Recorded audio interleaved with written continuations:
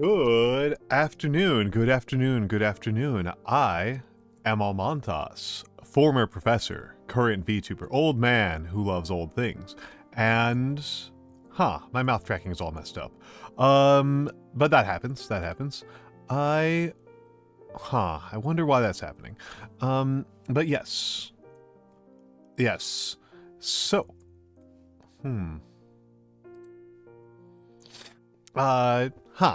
well, so it goes, Wonder what's happening there. Hello Melkor the Great, and hello Beautiful Angel, and hello Cerebot, and hello me. How is everyone doing? And of course, hello to, and Cielo, and Nando, thank you for the resub. And also, I'm never gonna get over that. I am never going to get over that. Also, hello to all of the lurkers and the VOD watchers and everyone in between. I played myself a little bit coming into this stream where it is very snowy here. It is very, very snowy. Oh, I'm not sick. My roommates are both sick, which is a bad sign. I am healthy as a horse. I ran like 5 miles today. What I am is, I ran and I baked bread and I made lentil stew and I made myself too cozy and it has made me sleepy and too relaxed for the streaming. Sorry, I'm just going, the lack of mouth response is driving me a little bit nuts. What is happening? Why is it happening this way? I don't think I can fix this in a timely fashion. I think this is just one of those things that I will have to accept.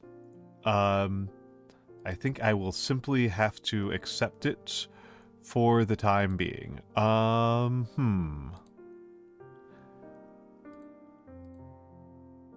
Well, let's see how this plays out. You have laryngitis? No, I am sorry. I am sorry. I am very sorry, Blue. You deserve to not have laryngitis. You deserve to be comfy and cozy and nice, because tis the season. Tis the season for being comfy and cozy and nice and warm and dry and all of those good things. It is the season for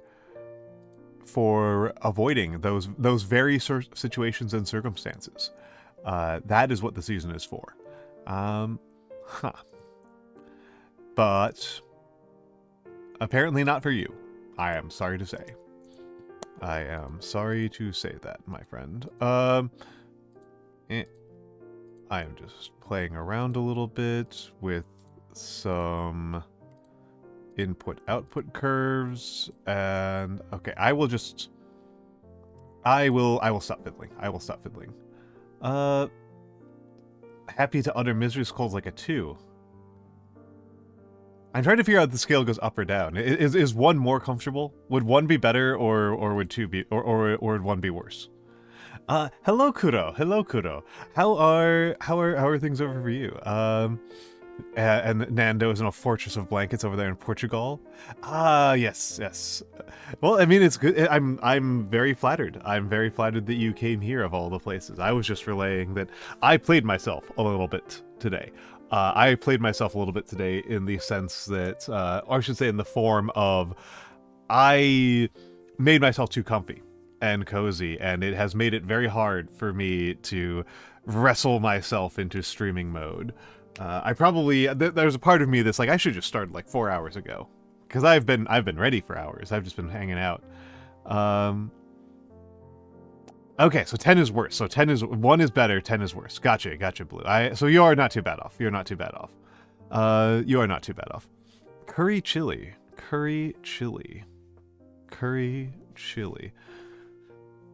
That's never a combination that's particularly occurred to me. So I've never really particularly thought of that, but because I am my chilies are extremely cuminiful, is how I think of. I think that the most important things for chilies are tomatoes and cumin and beans and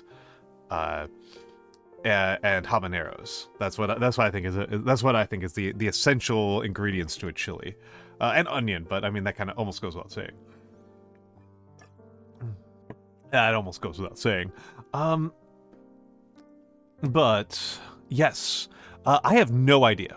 Hello, Wolfie. Hello, Wolfie. Oh my goodness. Oh my goodness. And Director Nemo. Let me give a shout out to Director Nemo. Nemo is an extremely chatty streamer, who I believe crushed Melkor and me. Crushed me, who crushed Melkor, who crushed me in the John Ken tournament. But Director Nemo is a very chatty streamer. He's a very chatty streamer. I watched him do I did like 6 tier lists in one stream. Director Nemo stretched out one tier list for like 6 hours. I was very impressed. And Swords Wizard, well, thank you for the subscription. I need to be saying this more and more, but this stream is supported by viewers like you. This is a public broadcasting service that is done, so it is supported by viewers like you. Your subscriptions put habaneros in my mouth. Kuro, I come from the habaneros family. Habaneros are I consider them the medium chili. I was actually kind of sad that the hot chili sauce at my when I visited my parents for Christmas, the hot chili sauce that they are using these days is ghost pepper, which I don't like ghost pepper. I don't like it. It tastes like weirdly chemical. I don't think it's the worst. I don't know. It might be. It might be my least favorite of the peppers that like I've had in any significant quantity. I feel like ghost pepper is very chemical tasting. I don't know how much Reaper I've had. But yeah, ghosts I don't like a lot. But yes. So for today, I have no earthly idea what I am going to do. I have one thing that I would like from all of you, which is this is my first day streaming on a new microphone. So if people could let me know how it sounds, I would appreciate it. It should sound. I hope to heavens it sounds better. I hope to heavens this microphone sounds better than my previous ones. I have been good, Wolfie. I have been good, Wolfie. It is snowing where I am. It is snow. Well, I think the snow stopped. I haven't actually been outside in a minute. I was outside this morning. I bought groceries, and then I ran 4 miles and change. Sound very clean. It sounds better. Those are all good. Those are all good things to hear. I am notoriously bad. And I don't think that well, in Szechuan peppercorns I just think are tasty. Szechuan peppercorns are just nice. You can absolutely overdo them, but I just think they're tasty. But with maybe that would be interesting if it was with ghost peppers. If it was that, I just feel like they're very chemical. But yeah, so my beard was thick with ice. There's a selfie of me, just my glasses completely unreadable. Very crisp, very nice sounding. Good. I did a little bit of tuning before the stream because this microphone will pick up like was picking up like it was interesting. I had it on monitor, right? That's how you test it on your own end on OBS, is you turn on monitor and output is the specific setting. And I would click my mouse and I would hear it louder through the monitor than I would hear it through the actual, like, in my room physical with my initial ears. It was very goofy. But yes, it is snowy here, which is lovely, and I made myself some rye bread and some lentil stew, my traditional behavior for when it's cold out and when I want to feel cozy.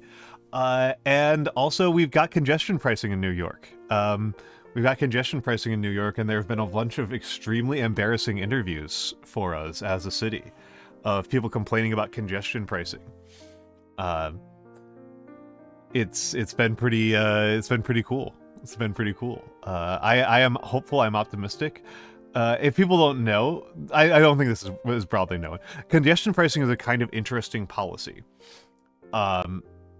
is a kind of interesting policy where the policy is almost always really unpopular before it is passed. And then if you ask people 6 months after the policy has been implemented, it tends to be incredibly popular. This was like the only time that congestion pricing was popular before it was passed, which is very funny. That's like unheard of. That's like unheard of. So like it is entirely possible that congestion pricing in Manhattan might be the single most popular policy that a government has ever passed in the fullness of time. That will be kind of funny to watch. But we'll see. We'll see. I'm optimistic. My only complaint about it is that I wish it affected more of the city.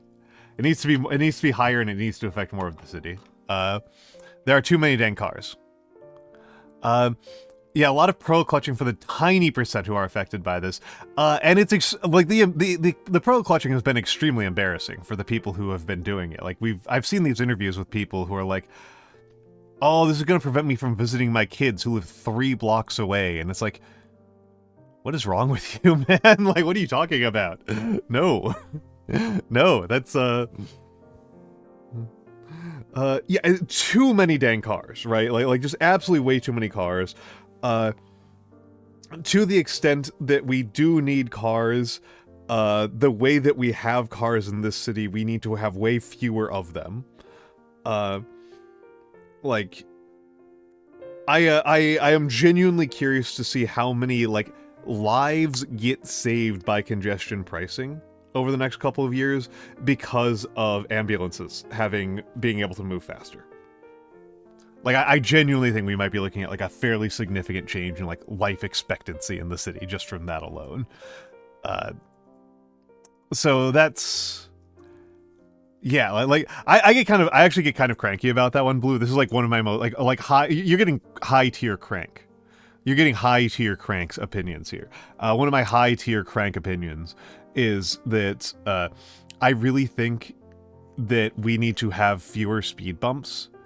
And specifically, we put speed bumps at the emergency entrance for hospitals, and that we need to cut that out. We need to cut that out. There is no place we need them less. There's no, like, speed bumps are a funny way of physically enforcing speed limits. When you put them at the entrance to a hospital, you get people killed. Like, there's no other case on the planet that is more obviously, like, people need to be able to drive fast here. Need an exemption from, like, the normal social constraints around speed limits than ambulances. And hello, Ink Moon Arts. Welcome in, welcome in. Did I say hello to you, Gringotts? I apologize. I mean, I do worry about the pedestrian accidents. I do worry about, because I'm one of the pedestrians, right? Hello, Blasphazar. It's my VTubing brother, Blasphazar. It's my VTuber brother. At Blas. Blas, I need to hook you in with Aziza. Aziza, our sister, our little sister Aziza. She's very fun. Yeah, I am doing well, Ink. I am doing well. Do you prefer Ink, Moon, or Arts? Do you prefer, which of those do you prefer? Which of those do you prefer? Yes. Hold on a second. There's something going on with the, Yeah, no. I honestly think New York drivers are actually, like, I think they deserve a lot of credit, to be completely honest. I think New York drivers are, pretty good at not getting people killed. I'm pretty impressed with them compared to drivers I know everywhere else. Like, it's my, like, hot take is that I think that New York drivers are actually some of the best drivers, in this country. Because I will rate, not killing pedestrians relatively highly on the scale of driver skills. I will definitely put that as a relatively high tier skill. Inky. Okay, I think I'll stick with. I'll try to remember Inky. Sophia is not anywhere in the display, so that's always a bit of a challenge. It's always a bit of a challenge to remember names that aren't on the display at all. There's a handful that I can remember, but that's always a bit harder. Yes, I do mean New York City, Blasazar. I do mean New York City. And also congratulations on surviving your drive. Blast was doing cross-country drives in this weather. Yeah. There's a lot of good reasons to wear less black in this life. Hello, Owlinga. Hello, Owlinga. Yes, Gringotts, this is the thing that I told my mother, because my mother's one of those people who's very scared by like the subway stuff because of this kind of nonsense. And what I have told her is that for every dangerous thing that happens on the subway, those same people are on the street driving cars, and the car is basically a gun. That is basically an extremely large gun. Is how you should think about cars. But yeah, Blasazar is doing cross-country travel in a U-Haul in this weather. I am glad that they've apparently made the cabins more insulated, because my memory of the last time I drove a U-Haul was a very long time ago, and it was basically completely uninsulated. It was very cold. And yeah, driving even in New York, which is a relatively safe driving city, compared to Dallas. Dallas is terrifying. Dallas is terrifying. But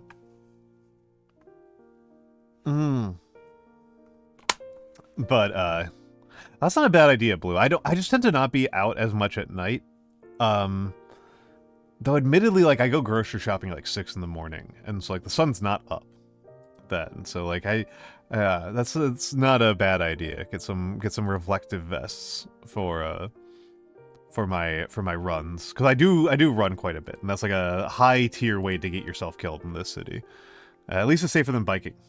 Yeah, Allinga, because I don't want to, because the grocery store that has a really good produce selection near me, is like by 9 o'clock in the morning it's unusable. By 9 in the morning it's just an unusable grocery store. Yeah, problems we can have build demand. Imagine Director Nemo that we we make more lanes and then we eventually just start making multi-lane wide cars. Like, that's what I think happens. I think that's what happens, is that people will be like, oh no, I need like a 2.5 lane wide SUV in order to the Ford F-150s become 2.5 lanes wide. That's what happens. I mean, that said, just one more lane is one of my favorite, is one of the more recent Veilfisk videos. I was gonna say one of my favorite Veilfisk videos, but I don't know that I can rank the Veilfisk videos. I love Veilfisk so much. What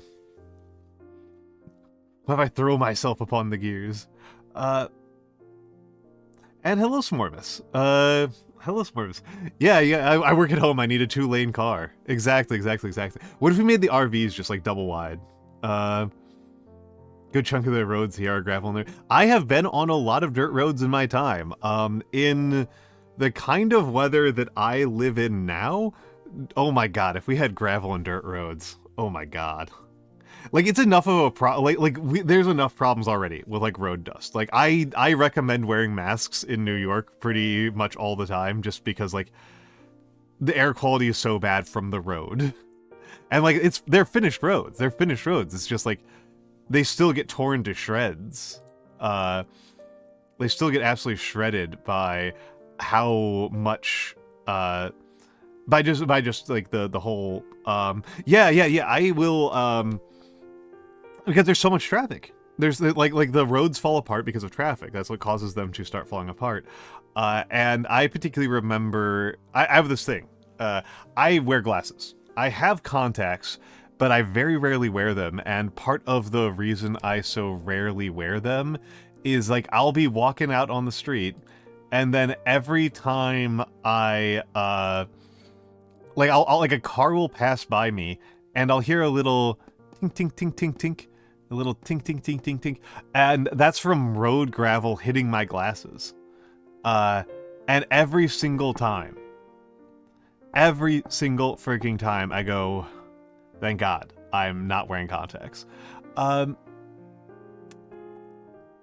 Yeah, we do get some ice damage to the roads.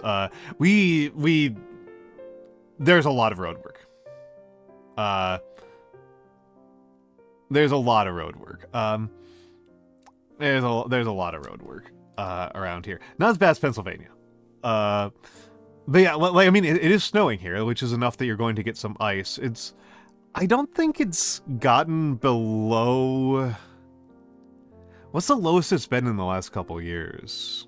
Like negative, like 17 maybe. Yeah, I mean, again, like we're just expecting way too much out of the damn things. That's what I think, Director Nemo. I think we're just expecting way too goddamn much out of our roads. Like,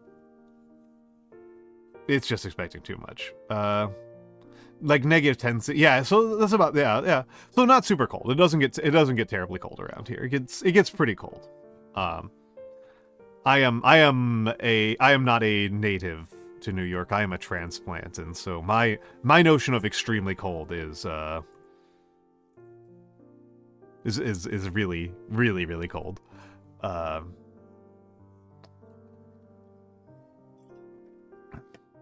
Like negative 30 is zero. For a long time in my life, 0 was my like shorts divide. My like shorts versus pants divide was about 0. About 0 Fahrenheit. That's 0 Fahrenheit, which I think is -15 Celsius. Celsius to Fahrenheit.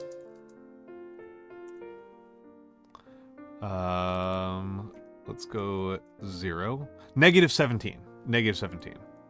Because I'm a fat hairy white guy. So I've got several mitigating factors making me tolerate the cold quite a bit more. Yeah, Portland, Maine's a hell of a thing. Portland, Maine is a hell of a thing. That's an intense one right there. That is very much an intense one. That's very much an intense one. But yes. So I'm grateful to hear opinions about the mic. I will appreciate any more opinions about mic because this is a new one, so I'm testing out new filters. And other than about 10 minutes of fiddling with them, I didn't really do anything. So they're non-EQ'd, for example. A massive blizzard hit my village and we were not equipped for it. That happens. That can be very brutal. If you're in an area that isn't like a lot of the danger of inclement weather, it comes from specifically not having the right infrastructure for it, right? Like that was a thing. That was like a big thing about that Haiti earthquake a few years ago, was that Haiti. The last earthquake Haiti had was like over 100 years ago, but Haiti has a lot of hurricanes. Hurricanes are very common in Haiti. And so the construction techniques that were considered safe for Haiti to specialize for the kind of problems that Haiti specifically had were very heavy construction, right? It was very, very heavy, solid construction because that's more useful for dealing with hurricanes. Whereas, so it was this very, very heavy construction and it was not prepared for an earthquake at all. And so that was part of why that happened that way. And in Tejas, Texas, Texas had a blizzard maybe 3 years ago. I don't recognize any Texans in chat. I don't know where everybody lives. The only ones I can remember off the top of my head are 2021. So 3 or 4 years ago, depending on which side of the winter that was on, which side of the New Year's that was on. That blizzard just was devastating for Texas because Texas specifically has an infrastructure that is remarkably and exceptionally vulnerable to inclement weather. Even compared to more neighboring states, even compared to Louisiana and Oklahoma, it's an exceptionally vulnerable state, which is an interesting move on their part. And so, like, that was part of what I was talking about last. That's part of what I was talking about. Texas specifically has a power grid that is segregated from the rest of the country's power grids, and so this means that anything that disrupts power production in Texas is more disruptive than it would be at a similar scale in other states. Neat, right? Yeah, hello Tohu. Hello Tohu. Yes, I was hoping that that I was leaving that as an exercise to the reader, but yes. I want to be clear. That is not an endorsement. That is not an endorsement. That is very much I think this is a foolish, ego-driven plan that gets people killed. And is a black mark against Texas as a concept. Yeah, there's been a lot of problems with Texas Power. Texas Power has become particularly dreadful. A particularly dreadful in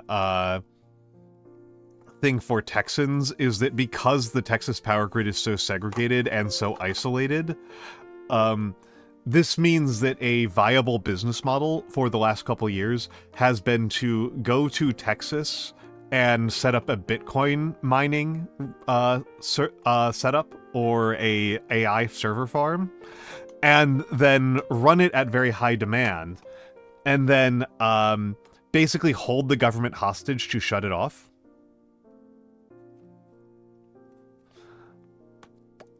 And so like you don't even make money off of the Bitcoins or the AI stuff. You make your money off of the government kickbacks from when they pay you to turn off your power demands so that they can give power to residential networks.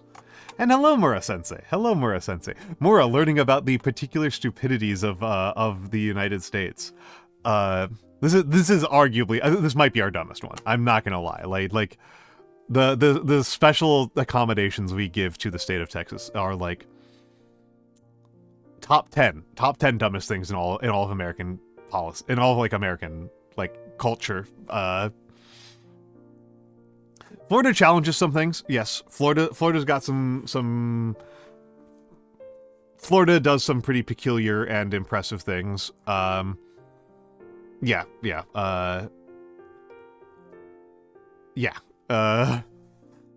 I am remembering a lot of... I remember from about 15 years ago, a video where they were talking to Miami real estate developers, and these Miami real estates were... that's actually a correct way to put it with the case of Florida, whereas Texas is actually kind of holding the rest of us hostage.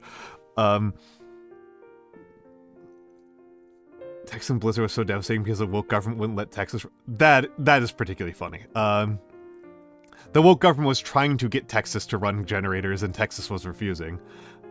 Yeah, hello Gray Nothing. Hello Gray _ Nothing. Hello. I don't want to rag too much on Texas. I certainly don't want it to be, like, at the expense of the average Texan citizen. I'm willing to make fun of them. I'm willing to make fun of the Texans a little bit, but I don't want to pin too much of the exceptionally bad policies of their government, because they are the ultimate victims of it, right? The actual victims of Texas are Texans. Up here in New York, Texas is a sideshow. They're not like... I don't like Texas can't do very much to me.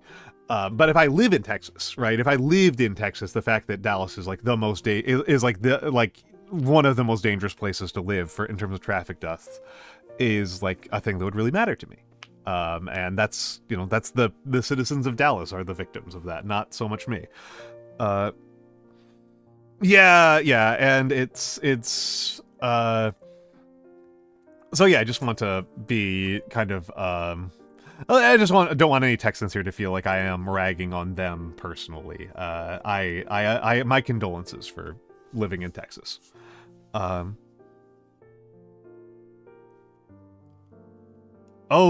that's tragic. That's tragic, Tohu. That's tragic. Yeah, that's a tragic way to learn that you've spent thousands and thousands of dollars for really nothing.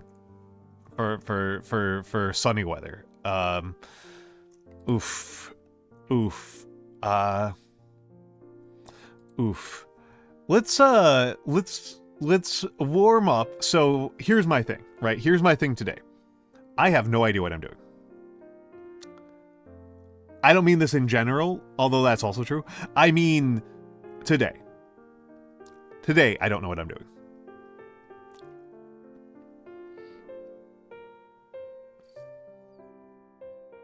Today I don't know what I'm doing. How do I put this? No, I am absolutely not doing that. I am absolutely not doing that.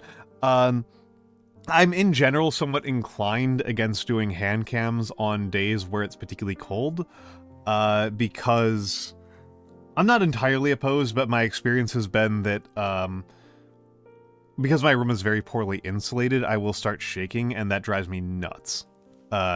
I do not like doing calligraphy with shaky hands. It is very frustrating. So I tend to take it... I am leaning towards some sort of video game.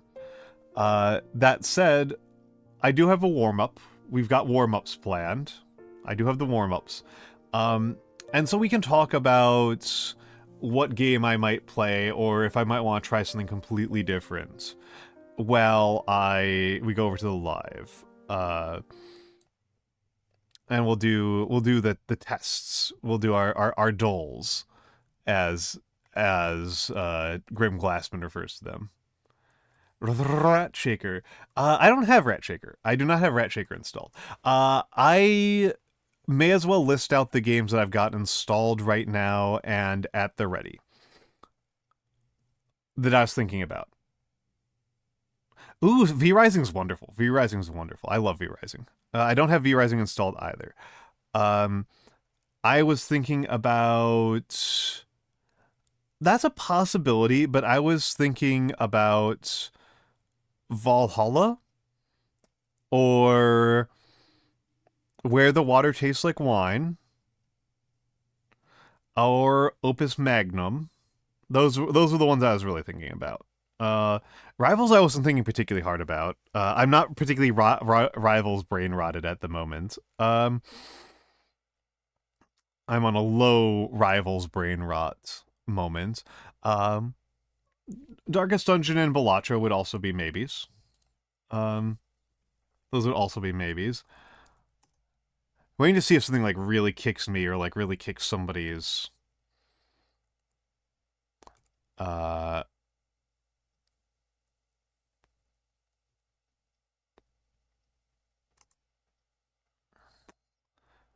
Spire.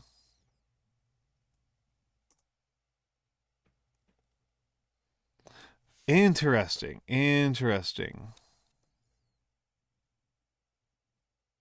Valhalla. Yeah, Valhalla has been on my list to play for years. Wow, did that peak really hard? Because I felt myself peak. I squeaked that one out. Valhalla has been on my list for years.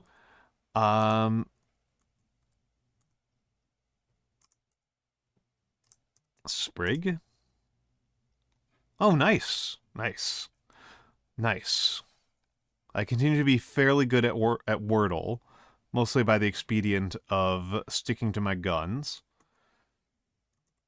Now time for my least of these. I might put it up to a vote.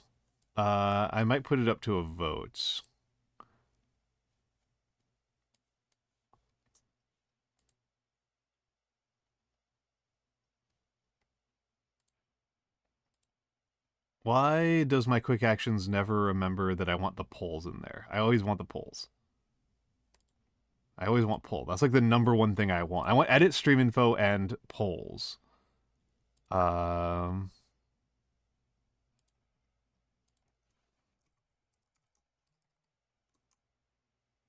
do have the Tradle one. Tradle is actually up next. Tradle is actually next. I have not actually. I don't think I own Hollow Knight.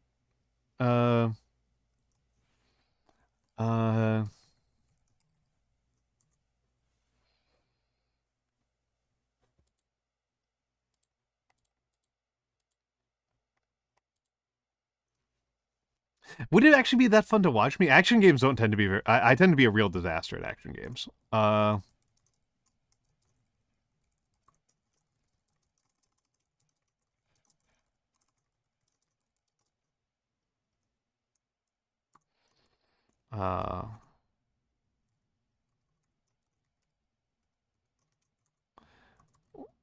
Let me make sure I'm spelling Valhalla right, because Valhalla is spelled in an extremely goofy way.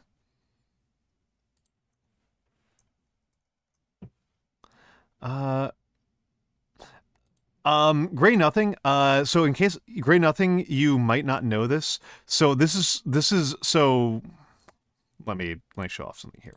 So this is my subathon progress from This is my subathon progress. This is my subathon progress from November. I did a subathon in November, and this is what we complete. This is what was done, and I've checked off things that I've completed. Look at that number 3 at that 301. Gray Nothing. What do you think my stats look like for Dark Souls? I have already played Dark Souls on stream. I played it back in July. I'm wondering, do I own Hollow Knight? I don't. I own Scarlet Hollow, which is very different.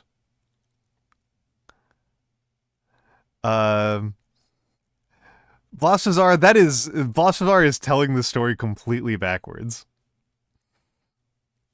Blasphazar is telling the story completely backwards.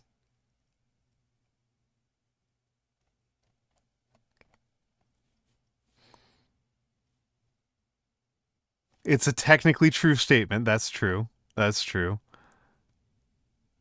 I was going to do till I win. I was going to continue with the save file that's already got 30 hours on it.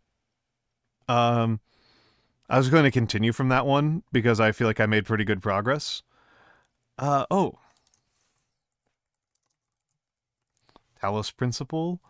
Oh, Darkest Dungeon.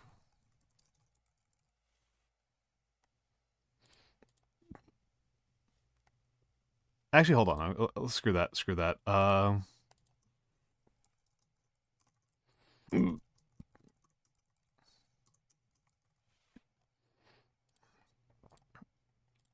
There we go. Better pull. I just want to rewrite it. I want to rewrite it. I want to rewrite. Actually, no. Screw that one. I don't want to do that one either.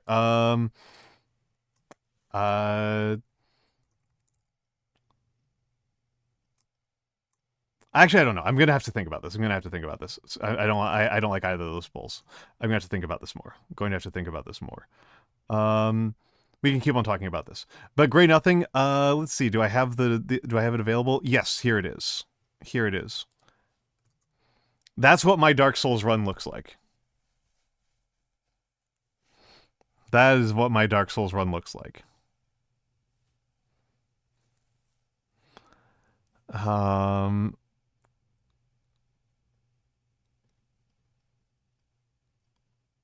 Oh, no, you can see it. You can see it. All enemies. Yes, 22 all enemies. There was a point where that counter said 0 and 123.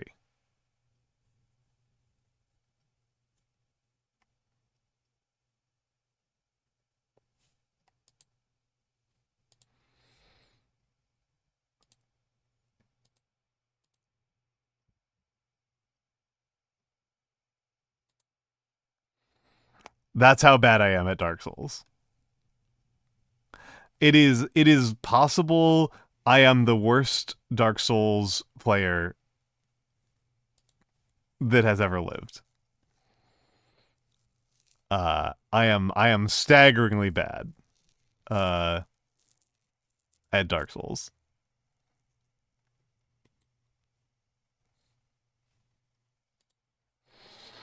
People said that. People said that. I've got at least one I did a poll, and at least one person said my main strength is that I have infinite patience, which is pretty good. I thought that was pretty funny. All right, so let's think about this. So gasp, puff, breeze. No, pant. These are types of breath. Those are types of breath. Picnic. I mean, wouldn't that just be an explanation, Tohu? I mean, from what I can tell, I'm just slow. Oh, hold on, let's turn on the music. Oh, yep, you're right. Thank you. Put away that. I didn't actually put in any guesses, but thank you, Swords Wizard. See, this is the level of scuff that you have to deal with with me around. Let's just say not particularly bad.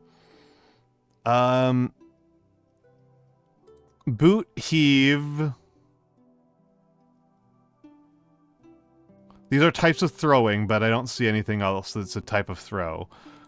So heave, pant, puff, gasp all make sense.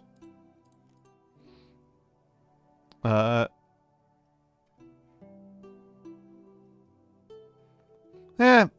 mean, I don't know. I feel like I feel like the game's being very kind to me, to be honest. I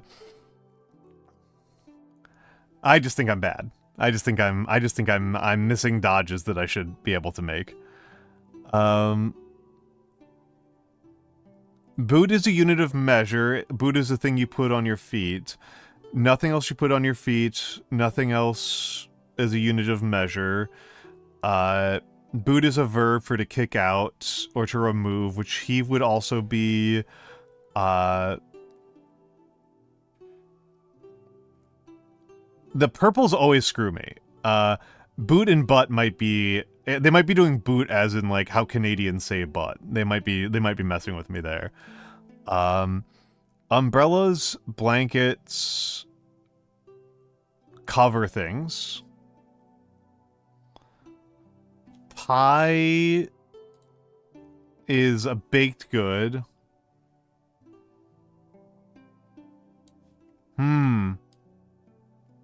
I suppose.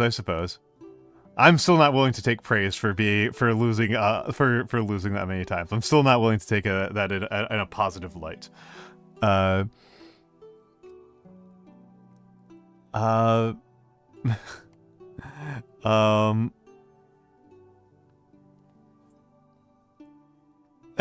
What?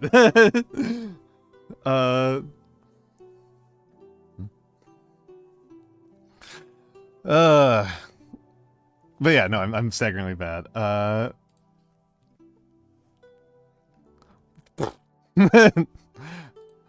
now you're just messing with me.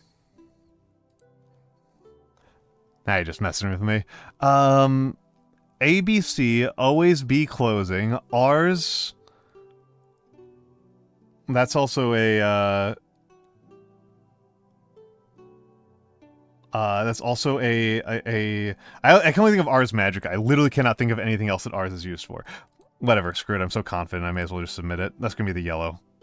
Yep, that's gonna be the yellow. General blanket, umbrella, broad. There we go. Catch-all. Okay, yeah, that's good. Now we're into the... I always hate it when I do connections like this. No mistakes made, which is always a good sign, but neither the blue nor the purple is always a bad sign. Because the purple, I like never understand what they're talking about. I've gotten the purple on purpose like 5 times. I have no idea what they're talking about. I have no idea what they're talking about.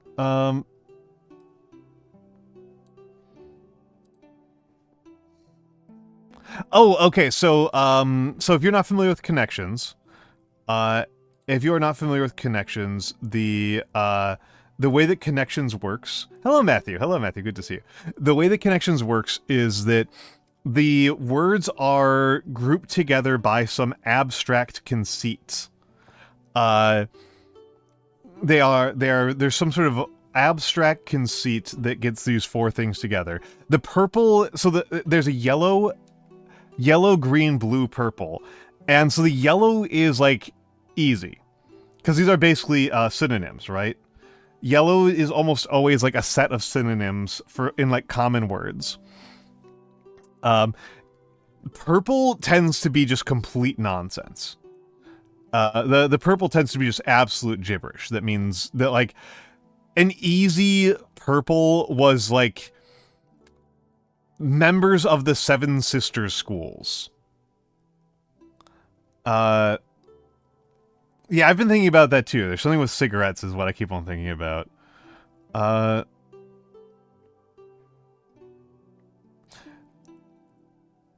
Yeah, I'm doing it, but I think it's kind of a bad puzzle. I think it's kind of a bad puzzle. That's like a Tohu. Some of them make absolutely no sense. Some of them are like the second half of like the first half of contractions and stuff like that. It's like gibberish. Or like sounds like a conjunction. Or like commonly mistaken for famous actors. It's like it's gibberish. ABC picnic.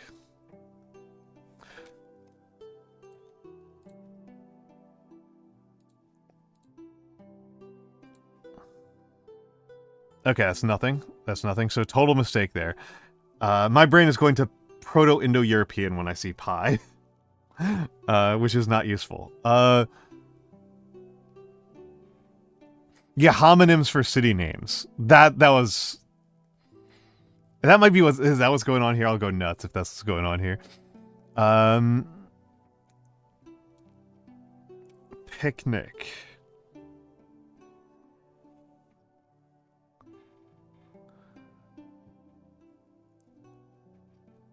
Hold on. Yeah, that's what I thought. Oh, okay. No, then I would have gotten all. Then it would have told me 1 off when I did this. I did this before, and it told me 1 off. It didn't tell me 1 off, so it's not going to be acronyms. It's not going to be those acronyms. No, we're getting into weird ones.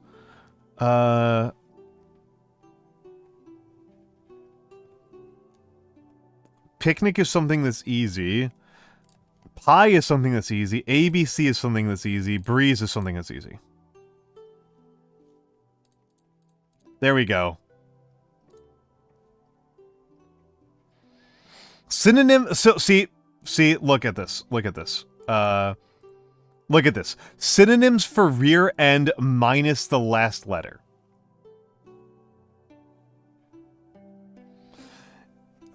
Yeah, hello Emperor's Armpits. Hello Emperor's Armpits. This is what I mean by like them being completely absurd. Like these are just nonsense. Okay, Tradle. Tradle. This one's actually high skill. Tradle's high skill. Hold up. Let me. Oh. What the heck is it? What the hell is that? 1.15 billion. 1.15 billion. Iron ore is their #1 export. Then titanium ore, aluminum ore, so bauxite, niobium, tantalum, vanadium, and zirconium ore all linked together as one thing. So iron ore being the #1 is like a kind of crazy one. Rough wood, diamonds being high, cocoa beans, scrap iron, palm oil. Let's zoom in on animals, non-fillet frozen fish. Agriculture I consider to be the most powerful. Non-fillet frozen fish, mollusks. So this is not a particularly. This country's got coastline. This country's got a significant coastline. Because I will say, I'm not gonna lie, my first thought when I saw this, Democratic Republic of the Congo. That was my first thought. Oh my goodness! Persica Arts. Persica Arts. Welcome in. What were you up to? What were you up to, Persica? The shoutout is not obeying me. Persica. What were you doing, Persica Arts? Monkey Raid. There we go. You were just chatting. Welcome in, monkeys. I hope that you are having a wonderful chat, Persica. I welcome in, Raiders. I am Almantas, former professor, current VTuber. I am that's not a bit. I used to teach sociology, and now I am a streamer these days. And Xiao Duke, welcome in, and thank you for the first time chat, and of course Persica, welcome in. Apparently Ape's good at puzzles. Well, we are doing puzzles right now. And I am an ape. I do agree with these statements. I feel like I'm doing all right on my puzzles today.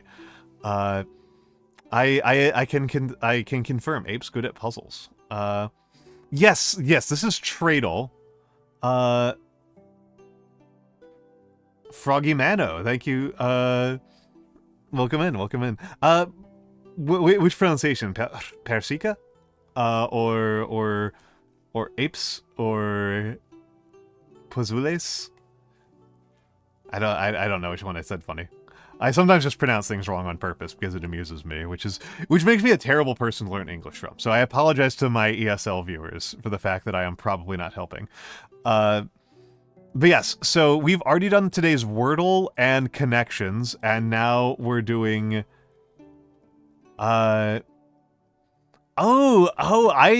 saw so yeah, no, I that didn't occur to me at all. When I see an X as the first, when I see an X that is not a terminal letter, I always assume it's the Chinese X. That's always what I go to. I always go to the Pinyin X. That's the most obvious one to me. So Xiaojiuk is like a unholy amalgam of Pinyin and Hangul pronunciations. Show is like 5 to 10% of choices. Nice. Good to know that I'm in good company. Don't ask me to actually speak Chinese. My ability to speak Chinese is extremely limited. She. I would say, like I said, Xiao is how it looks to me. Xiaojiuk. Which I'm mixing like Korean and Chinese pronunciations. Even less ask me to speak Korean. Korean is not a language I speak at all. So we're looking at Tradle right now, and so what we've got on Tradle, and also I should say I apologize. Persika Arts, I am if you I was about to say no, you do need to do you do that has to be how we are, right? We raid out when we're hungry and when we're tired. So please have a good rest of your night. Thank you for trusting your community with me.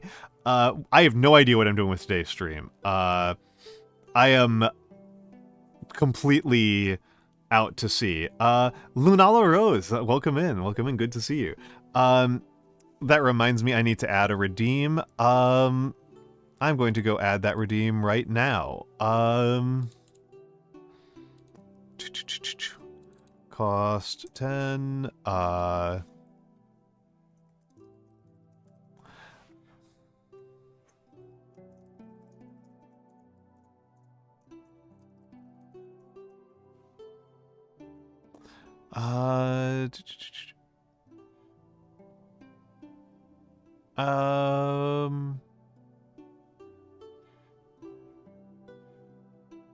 There doesn't need to be a global cooldown for this one. So there, I added a goodbye. I meant to add that one before, and that was really trivial. So there, you've got a goodbye one.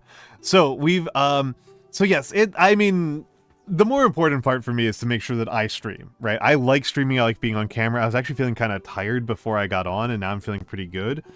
But I am torn between... I could do something handcam, which is what I would normally do. I'm not particularly feeling calligraphy, so I'd be more likely doing a model. I could do a model, I could play a game, and if I play a game, I could play a new game or an old game. I genuinely don't know what to do with myself. I absolutely do not know what to do with myself. I'm hoping that chat comes out swinging really hard for something. That's what I'm hoping for. Hoping for some consensus that's really strong. Okay, so we've got this Tradle. Zachop. I am mostly passionate, actually, about history, Zachop. I am actually really excited that the next lecture I'm doing is going to be on Bronze Age and gender. I would say keep it relative. Actually, for Tradle, I'll take For Tradle, I'll take, like, almost anything as long as you don't just, like, flat out give me the answer. So, sorry, this conversation's going back and forth really rapidly, between a couple of different topics. So, to finish my thought on Tradle, what we know is that this 1.15 billion is not super small, but it's also not super large. But that shouldn't be surprising because the number 1 export is iron ore. Yeah, I think so too, Blasazar. I think so too. That's where I was going, is that, so our biologicals, you always want to look at the biologicals. Our biologicals are fish, cocoa beans, palm oil, tropical fruits. Like that's a tropical country. 1.15 billion strikes me as sub-Saharan Africa. I don't see oil, so we know it's not South Sudan.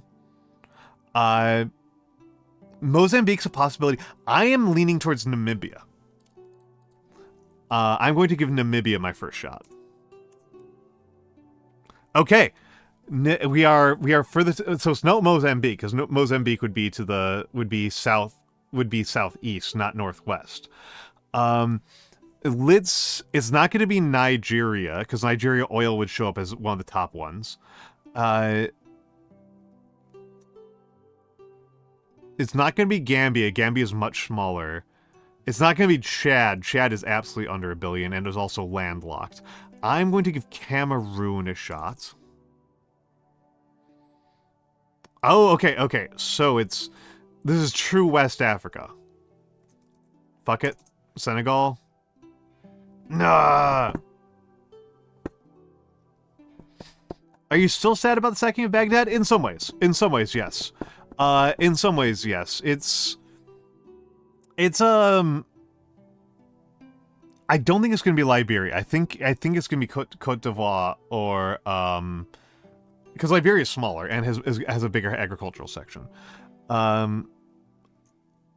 I don't think it's Ghana because I think Ghana is smaller. It's not going to be Burkina Faso because Burkina Faso is landlocked. 732 kilometers is really close. So I'm going to give it Sierra Leone. And if it's not Sierra Leone, there we go. Sierra Leone. I used to work with Sierra Leone. I used to have a head of security who was from Sierra Leone. I love Tradle. I actually really like Tradle.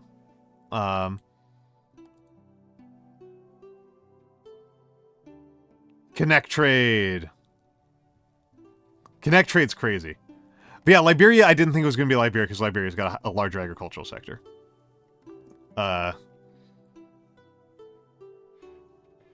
Alright. Slovenia I know is going to be rolled. I can't imagine Slovenia is not rolled tobacco. But yeah, I mean, it has been 1,000 years since the fall of Baghdad. It's one of those things that it's awful. I don't know what else to say. Zachap, that's my favorite one. That's my favorite one. I love Redactyl. I love Redactyl. Redactyl's absolutely my favorite one. I'm saving it. I'm saving it. I'm saving that one. Well, there's the current consensus about the fall of Library of Alexandria is that most of the works were probably not even present inside the library when it burnt down. So the thought is it probably didn't have that massive of an impact. That said, it's hard to say that for sure because the burning of the Library of Nineveh doesn't even get particularly talked about, but we know for a fact that all of the knowledge at the Library of Nineveh was lost because we found all of it again, still buried. So Japan is gonna almost certainly be... So let's think about this. So we've got Poland, Japan, Djibouti, Slovenia. Djibouti is absolutely the poorest one of these. I am sorry to say. I'm sorry for you, Djibouti. Which means that packaged medicaments is going to be among them.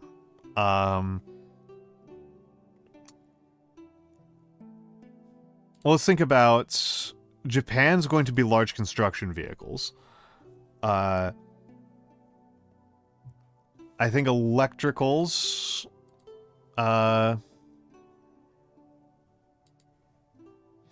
Yeah, electric motor parts is such a Japan thing.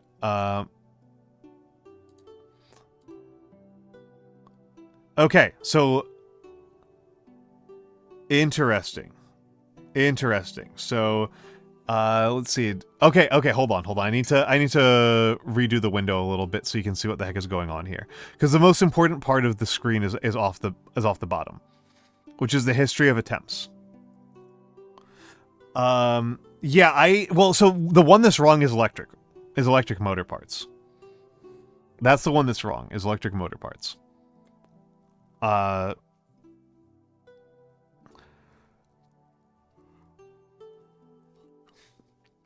Sorry, just had to think for a second. So, large construction, electrical capacitors, machinery having individual functions. That speaks to me of any one of plastic building materials, prefabs, or disc chemicals for electronics. I might go into a completely different direction and just try to do some,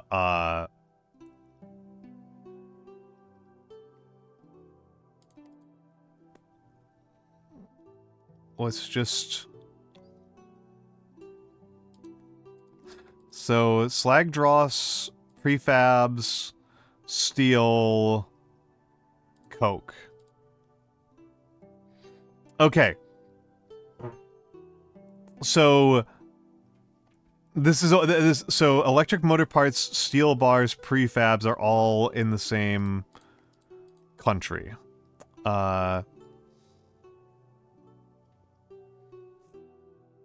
Plastic. Let's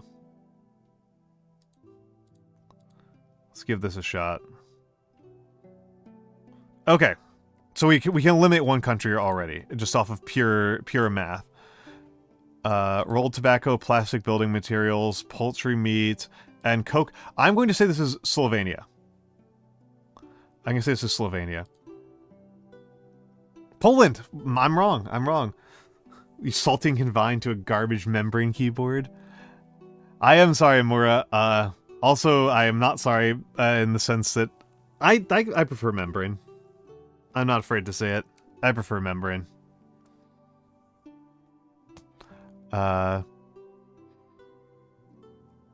Okay, so chlorides, slag are in the same country. Yeah, you tell that to me all the time, bro.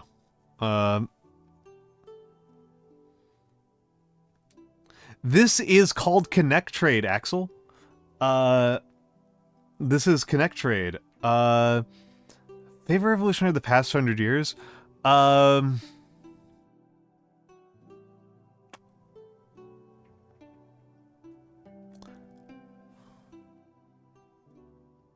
just have a lot of affection for Zapata.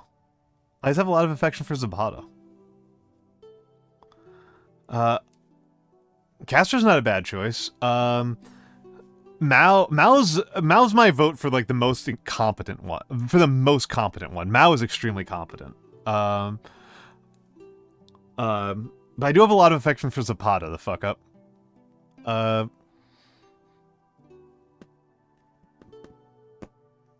So...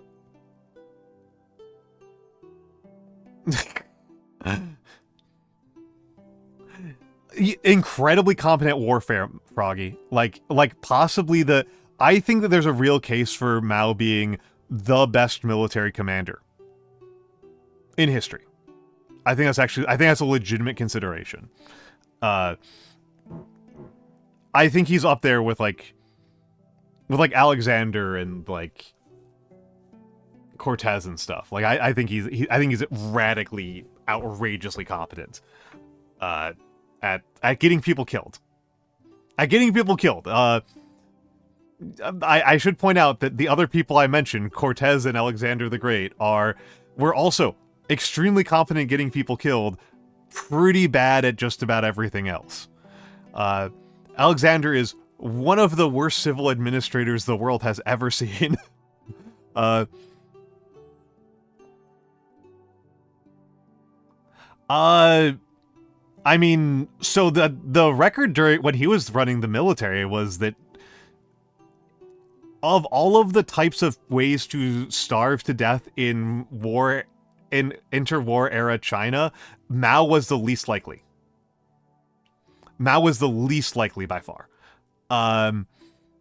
Like, compared to how the food situation that the nationalist China was going under, or that was happening in Xinjiang, or, of course, obviously in the Japanese occupation, Mao was the best one at feeding people.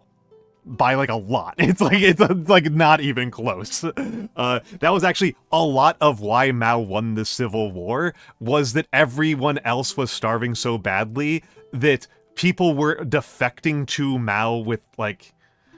Yeah, no, Mao was bad at running a civilian government. Like, I'm not saying that. Like, but he was extremely good at running a war. He was an extraordinarily competent war leader. But yeah, when he was... I don't think he was a particularly good civilian leader, no. Yeah, I mean... Genghis is a bit more of a messy figure, because there's a lot of figures that get said about Genghis that are just, like, gibberish. Yeah, I mean, that's, like, a big difference, right? Emperor's Armpits. It is worth saying that Alexander started with an army that was designed to be the best army in Greece, and was. And then conquered Egypt and Persia. Which is crazy. Which is absolutely crazy. No, Xiaoduke is referring to the Great Leap Forward. The Great Leap Forward was a one of those things about the Great Leap Forward is that it there were several motivations to try to juice crop numbers that civilian administrators were put under that did not work. That would only work in very, very short term.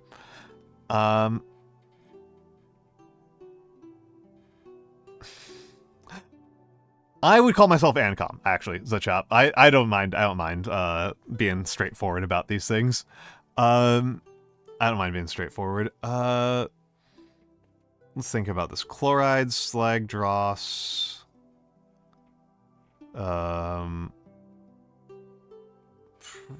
Prefabs. What have I not guessed yet? Mora bonking me. Oh, Froggy Mano, thank you for the follow. Thank you for the follow. I guess that's what it takes for people to follow me, is to say that I'm an anarchist.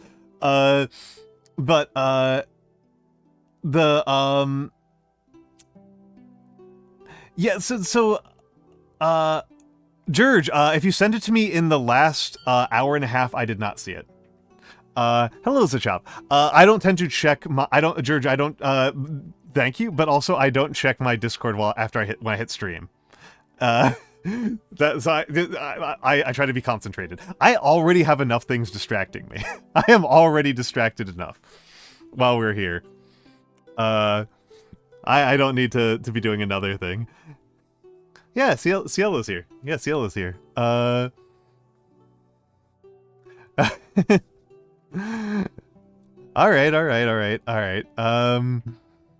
Alright, so I haven't guessed I haven't seen what flax or disc are in, or other animals.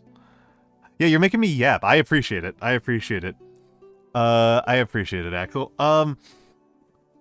I mean, the way I actually kind of do want to do a lecture on Genghis's kids. Because I actually think they're really interesting. I actually think like Tolyui and Chagatai and Jochi are like really interesting historical figures. And I think it's like really interesting. Like, people will be like, why did Ogedei become the heir apparent to Genghis Khan, to Temujin? And it's like, well, like you have to consider who the options were. Like, hello Vex, it's so good to see you, Vex. You have to consider what his options were. Like, the only realistic options were his 4 sons. Every other option would have been terrifying.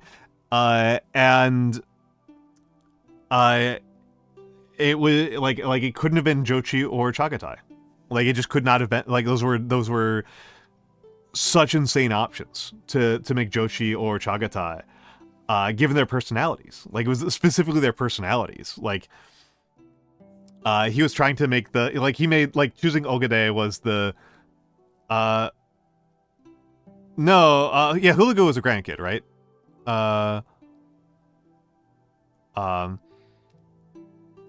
And I mean, Moko's the last one, who's one of the grandkids. And like I need to read up on the Toluid Civil War, because the Toluid Civil War is very cool, but I don't know enough about it to talk about it with any confidence. But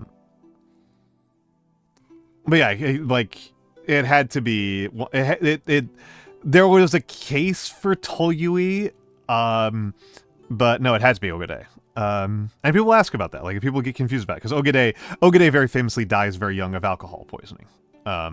He pickles himself to death, and I was like, he was already a severe alcoholic by the time Genghis died. He was already, it was like a well-known thing. Like, Ogade didn't have long on this planet, but Chagatai and Jochi. Oh, I'm sorry. That's a good point. Genghis Khan has 4 sons. Chagatai, Jochi, Ogadai, and Tolui. Tolui being the youngest. I can always remember that Tolui is the youngest. I believe Jochi is the oldest. Playboy, thank you for the follow. And so Chagatai and Jochi very famously hated each other's guts. And if either of them had been the next Khan, it would have been an instantaneous civil war. Just instantaneous, no questions asked. Instant civil war. And Tolui was both the most retiring, and there was a Mongolic tradition that the youngest son, which in this case was Tolui, is your hearthkeeper, which is actually a surprisingly important person. They're the person who you leave behind whenever you're on a major campaign. And in the case of how the Mongol Empire winds up being structured, that scales up to being controls the Mongol heartlands. Which is why when the Mongol Empire shatters with Kublai Khan, it is the Toluid Civil War. It is because Kublai and Arakboke are both sons of Tolui. And so, like, the main lineage of the main Mongol Empire is through Tolui. And so that's where it actually all breaks down. And I would say my main historical nation, again, I want to be clear here, I was not a history professor, I was a sociology professor. But it's colonialism. Colonialism is what I know by far the most about. And hello, Hoomter. Oh, Pumpkin's got a pretty good wave. I had never, like, looked at Pumpkin Potion's emotes, but that's a good wave. That's a good one. I obviously know who Pumpkin Potion is. I don't need the breakdown on one of the most visually striking VTubers out there. So Flax Yarn. But yeah, oh, is that the one that you used, Vex? I thought that was yours. The one where it's like hyperactive? I thought that was yours. I thought that was yours. Alright, yeah, that one is Tiger Face. That's a good one. That's a good one. That's a good one.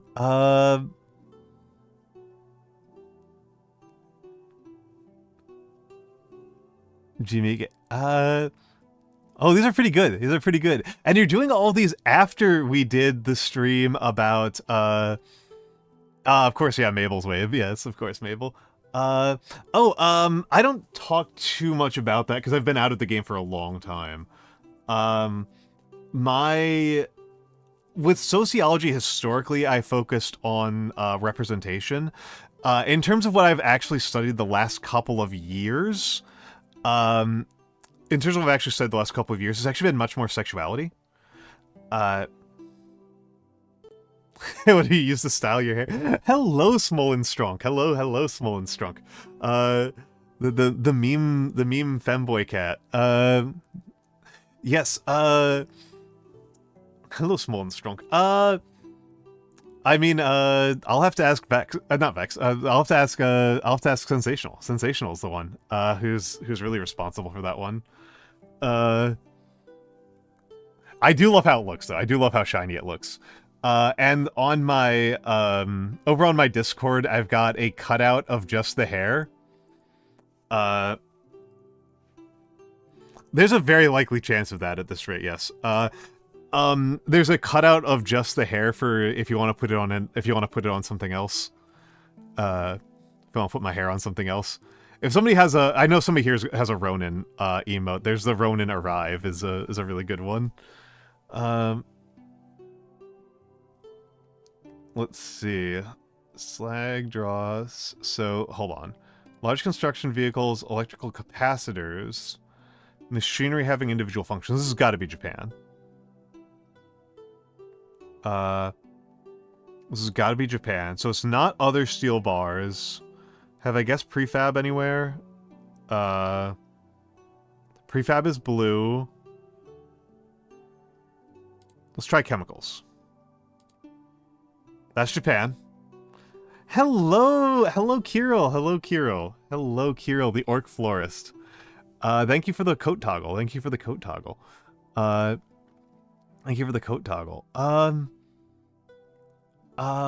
So let's think about this. So we are down to Djibouti and Slovenia. Packaged medicaments is almost always like a super poor country thing. That's almost always a super poor country thing. So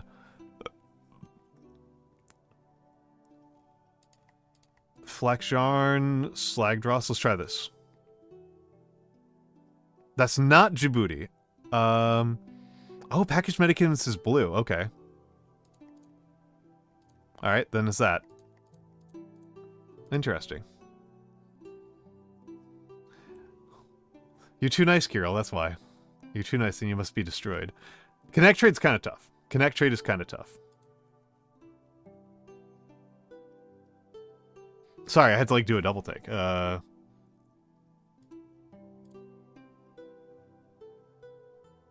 Wait, no. What's wrong with me? What's wrong with me? That's United Arab Emirates. For a second, I thought it was Djibouti. I was like, wait, what? Okay, Kingdom of Saudi Arabia. And, welcome back, Blue. Welcome back, Blue. And Oman. Easy. I have... Wait, the UAE? Hold on. Hold on.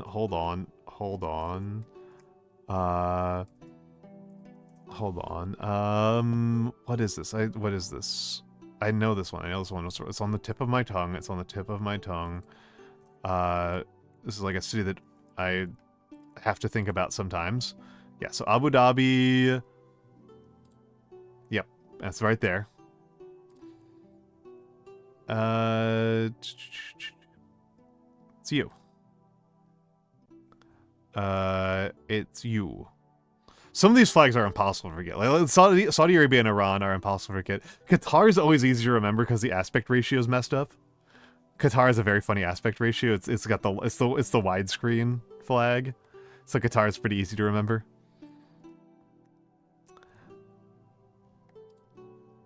Yeah, that was not surprising. It's the Burj Khalifa. Emblems are so silly. Thank you for the small, Mora. Thank you for the small.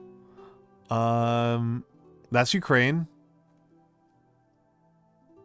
That might actually be the... it's definitely not you. That's Japan. Yeah. Ooh, that's American Samoa. I've never seen that one before. Him sending Nirmal to Abu Dhabi? That's messed up. I mean, Arabic. English? Yep. My name is... That just feels like cheating. That just feels like cheating.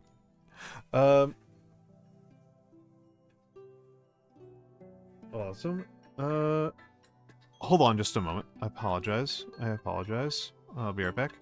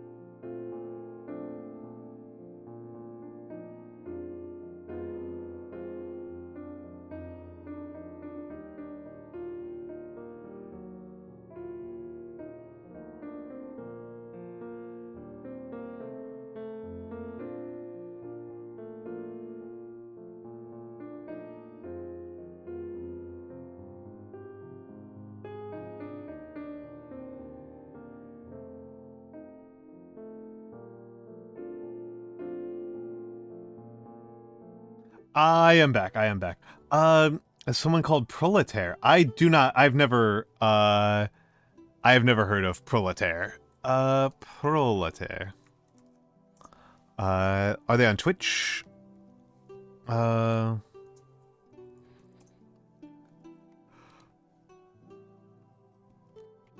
go over there. Okay. Oh, they're live right now. These are tags. Okay. These are freaking tags right now. Okay, I'm back over on my own stream, but I will check them out later. What is the estimated population of the UAE? They're tiny, right? Yeah. 11 million. And it would be dirhams, right? Or would it be dinars? Emirati dinars. No, it was dirhams. I thought it was dirhams. Dang it. And I second guessed myself. I absolutely have no idea.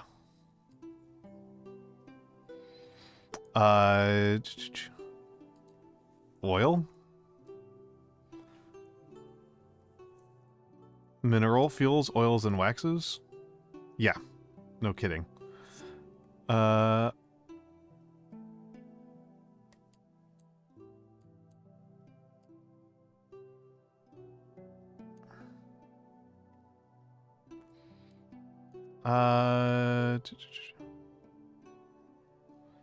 Guess. Okay, I was... Whatever. Whatever, I'll take it. I don't know what that's supposed to look like. Okay, that was pretty random right there. Is that the last one? That was the last one. Okay. That was the last one. Alright. Green has a circle, 1 star, blue. No, I can't use Jamaica anywhere. No. No, I'm defeated. Okay. North Korea would be all of these. So I need to be thoughtful about that one. No, North Korea would cover all of these. Yellow and has a circle is tricky. Bangladesh. Japan. Yellow and has a circle. Are they going to allow me to count Argentina? They're allowing me to count Argentina. Excellent. They will allow me to count Argentina for that one. That's a good question. I don't know. Mongolia does. Mongolia does. I could have used Mongolia. I could have used Mongolia. Laos. Okay, yeah, Laos does. North Korea does as well.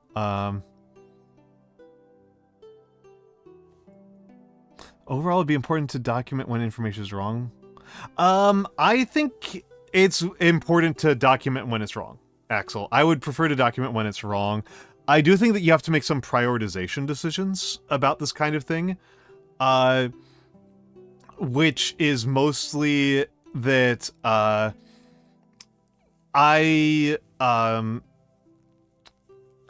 so I'm a nonfiction editor, right? And so I am responsible for reviews, which is like the least lucrative thing on the planet, just in case you're wondering. Reviews are extremely... Yes. My biggest disappointment in Payday 2 was that they always actually use the correct Texas flag. They never mix up the Texas and Chile flags. I thought it would have been really funny if they mixed up the Texas and Chile flags occasionally. So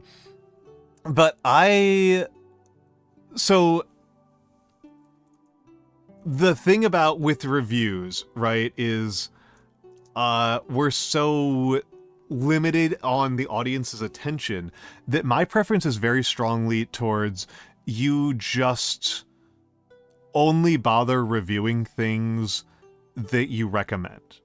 Not out of a sense of positivity, but just out of the sense that it is even worse for art that you hate. It is even worse for it to just no sell it, than it is to actually say anything about it. And this is totally not motivated by the fact that I have read quite a few negative reviews that I was just like, oh no, this negative review is so pathetic that it actually makes me interested in the thing that they are trying to lambast. As absolutely a thing that I have done to find art that I like is to like find reviewers that I think are consistently wrong, and do the opposite of what they tell me to do. Which is why I tend to say the most important thing for a reviewer is that you understand what their taste is, and that you, like, don't just think about, like, what they're saying, but you think about what their taste is and why they're saying it. Alright. Yeah, absolutely, absolutely. Absolutely. They have still not managed to trick me into watching, Star Wars. So, there's that going for that method. Green is tricky. Green is tricky. I'm trying to think about this. We used this the other day. Dominica? No, Dominica doesn't have blue? Are you kidding me? Nonsense. Let's try Cambodia for this one. Cambodia. They're not counting that one, no. So has circle Bangladesh. Has red Japan. Hello, Jules.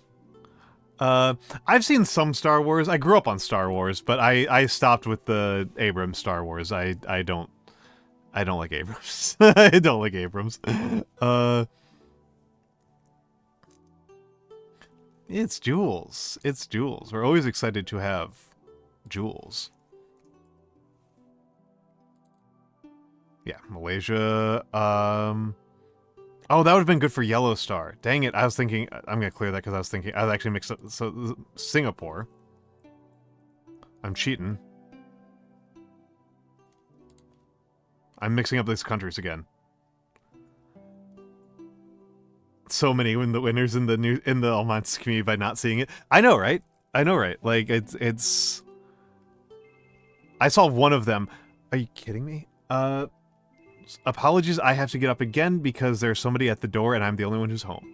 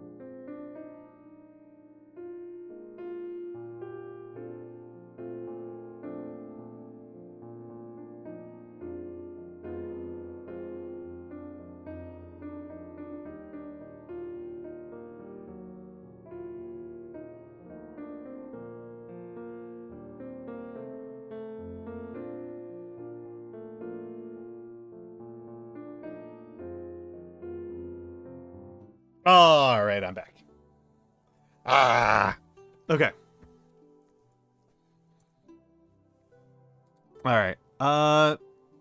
Yeah, I mean, you got to answer the door. You got to answer the door. I mean, it's pretty snowy, and I feel pretty bad. That's like the 4th package that they've delivered here, which means that like their route was so badly planned that they sent like 3 trucks for us.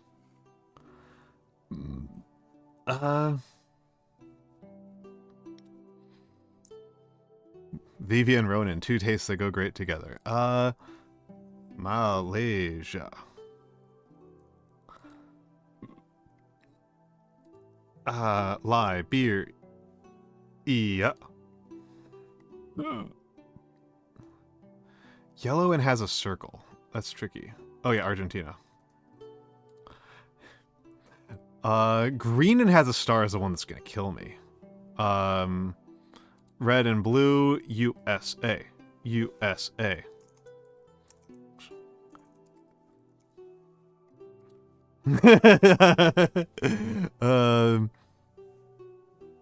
Oh, this would have also worked up here, right? North Korea would have worked for all of these.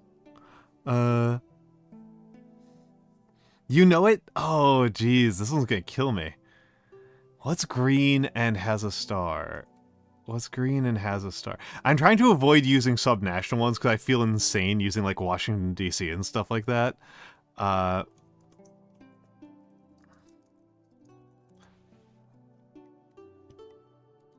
That's pretty crazy, Hoomter. That's pretty crazy. Who is green and has star? Green and has star. Yeah! Oh shit, they also are blue and have star. Crap. I should have thought before that. That's a ridiculous one. That's a ridiculous. Burkina Faso. Ooh, that's a good one. That's a good one. That's a good one. I could have sworn that Dominica counted as having blue. It's like the part where I'm going insane. That's the one where I'm just like...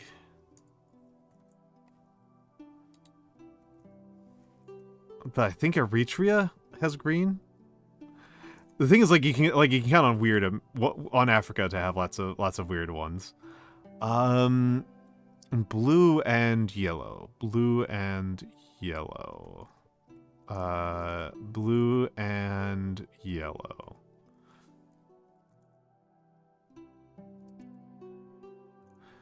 Well, let's go with one of the classics. I can't use Jamaica, so I may as well use the other really cool looking one. Ethiopia was the flag of the day. Joy Kuchi! Joy Kuchi! Welcome in, Raiders. Welcome in, Raiders. Hello, hello, hello. What was Joy Kuchi up to? What was Joy Kuchi up to? Joy Kuchi... Kudlo. Over there in Russia. You were doing arts. What art were you working on? What art were you working on? Oh my god, Kirill, that would have been so much simpler. Welcome in, Raiders. I am Almantas, former professor, current VTuber, old man who loves old things. I hope that your art was going well. I hope it was going well today. We are just kind of going through my stupid warm-up ideas because I couldn't come up with something I actually wanted to work on today, so I've just been yapping and doing my various quizzes, my various brain expanders, and we're down to my favorite one. Rig, excellent. Full day of study in Rig, excellent, excellent. Yeah, Kirill, that's so much simpler. Ukraine is such a simpler option. Oh my goodness. Okay, this is my favorite one. I really look forward to this one.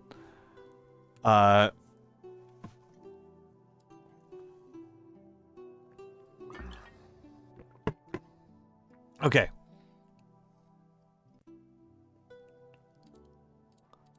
The 7.5 was 3 of the 4/8 of 3 during the SECOND, not second, FIRST WORD RLDWAR. Okay.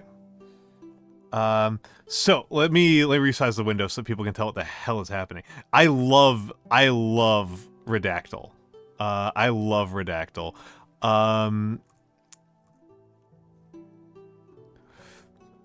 So Redactyl, for people who haven't seen me play this one before, I love this one. It is a quiz where the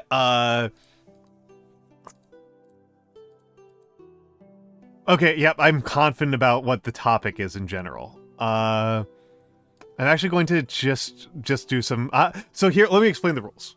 So this is a Wikipedia article where they have redacted almost every line. Where they have redacted almost every line.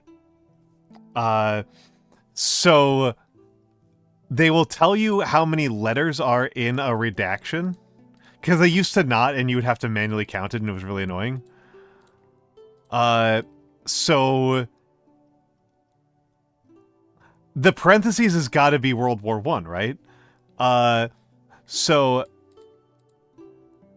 the the 7.5 was one of the something of the something during the First World War, right? That's what's got to be. And I'm just gonna take a quick look at the hints. Yep, so they will blank out things that are in the top.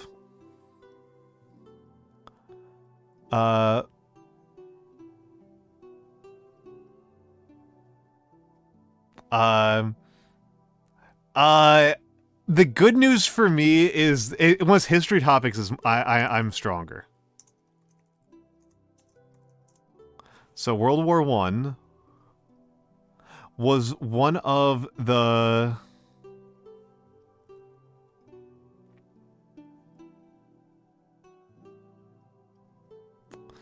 let me think.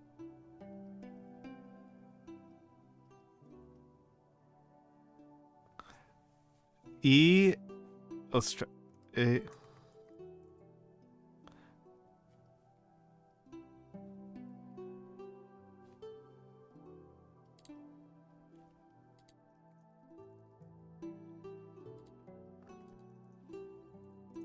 There we go. That's actually, I think, the most I've dunked on this ever. I think this is my most extreme. I think this is one of my most extreme I've ever done. I'm usually not this good, but I'm usually pretty good. I'm usually pretty good. My favorite one was getting 14th Dalai Lama in like 8 guesses. That's like my most impressive one. I did kind of smoke this one. I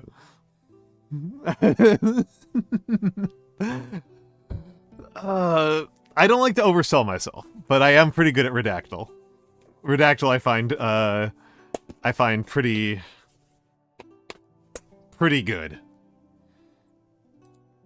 I didn't do this one. So this is not a history. This one's going to be tougher for me already. I can already tell this one's tougher for me. For one thing, it's present tense. 17 letters.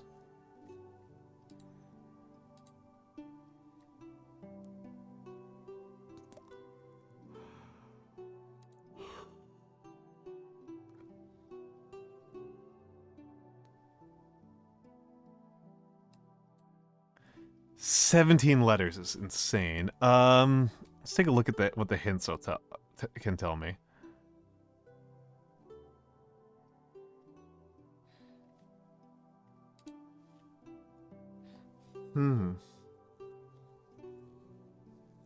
Still haven't decided on, there's a little bit. There's a little bit. So, for example, here, right?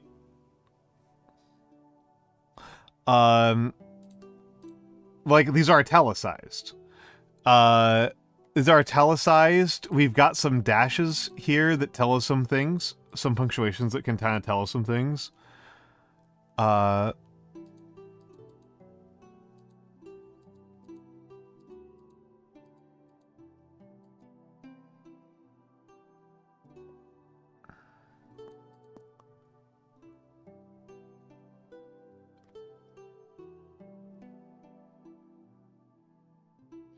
This one's gonna be murder for me. I might actually use some hints. So the fact that these are italicized usually tells you that they are either movie titles, book titles, or foreign words. I think that these are I think this is biological. I think this is biological. BRANCH is a branch of I like to minimize my number of guesses, the chop. I like to try to keep my guesses as low as possible. I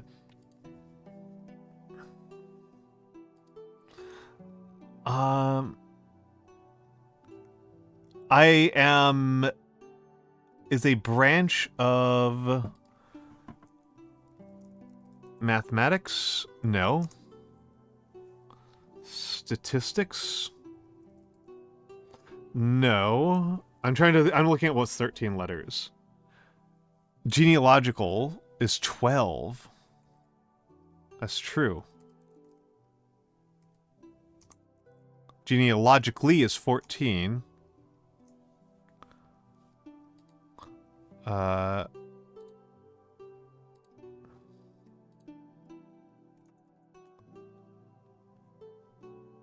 Let me think about this for a second here. Let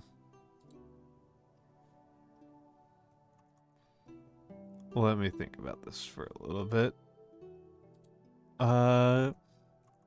Biochemistry is 11. That's a good one. Constantinople is 14.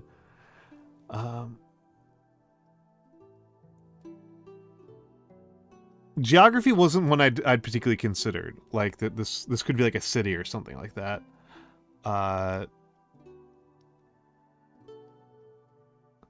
If it wasn't, so like this is the thing that's like really making me think that I'm looking at biology is like these italics like this. These look to me, formally speaking, like genus species. That's what it looks like to me, like genus species. Yeah, exactly. Binomial nomenclature. You've got it. So what's a type of animal or plant that's 9 letters? Yeah, branch is also 6 letters. Branch and member are 6 letters. Known.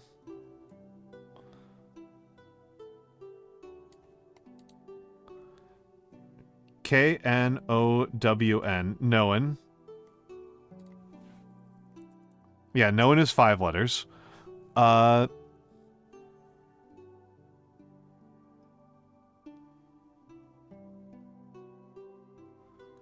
Is a branch of. So this could be like a something else academic.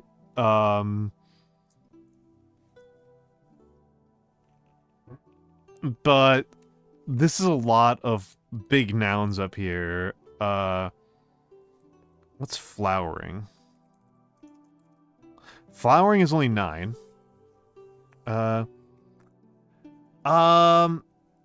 I'm not above Googling, but I am kind of above consulting Wikipedia directly.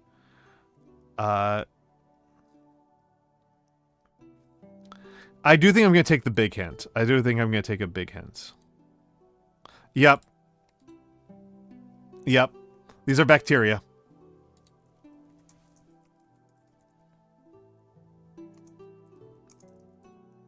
These are some sort of bacteria. Excellent! Good work, Gringotts. It's good to stay healthy.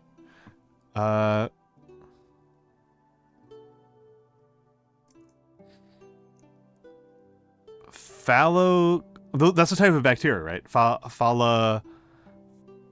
I'm not much of a biologist, but...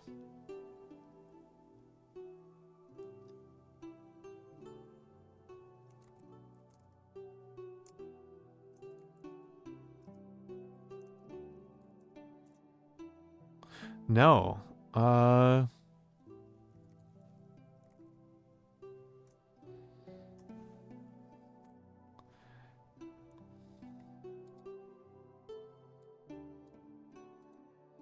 So a total miss there.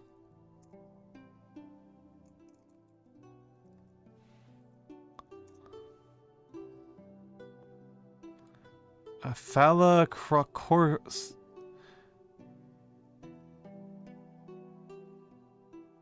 Maybe birds?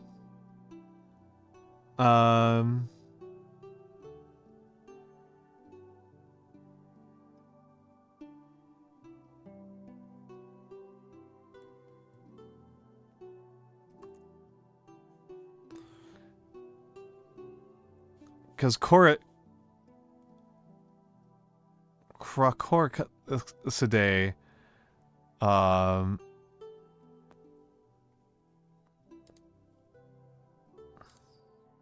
shags.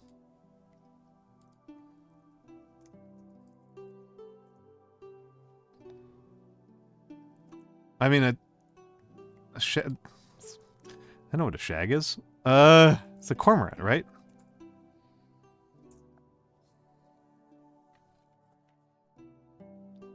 This is why I don't like using the hints too often. It tends to be a little bit unsatisfying.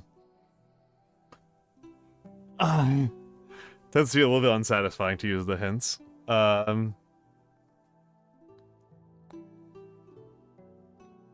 Yeah, my family is I'm not a birder. I don't have good enough eye. I don't have good enough eyes, but my dad is. They do have the timer on here. They do have a timer on here. This might actually be my most severe 2 guesses against 60 for the global median. Other people are playing this very differently than me, I've got to say. Other people are playing this very, very differently than I am. I am playing this in a weird way. I really try to get this in as few guesses as possible, and that does not appear to be the only way to play. Ugh. Okay.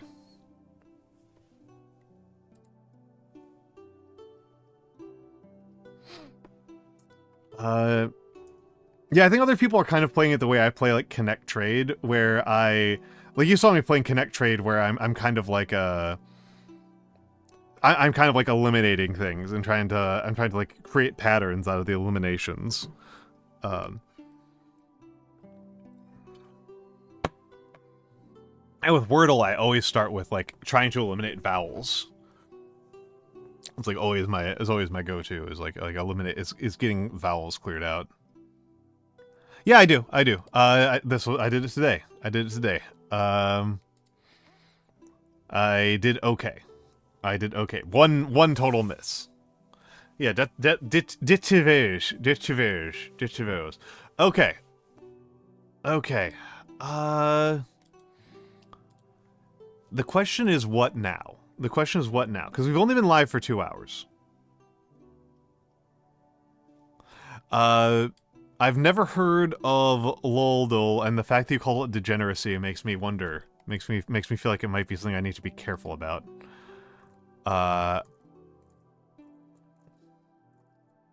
Oh, I've never played League. I have never played League.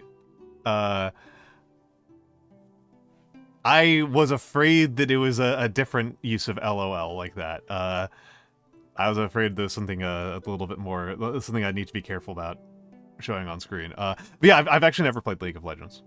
It's just never happened. It's just never happened. I think I'm leaning even more against doing a handcam thing because handcams tend to murder my back. I love handcam. I love handcamming, but it's when it's cold and I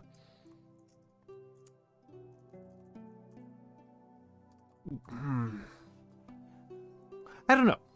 What do people think? How much are people missing the calligraphy? How much are people missing the calligraphy? It tends to murder my back. I haven't done very much of it recently. The hands are okay. It's, you know what, actually?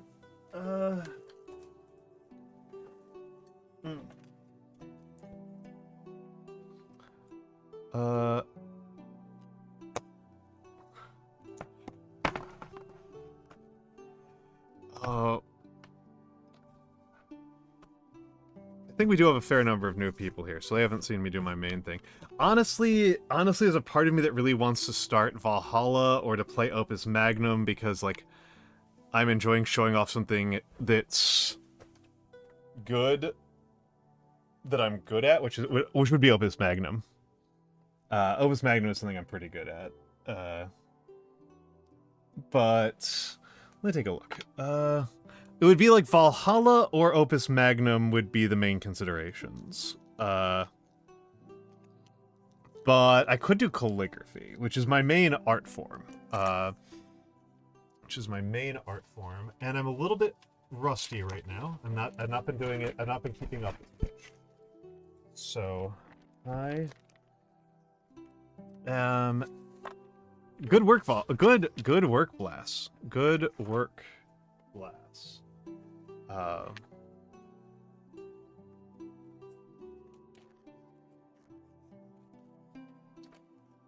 You moved across the country and you're already helping your neighbors with the snow. Already helped the neighbors with the snow.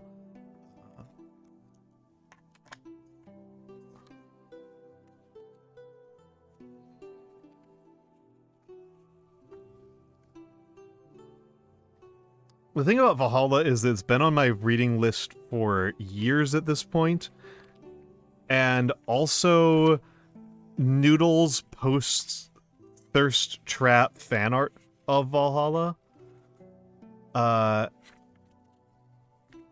And the last time I used that as a recommendation for a game, it was Signalis, and Signalis is amazing.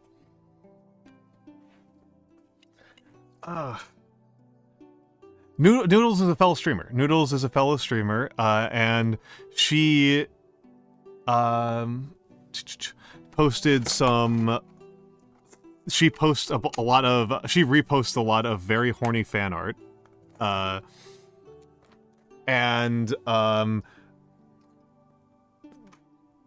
yeah, a lot of Signalis and a lot of hold on, let's yeah, Noodles is fun.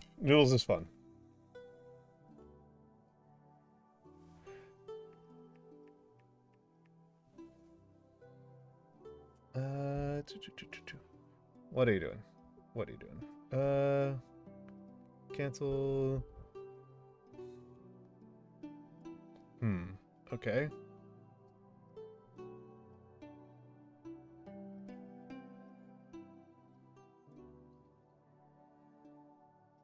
I've never heard of the Forever Winter. Is it a survival city builder? Because I do tend to like those.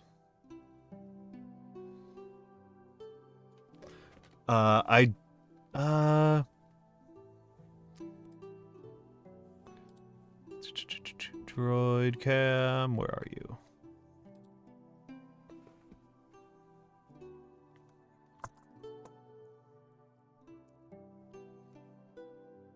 No, that's not what I'm looking for at all.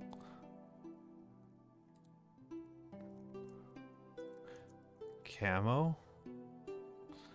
That's what I'm looking for. Camo Studio.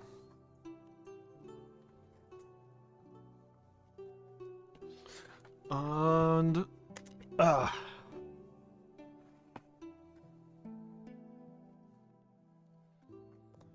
turn on manual focus. No, not you. Not you at all.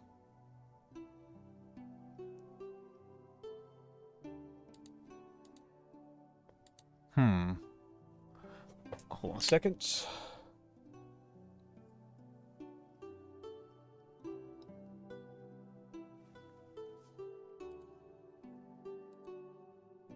Okay. It's being weird. Hold on. Oh, and absolutely, Swords Wizard, absolutely. I love getting fan art. I should actually say to Blue, I have gotten very little fan art of me that I would describe as horny. And if it is horny, it's horny in ways that I don't comprehend. Which is, you know, what, that's fair. Who am I to judge? But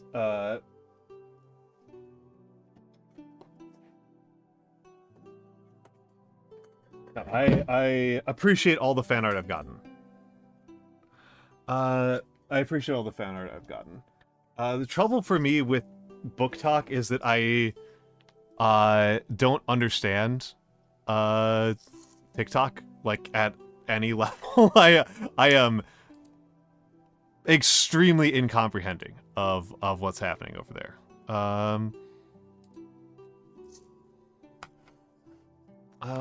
Let's see. We don't want it in that direction, though. We want it in this direction. We want it in this direction. And... Oh.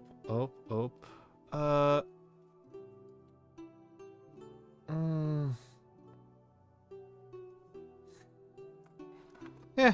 I mean, I'm not opposed to the horny arts. Schemy! It's Schemy! I haven't seen... Schemy, I'm so glad to see you. I get to give this shout out to the jellyfish. Schemy's wonderful. Schemy's wonderful. Schemy does a lot of really wonderful streams. A lot of retro games, a lot of Playmo. She is very much a Playmo streamers.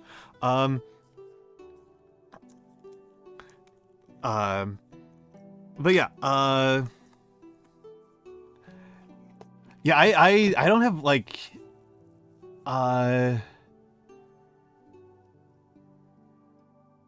hello, Kari. Speaking, another CTuber, oh my goodness, Kari is extremely smart. Kari is like crazy smart. And is the mantis shrimp VTuber.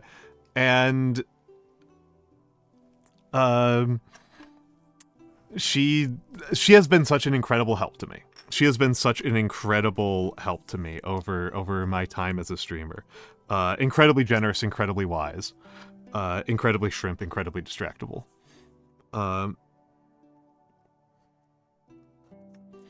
But yeah, the literal first question when I did my debut, I did a debut Q&A, and the first question was, can I draw NSFW of you? And I said yes. Never got it. Never received it. But it was the first thing that somebody asked me. Imagining a sorcerer of the oh yeah, no, she punches hard. That's a lot of her deals, that she punches hard.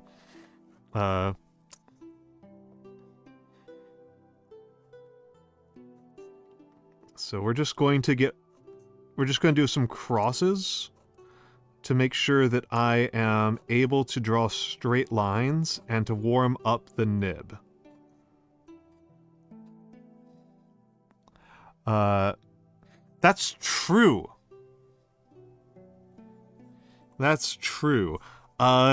There is a reference for me without skin.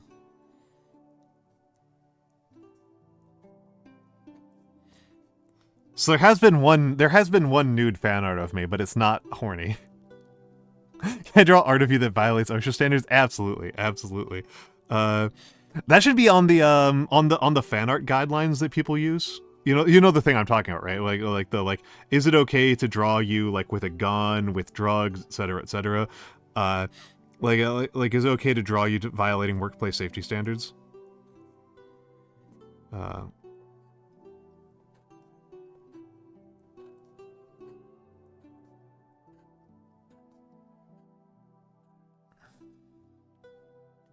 Without a helmet.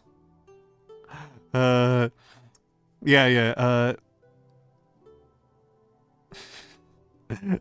I'm glad to hear that.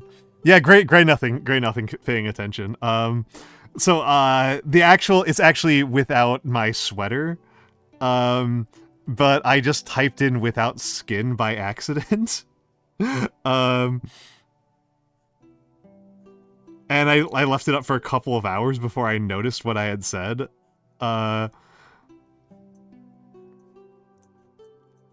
And so it's been referred to as peeled Almantas ever since.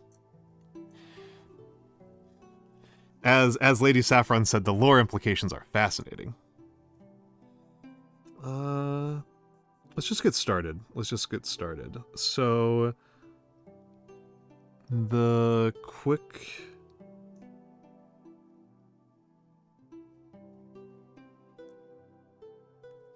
This pen, this ink flows a little bit aggressively, so it always throws me off.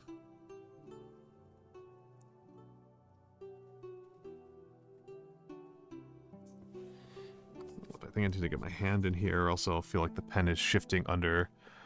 Always on Shibari will be revealed. Good lord. Good lord. Good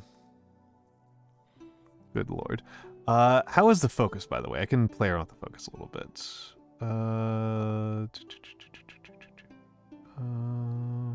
That looks pretty good. That looks pretty good to me. Skin sketched in the concept file. That would be pretty funny. That would be pretty funny. Hasn't happened yet. There has not been any gory fan art of me. The fan art of me has been pretty tame. I can show that off right now. I can show that off right now. Let's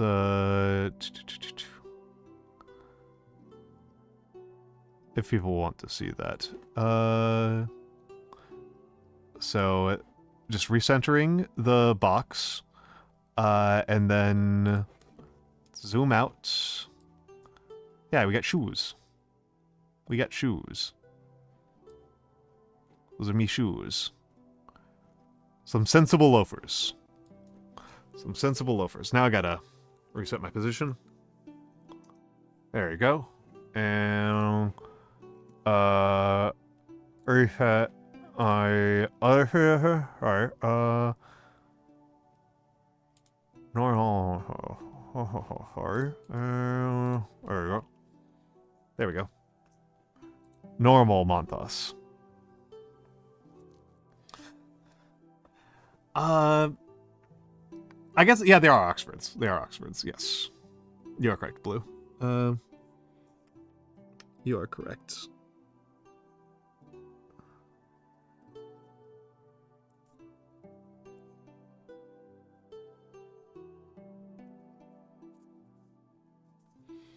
You are correct.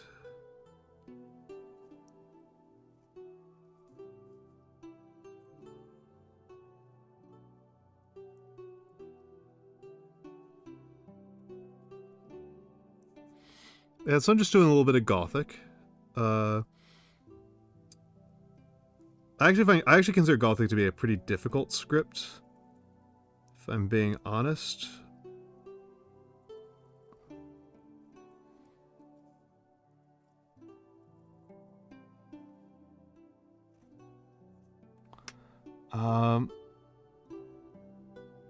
Yes, there is. That's true. There is fan art of me as a horned owl. That's true. There's a fan art of me as a worm, which is, some people are into that. I can probably, yes, that's what we're going for. We're starting. I like to warm up with I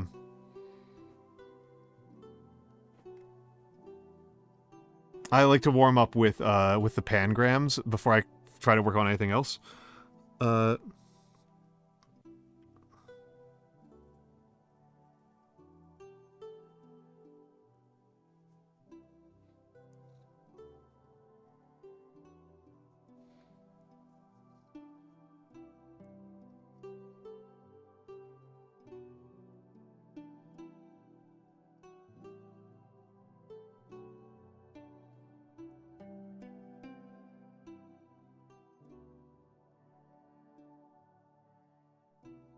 There we go. Yeah, the Quick Brown Fox is not my favorite one. I would rate it third. I like Pack My Box with 5 dozen liquor jugs and amazingly few discotheques contain jukeboxes more. Those ones I really like.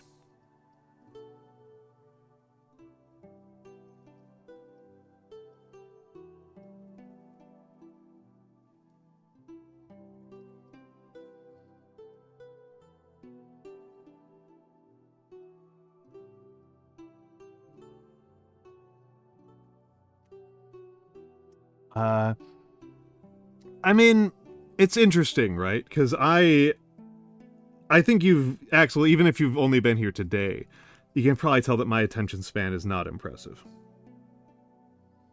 Right? Like,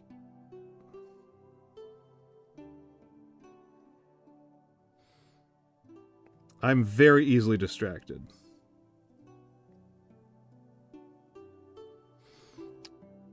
But I find the moment-to-moment exercise of it to be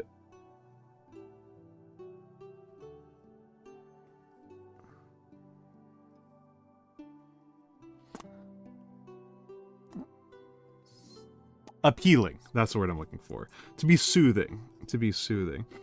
I will say that it does definitely require a certain amount of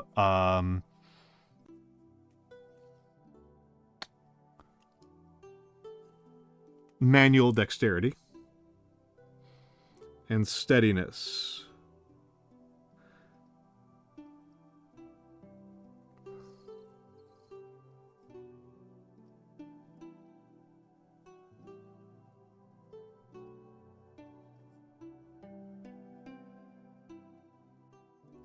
Which reminds me, I need to re-enable some things. So, enable,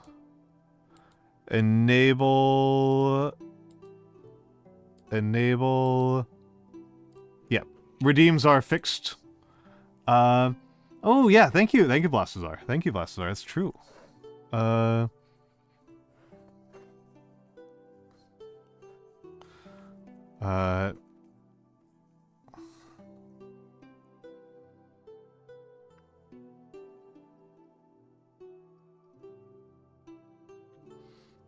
But yeah, it's actually kind of funny that, like, I've really come to enjoy this art form, because it feels like this is an art form that should be in some way related to drawing. And it might be. But I wouldn't be able to tell you.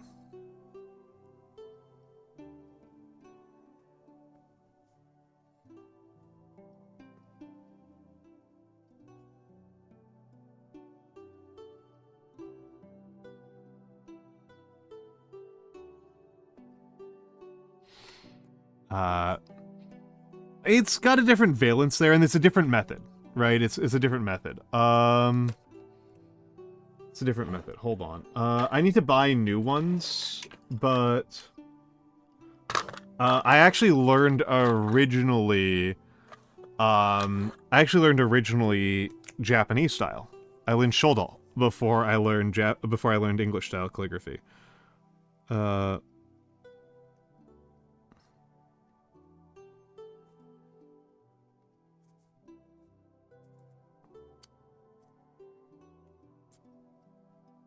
It's been a while since I've done this, and this paper's got a different weight than what I was using before, so apologies. So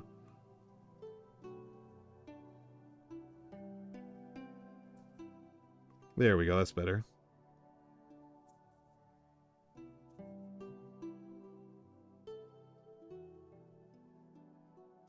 There we go, that's better. That's better. So eternity right there, the traditional kanji for practicing for all the practice strokes in Shodo, all 8 fundamental strokes in there. But I actually learned Shodo before I learned Western style calligraphy. I like Shodo.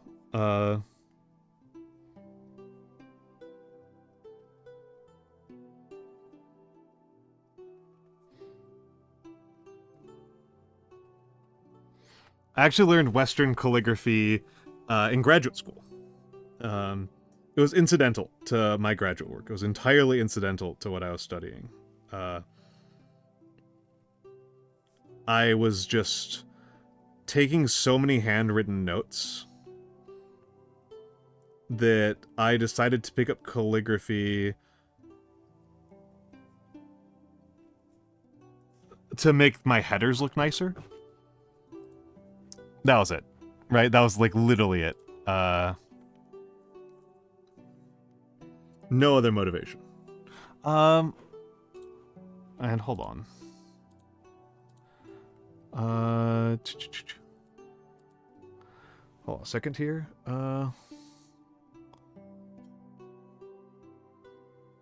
Going over to art. Just gonna change that to art.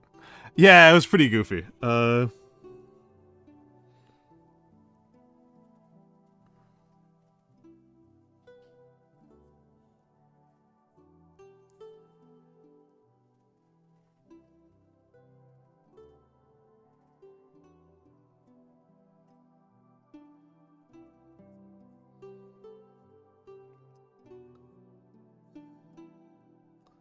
Pretty goofy of me. Oh.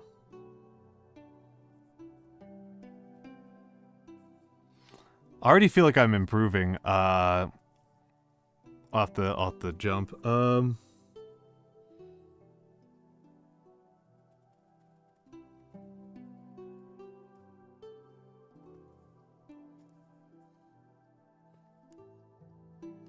really like the Gothic lowercase a. Used to be a letter that stressed me out a lot, but I've come to really like it.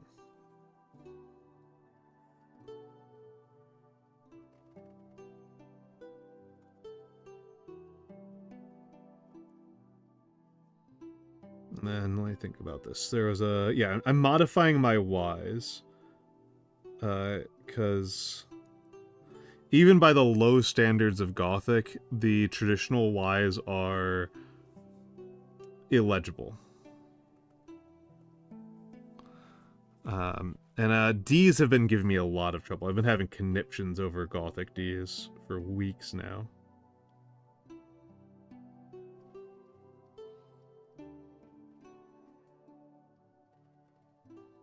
Yeah, that's no good.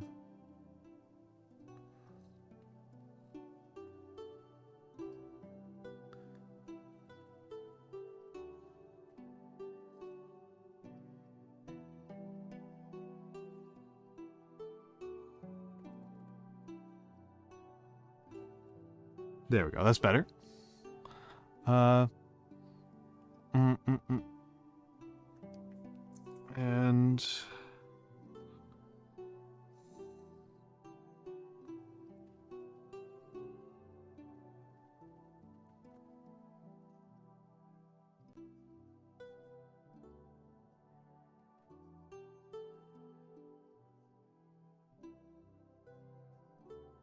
and let's add a little bit of embellishment there, and I always like doing this window painting effect. Always like doing this big window painting effect.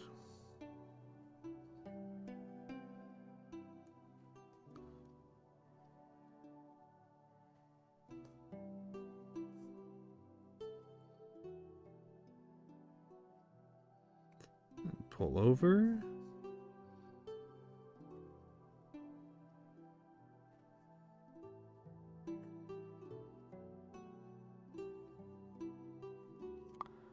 Oh.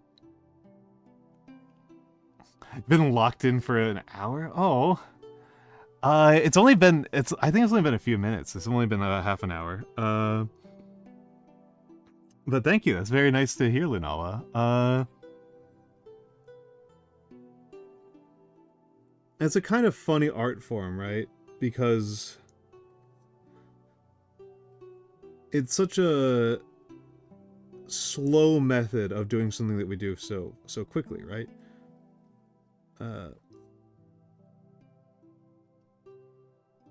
You know, I type... I'm a moderately fast typer.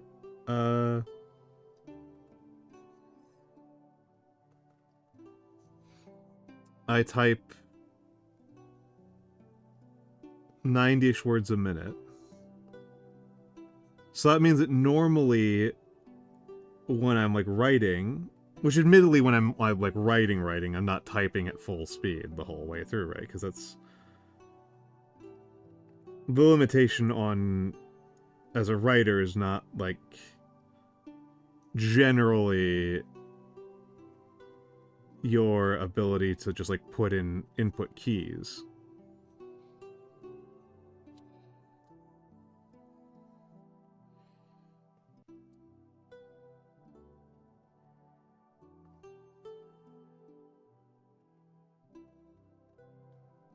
It's your ability to like have coherent thoughts. But even then, you know, I type 90 words a minute. Oh.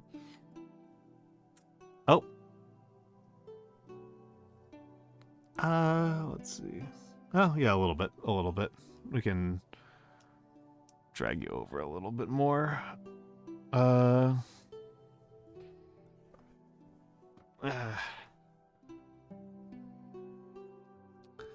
not very good about keeping that. On the phone, 2 words per minute. I'm very bad on the phone. Maybe 2 words per minute. 2 words per minute might even be generous. Aziza! Aziza, it's so good to see you. Ozzy is my little sister.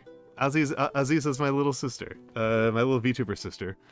How are you doing? How are you doing, Aziza?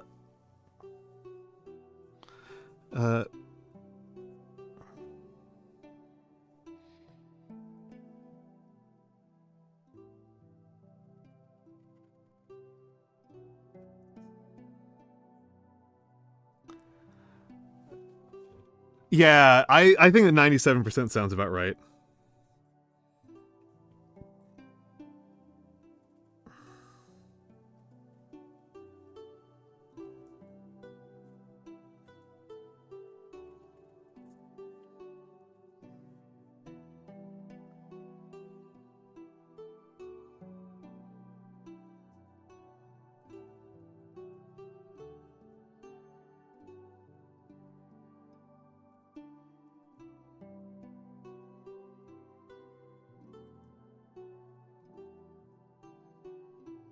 Non-zoomer debuff, absolutely.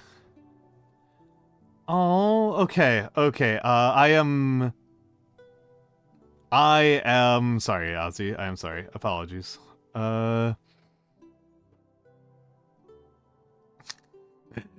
think it's fine. I think it's goofy because we are extremely not flesh siblings. We are extremely paper siblings. Extremely digital siblings. Electron siblings.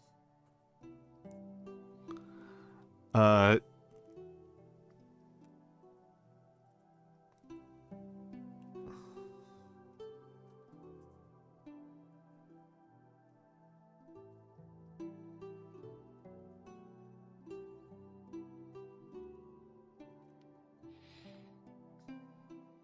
does sound Warhammer AF to me as well.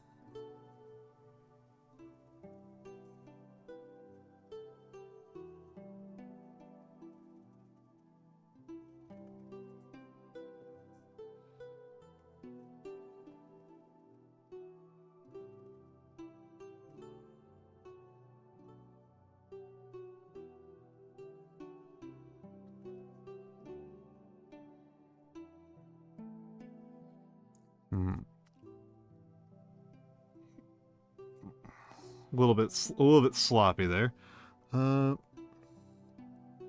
yeah, always good to see you, Ozzy.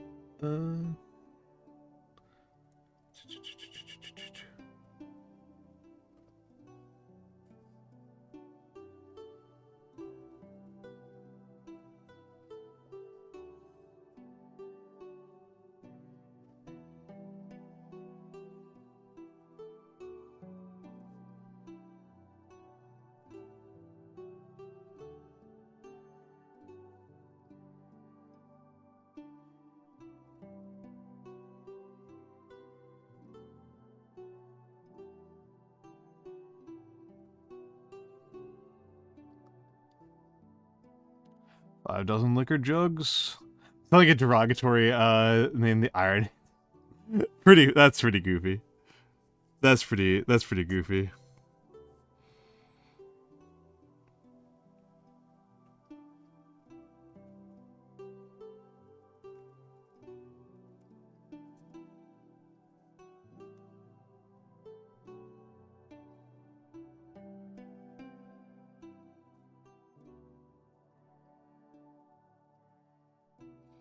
I remember back when the Iron Hands were the most powerful faction by a country mile.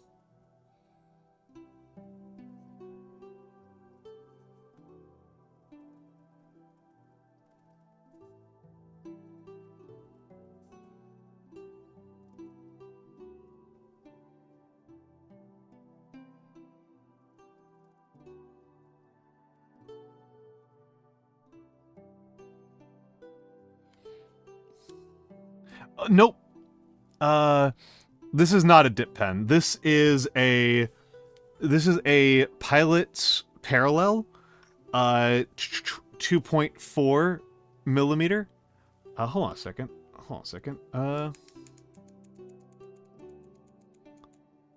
That's some very unnatural looking lighting. Hold on. This is the easier way to do this. Yeah, so the Pilot Parallel 2.4 millimeter. I think that these are kind of phenomenal to work with. Yeah, very, very orange. I have a whole set of parallels in my calligraphy box. The truth of the matter is, I've actually got another one of these that I haven't unpacked, another 3.8. But what I generally find is that the 1.5 is kind of too unforgiving, and the 3.8 and the 6 are so big that they just burn through paper at a ridiculous pace. Yeah, these are pretty easy to work with. They use standard Pilot cartridges. They use Pilot cartridges. They use Pilot carts. And so I refill them with a syringe, with blunt tip syringes. The ink I've currently got in is Sailor, I think. It's very wet. It's a very wet ink. I'm not sold on it entirely as an ink. I will probably go back to Herbin when I run this one out, because this one it's just so wet. It's just so moist. Yeah, cartridges in general would by themselves be simpler. I prefer refilling the cartridges just because, like, it's so much cheaper. My lord. And there are people who try to sell you on using converters, but I kinda hate them. I kind of hate using converters. So yeah. Using the syringes is so much easier. The syringes are very forgiving.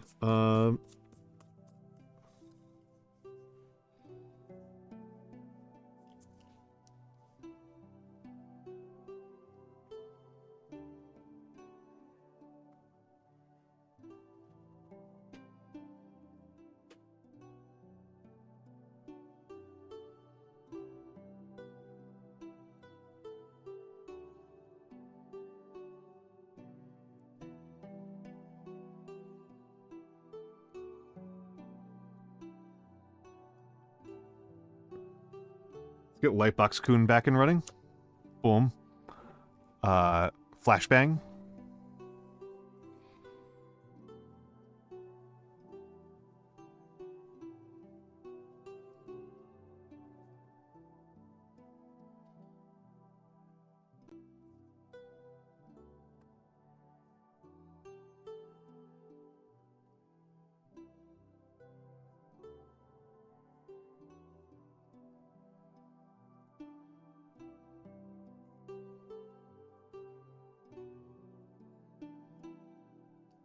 Just trying to make sure that I'm actually making my lines parallel. Because I've gotten feedback from some other calligraphers who are more skilled than me, and that was something they highlighted as a weakness, was my tendency to drift off of parallel.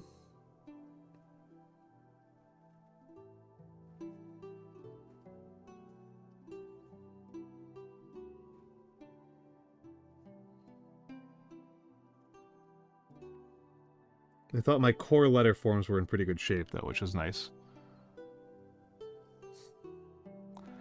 Yeah, Lightbox Goon's quite warm. Yeah, keeping me warm. Not actually seeing a piece of college rule paper. Yeah. I can actually never keep track of what all the rule names are. Feels like one of those things that should be easy to keep track of, but it's always been abstract to me.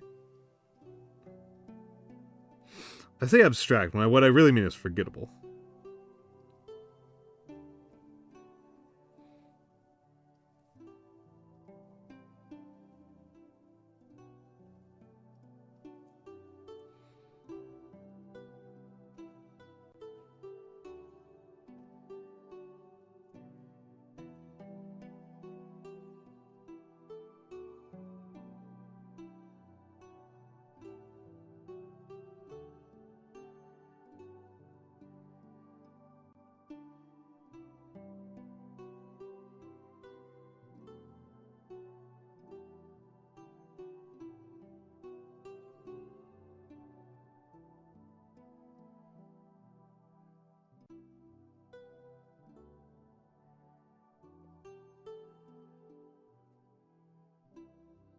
Okay, you can see it's already getting off parallel right there. Oh. Let's look for a lovely... this would be awful. I will say. What I am doing, not like the technique, but the specific combination of ink and paper. This ink in particular is so wet that I can smudge it as a right-handed. As a righty, I can smudge this. There are inks that would make it easier. The important part for what I'm doing is, above all else, that you have static... You have a firm, static, flat line that you're working with. So, like, people can do it with, like, chisel tip markers. Chisel tip markers, you can do it with. So, like... You know, depending on the medium you're writing on and the ink you're using or whatever you're using as like an ink substitute, like it might be possible. I know I've seen lefties do it, but this combination of paper and ink would be absolute nightmare.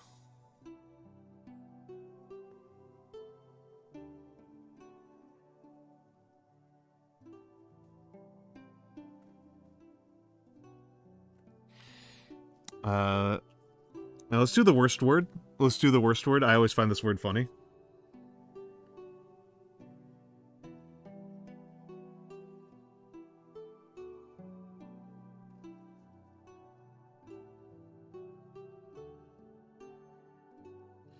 Let's pull down in parallels.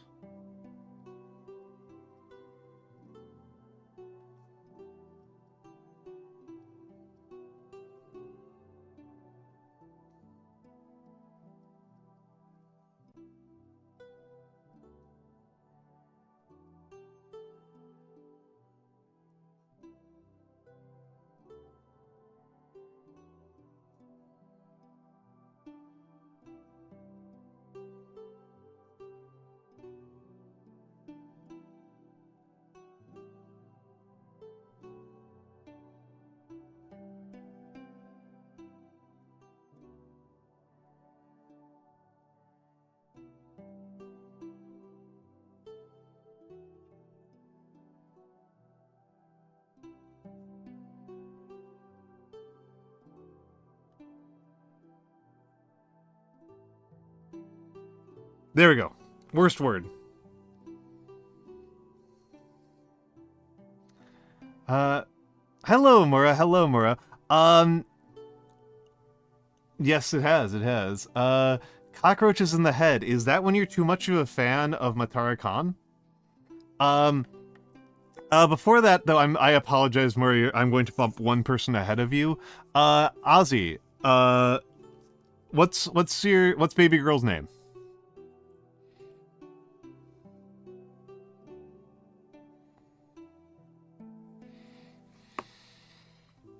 Prudence. Okay, that's a good one. I will let you think about it, Axel, but this is a word.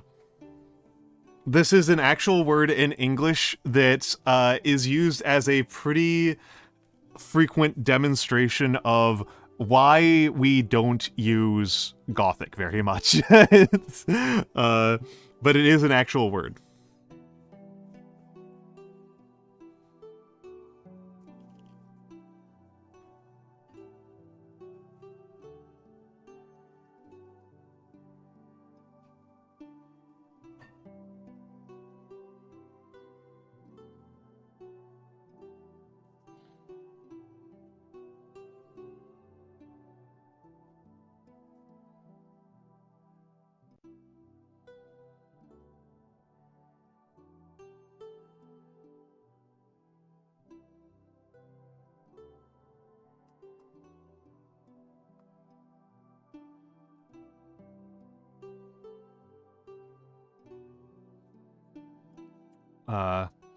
That is correct. It is minimum. I do tend to dot the I's, but that is a concession. That is a concession for modern readers. Traditionally, you don't bother. Oh, shit, do we have another Russian? That's like 4 Russians.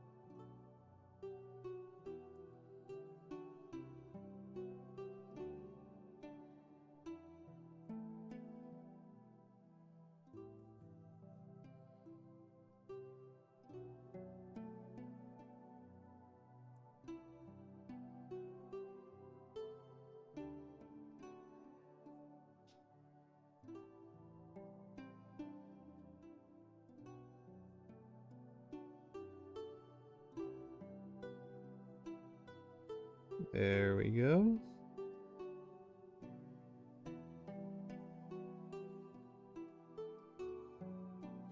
There we go.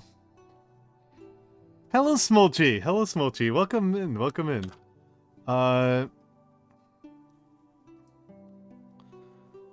There we go. Yeah. And Ozzy, I will, if I am good, I will scan it tonight, and I'll be able to send it to you in DMs. But I'll try to get a good quality scans. I'll try to get, because I do have an actual flatbed scanner now. Because like I would take pictures with my camera phones. Oh, Kalaita. I am butchering your name. I'm butchering the poor noble Irish language. Welcome in, Raiders. Welcome in, Raiders. I am Almantas, former professor, current VTuber, old man who loves old things. Oh my goodness. I think I'm doing the timing wrong. Because I think that I need to delay a little bit more to account for... Yes, of course you're doing an ASMR stream. To account for the delay. Okay, it looks like you're past ad jail. Okay. Welcome in, Rot. Welcome in. I'm hoping that you're having a good time with the ASMR. Ruot does a lot of ASMR streams. I love your model and your model's inspiration. You are free to brag about it as much as you may like. And okay, Ozzy, enjoy your lurk, and good luck to your kitty. Welcome in, Raiders. I am, like I said, I am former professor, current VTuber. I taught sociology at the college level. I do, well, honestly, a lot of this. I do a lot of calligraphy streams. I am currently doing some Gothic. Love_cat43_. Thank you for the follow. Thank you for the follow. And so this is kind of what I do. I do a lot of calligraphy, and I yap a lot. It's good to meet you, Love Cat. What were you reading? What were you reading? And Gusto Belga, welcome in, welcome in. Mom and Papa cooked with the design rigging. Yeah. That's what I did. I made an extended PowerPoint as a mood board. Somebody told me to make a mood board, so I made like a 17 slide PowerPoint, explaining my feelings about it. The theological origins of modernity. That's a good one. Okay. So, okay, so blue, that goes on the pile. You will get in after Mura. You'll get in after Mura. Well, I was a teacher, right? And so I've actually kind of gotten used to the idea that you don't have to do that much with a slide. You know, so, also, Ruot, if you need to raid and run, that is extremely acceptable. But if you would like it, you can request a freebie. Yeah. You can request a freebie of, write this redeem. Try to keep it like a couple words at most. Try to keep it a couple words at most. But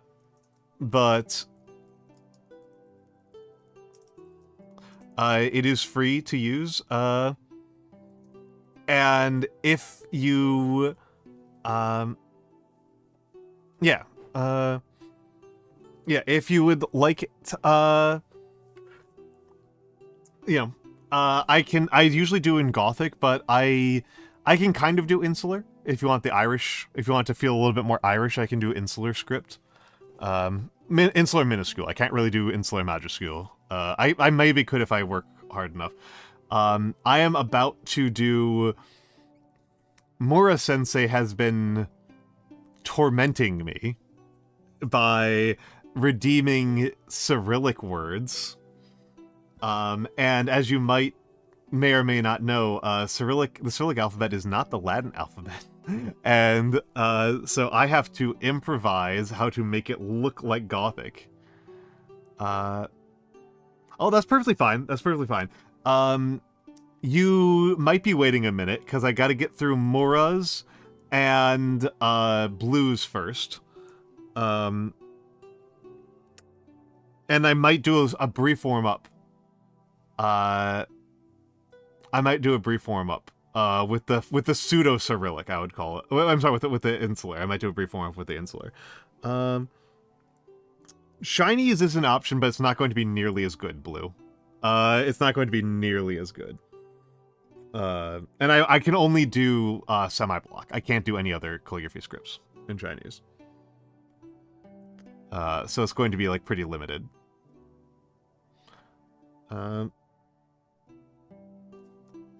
Let's see.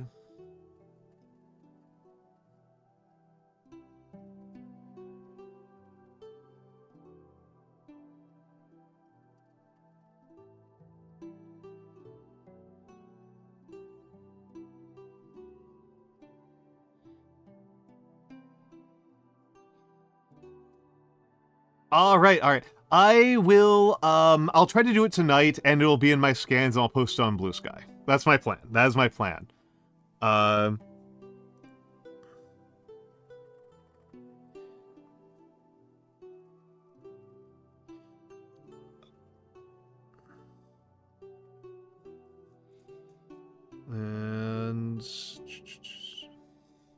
there we go.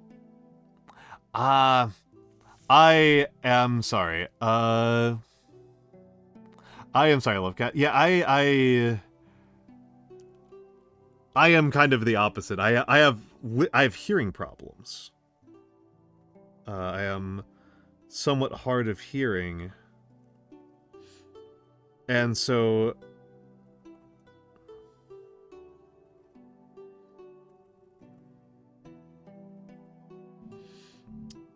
writing for me has always been easier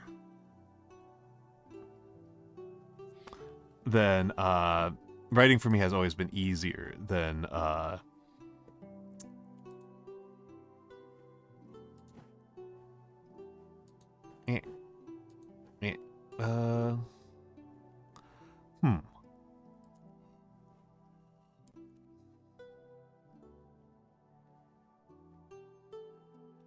Yeah.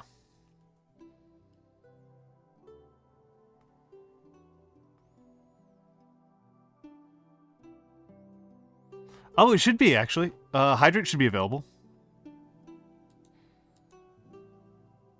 I see. I've enabled Hydrate on my end. And actually, Mura, I've got another way of Mura, I've got another way of striking back. I have bad/good news. I enabled it when we started the calligraphy segment.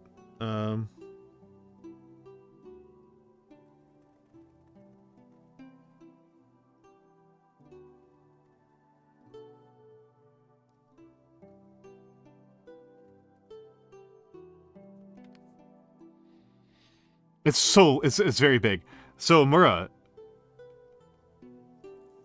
what do you think is the bad news for you? No, I like you, Mura. I like you, Mura. No. The bad news for you is that I commissioned the new emotes. I commissioned the new emotes.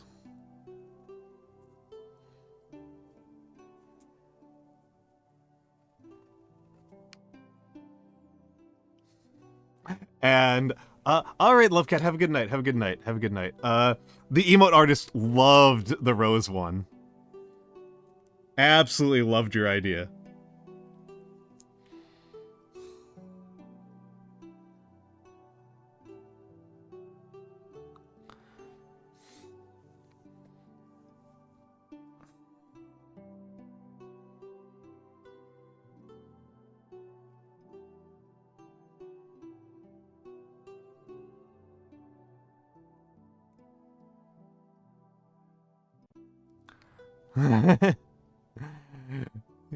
It's a really good one. It's a really good one. Yes. Good night, Lovecat. Okay, and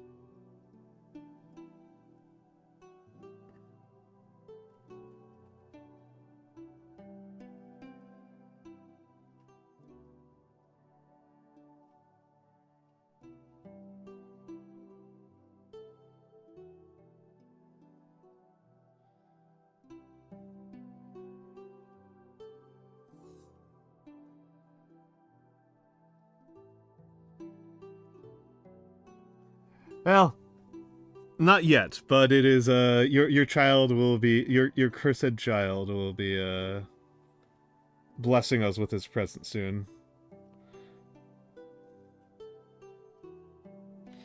Sooner rather than later.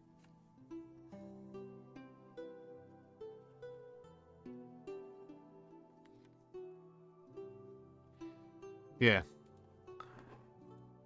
Exactly. You're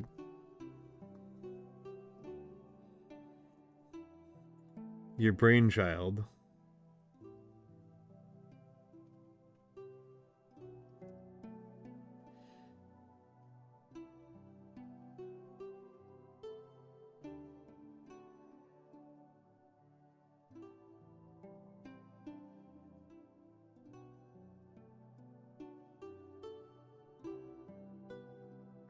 For context, one of the rewards for my subathon was that chat picks new emotes. And Mura somewhat unintentionally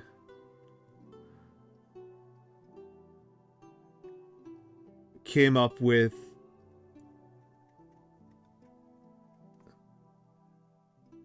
me with like my rose me with like a rose between my teeth, looking very romantic.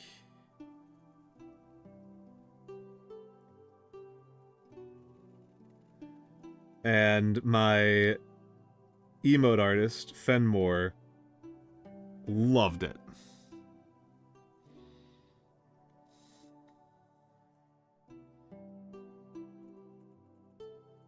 You should be proud. You should be proud. Everybody thinks it's like an incredibly good idea.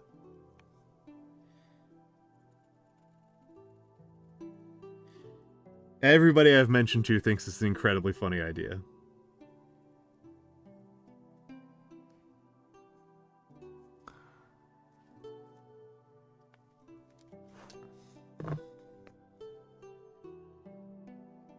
And the O.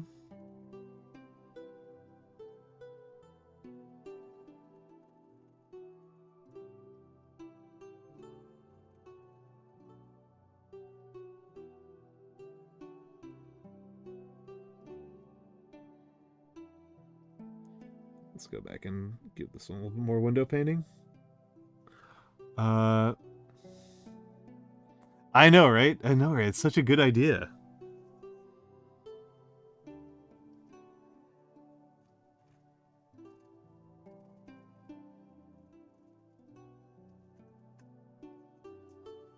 I think that might become like a staple raid message. Ah, crap, smeared it.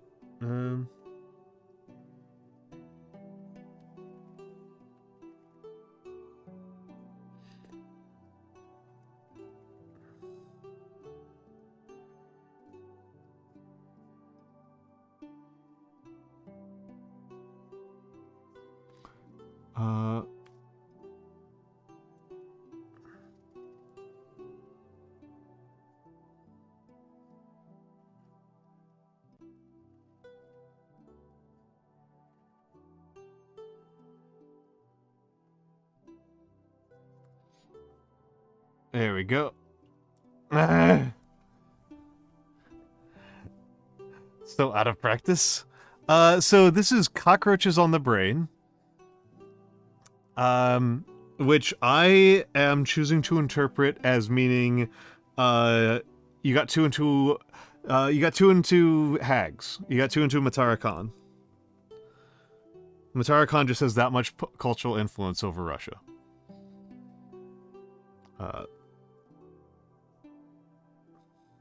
That's what I'm choosing to believe.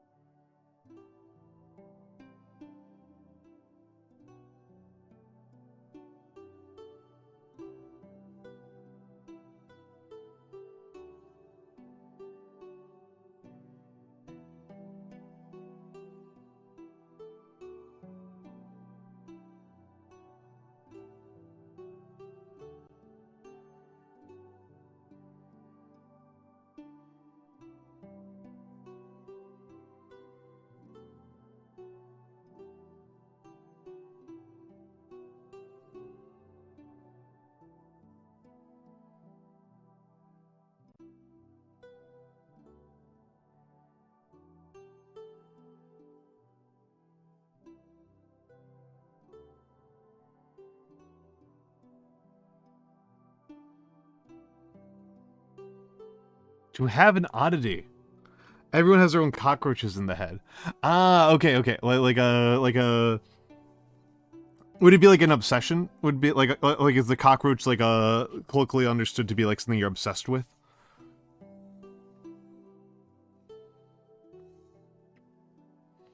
Not just like any quirk about you, but like something like you're especially interested in.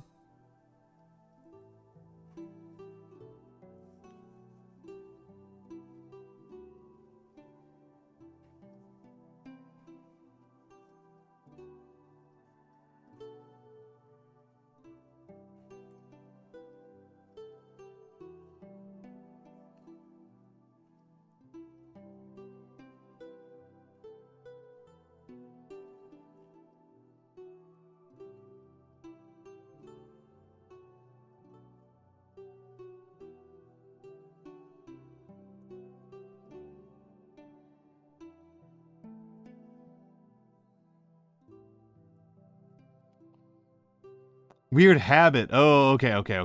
Okay, so like everybody's got their own damage is how we would be like the American equivalent, not like everyone's got their own like obsessions. Okay, slightly different valence.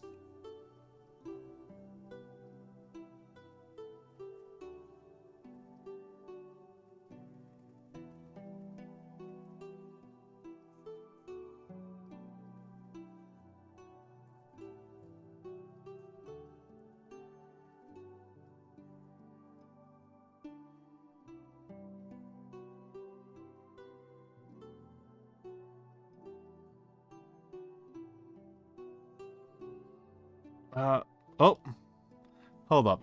I'll allow that one. Through. Weird obsessive hobby, awful conspiracy based. Boy ain't right. Oh, okay. Interesting. Wait. Huh.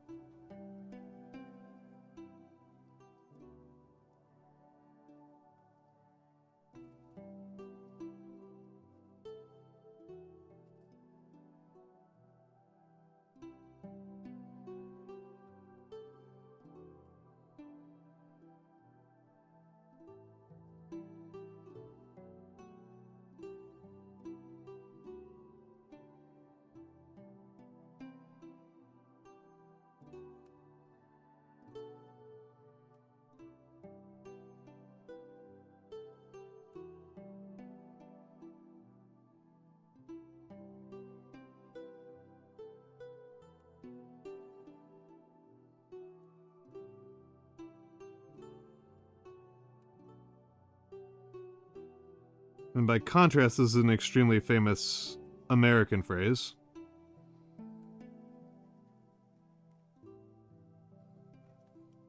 It's not super meaningful, if we're being honest. It was just a campaigning slogan that very famous President Teddy Roosevelt used for, you know, the Panama Canal, right? The acquisition of the Panama Canal. As a famous palindrome, which is to say it's a word that reads the same backwards and forwards. The 1C is actually...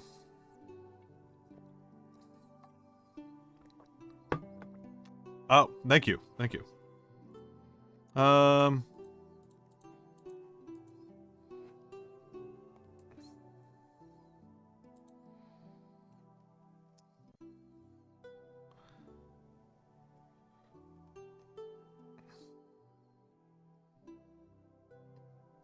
What?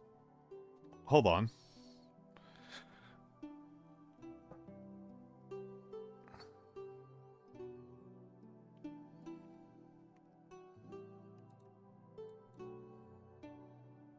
Sorry, this... Huh.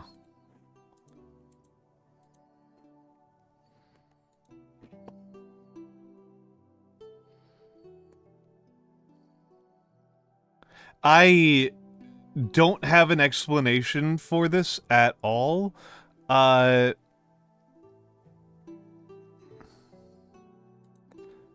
on.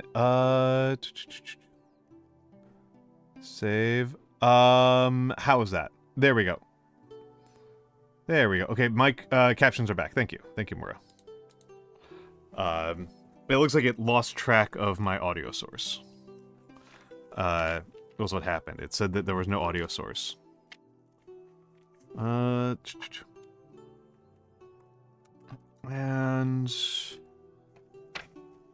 I might...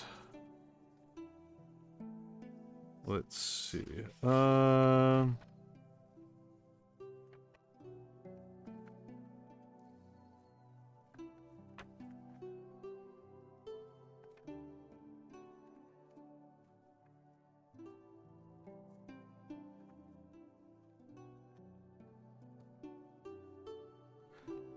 Where the heck? There it is. It's over here. Okay. Got to make sure you've got 2 points of contact. 3 is better, obviously, but 2 is a sort of bare minimum. That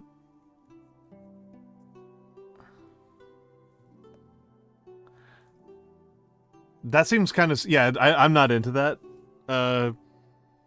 I am very American, and I am generally pro ketchup, but I've never felt like that doesn't seem like a good combination to me. Pasta's already like kind of sweet, is like the thing. Like, yeah. Like,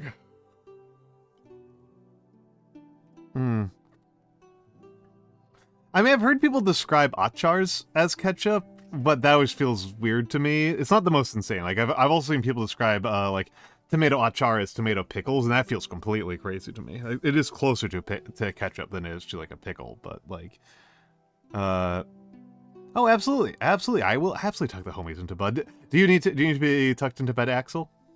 Are you going to bed?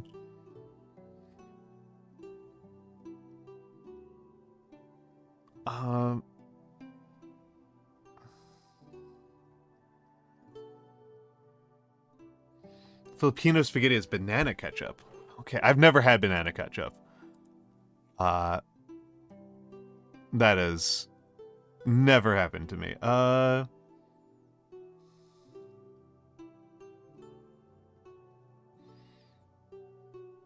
Pasta with raw egg.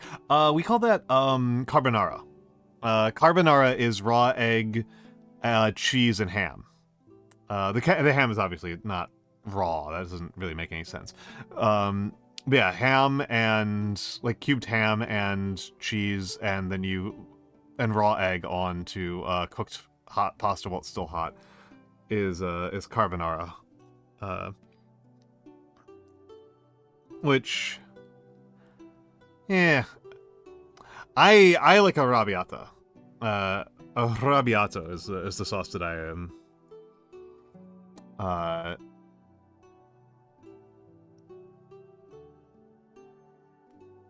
Let me just think about this. Aglio olio.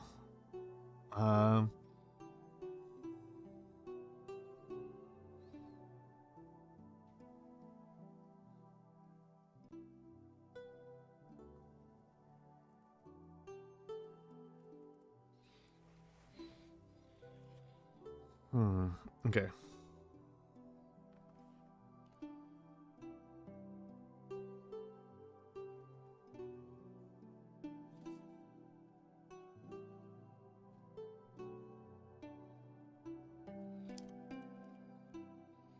Ah, there's an entire lemon pasta, cream and ham. Okay, yeah. I mean, I don't know. Maybe I think of ketchup as like kind of like sweet tomato sauce that is useful for like relatively savory dishes. Kind of use similar. I use it kind of similar to like how I use hoisin sauce, which is a much sweeter sauce. I like hoisin sauce a lot though.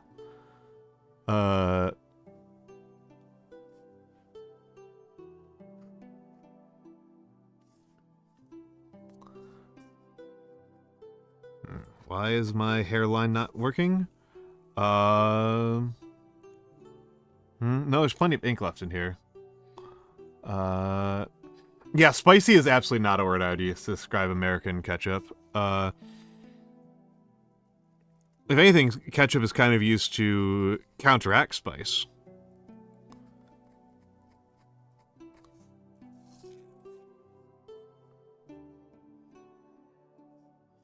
All right, I'm gonna be a little bit ambitious here with Roth's name. Extra line down.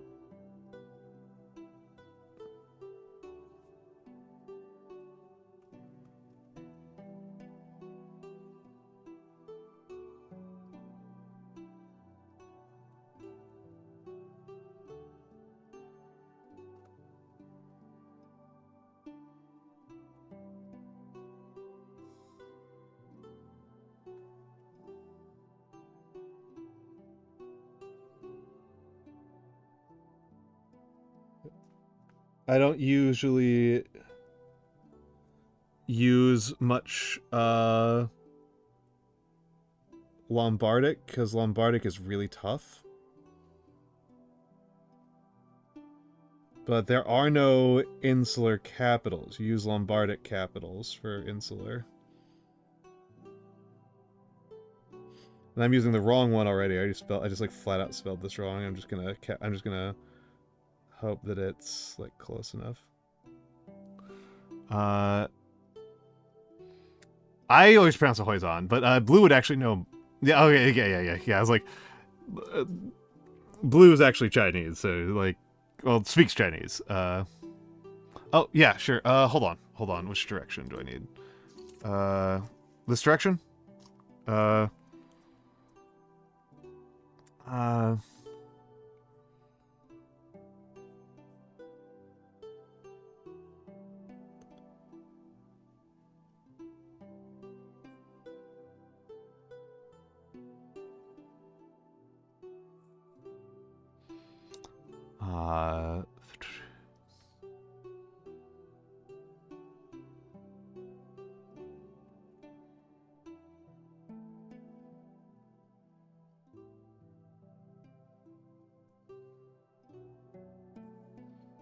There we go. I mean, I'm grateful. I'm grateful.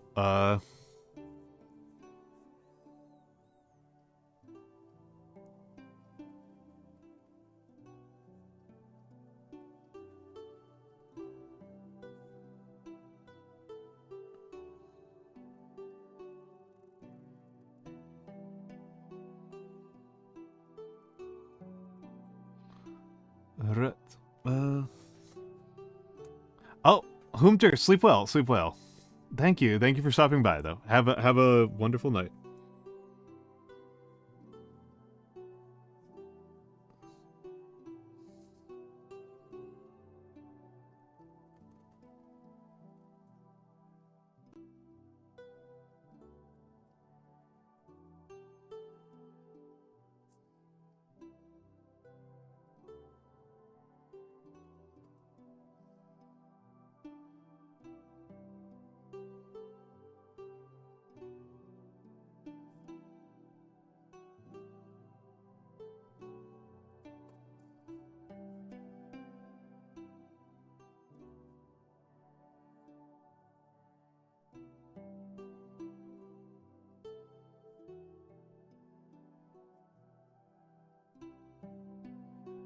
Lombardics are absolutely beyond my skill set right now. Holy moly. Yeah. I don't speak. I don't even know any Kanto at all. Like that's substantially better than me. Uh.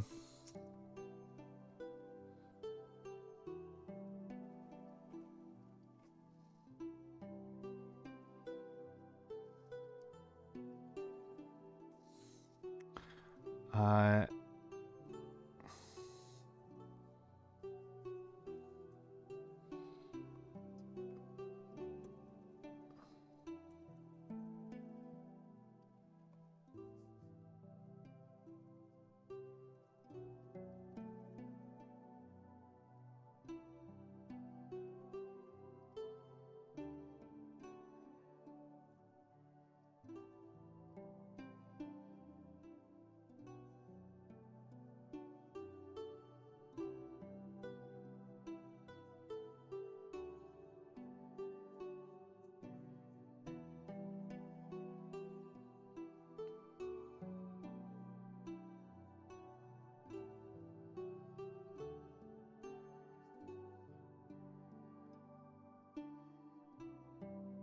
It does have more tones than Mandarin. Yes, it has like 5.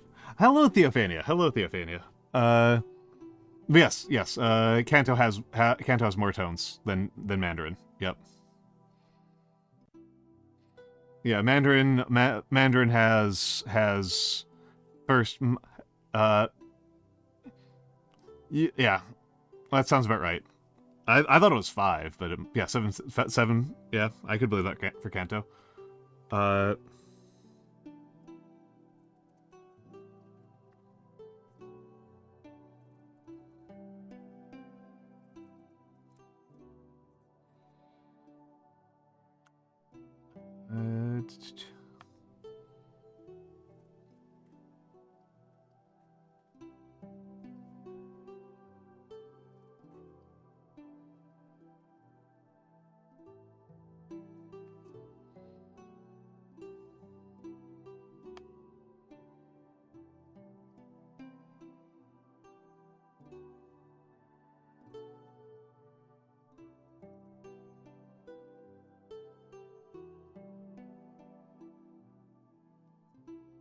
There we go.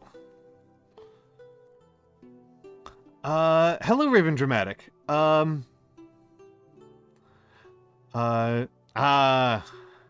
Excellent. Good luck. Good luck, Theophania. I think he said that he had to stop out. I will make sure to tag him on Blue Sky when I upload it there. That said, Raven timed it for pretty much exactly when I need to take a few minutes. I'm gonna take a few minutes. I need to use the bathroom, and get some water and move a little bit. So I will be back in a few moments. Enjoy the fan art.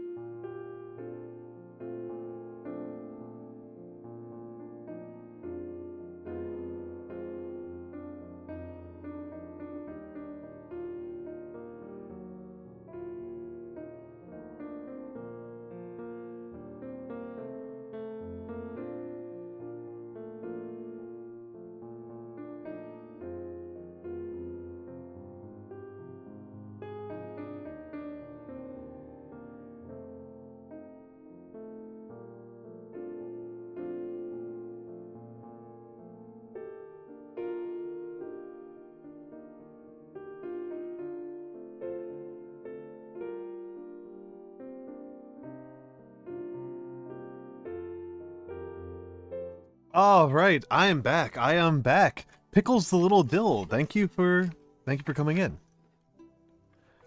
Thank you for joining me today. Let's see. So I think to what Mura and Theophany were talking about, I thought that was a Final Fantasy XIV character. I can ask Mara, because that was by Mara. And I thought they did it in Final Fantasy XIV. I don't think it's Monster Hunter World, because I've made Almantas in Monster Hunter World, and it looks different.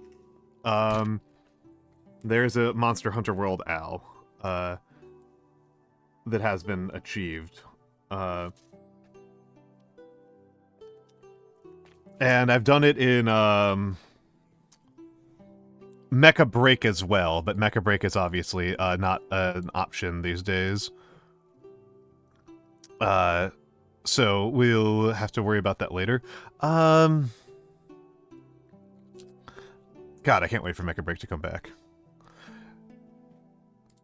Playing Marvel Rivals has just, yeah, FF14 has space in the character creator. I played a Lalafell in Final Fantasy XIV, so obviously it did not look very much like my VTube avatar, and also my Final Fantasy XIV account has been lapsed, well, sub, I guess, has been lapsed longer than I've been a VTuber. Hey Ozzy, welcome back. I wasn't planning on playing Rivals on stream tonight. I was planning on, playing, I was planning on just kind of doing more calligraphy tonight. Oh. I need to be more careful about that. Keep flashing the camera. But yeah. I mean, you know me. I like Rivals. Hot Dracula. They need to. I mean that. Like, I agree with what they've been saying about what they've been saying about Nosferatu 2024, which is they need to make some non-hot Draculas. It's time for non-hot Dracula representations. Let me try to get this. I can't make this comfortable. What is happening?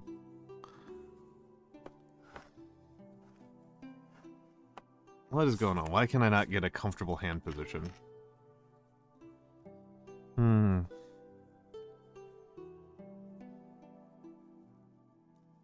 Yeah, Nosferatu from Vampire Bloodlines.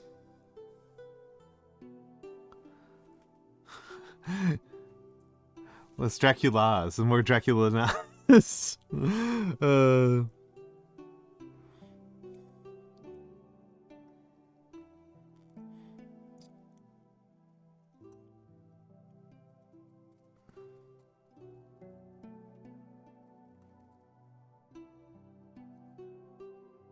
I mean, it was kind of canonical, right? I know that, I mean, if you want to make me in a video game, absolutely go ahead. I will count it as fan art. I know that,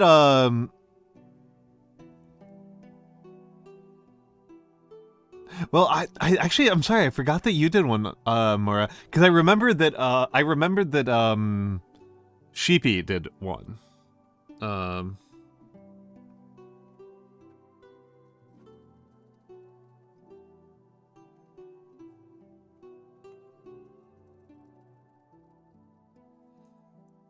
But I don't think she ever posted a photo of it.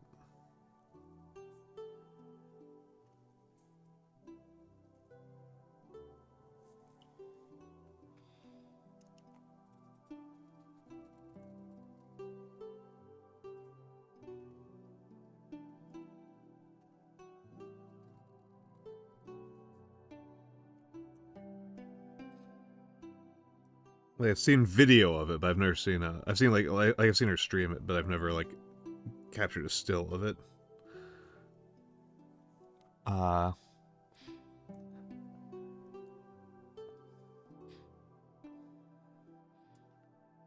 Just eat and break into his house.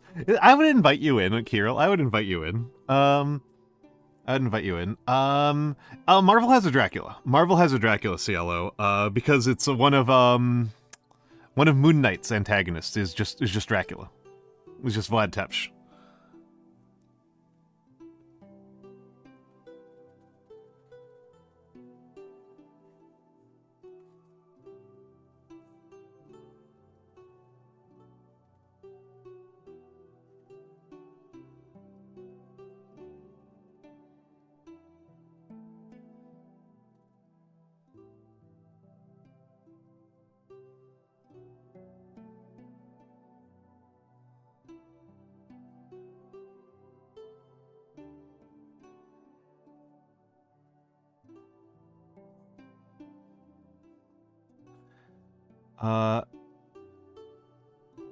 Oh, thank you. Thank you.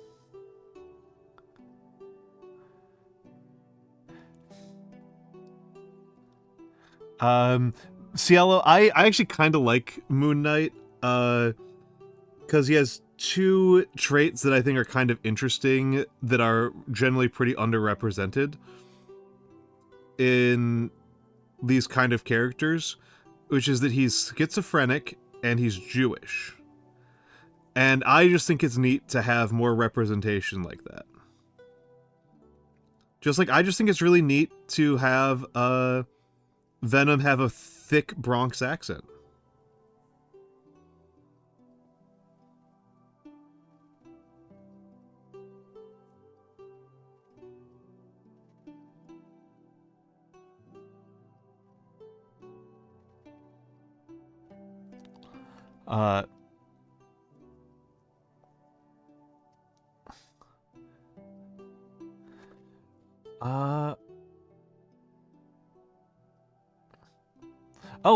I'm sorry.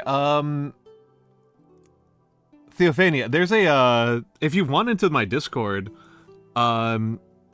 it's just !Discord. And have a good night, Blasphazar. Please, please sleep well. Please rest well. Please rest well. Because I know you've had a very busy week.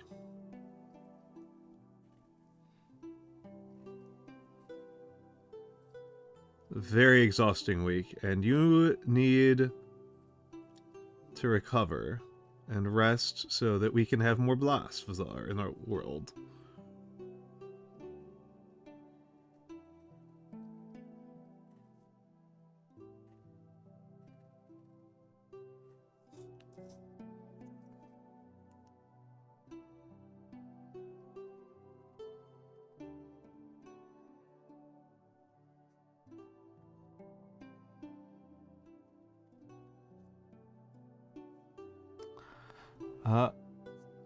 Oh, okay. I didn't watch I've never seen Hotel Transylvania.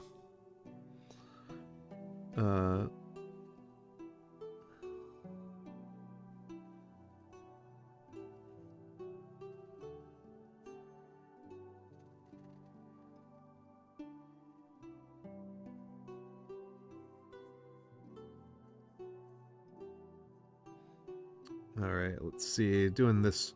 I do actually like capital D's in Gothic a lot. But it's always a little bit tricky to decide how angular you want them to be.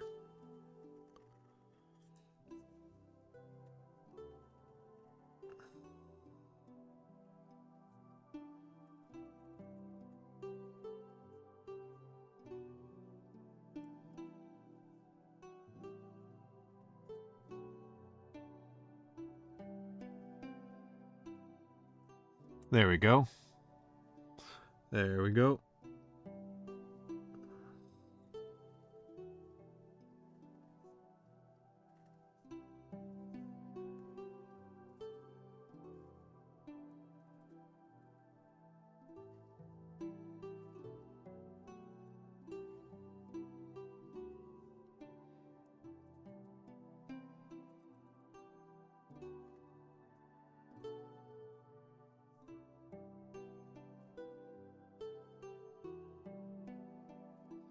Well up, let's get a little bit of an adjustment here so I'm not hurting my wrist as much.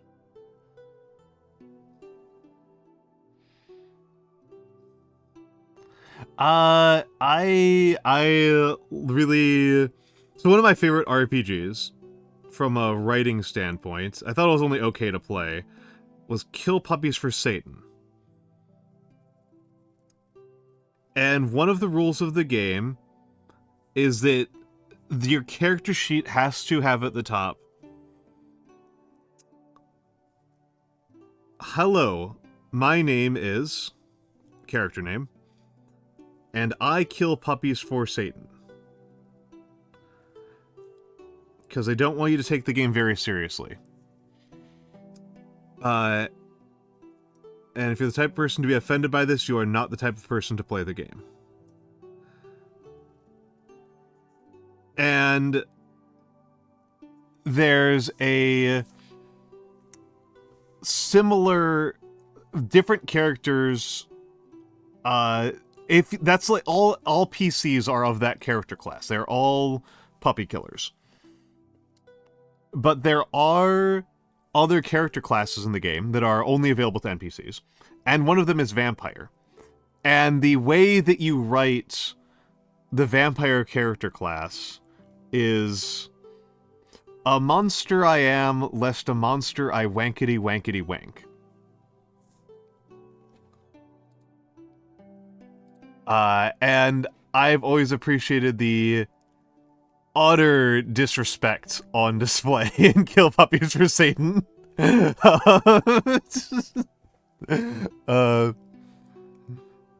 Just... Of course it is. Of course it is, Kirill. You are on brand. My favorite indie TTRPG for what it's worth is Firebrands. I really like Firebrands. Written by the same person as Kill Puppies for Satan.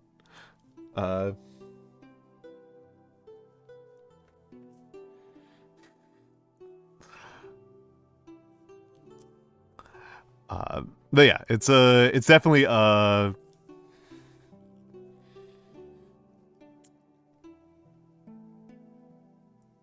it's definitely a type of I definitely have preferences in my RPGs. Oh god, somebody wanted me to like do some TTRPG review for them, and I can't remember who it was. So, or like they were just like, oh yeah, you're like very different from me in your TTRPG days. I'm like, yeah, sure, send it to me, and I've just not. I don't think I've heard back from them.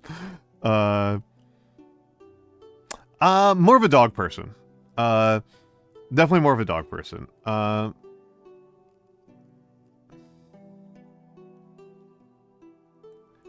Kirill, that's a good sell. That's a very strong sell for a TTRPG.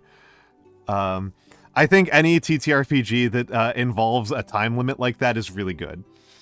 Do you have the Kirill, do you have the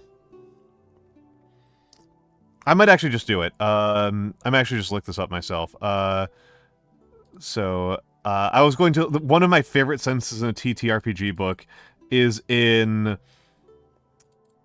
the... is in Blades in the Dark. The first page of Blades in the Dark. Okay, I can just find it. Let's go... Nope, I hit the wrong PDF. That's not the Blades in the Dark PDF. That's the character sheets. Okay.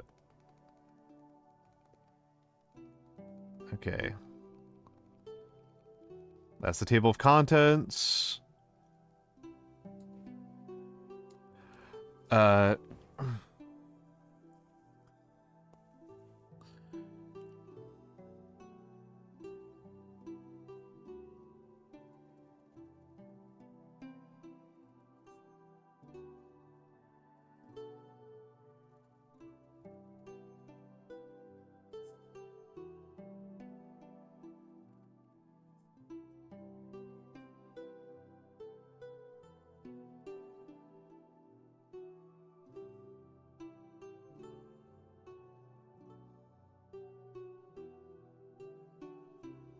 There we go. Fave dog? So I've actually worked with dogs a lot.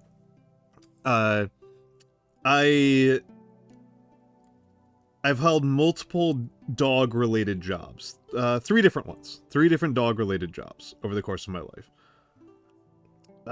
And the one that was the most involved was grooming dogs.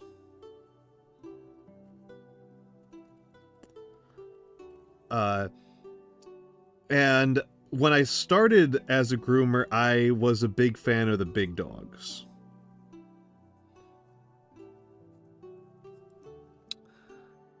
And that changed when I was I wish I got paid that much, Kirill. No, I've worked kennels and dog walking and grooming.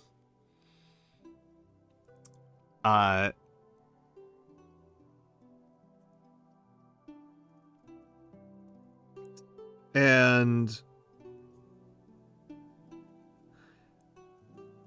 when you groom dogs, you develop very different preferences. I started off as a big dogs guy, but one of those things I kind of learned was that dog hair comes in 2 fundamental varieties. Gets matted and sheds constantly. Those are the fundamental, that is the fundamental types of dog hair. With one exception. There's a dog breed that doesn't fall into that dichotomy. As Yorkshires. And so after I did that job for a couple years, ever since, Yorkies have actually been my favorite.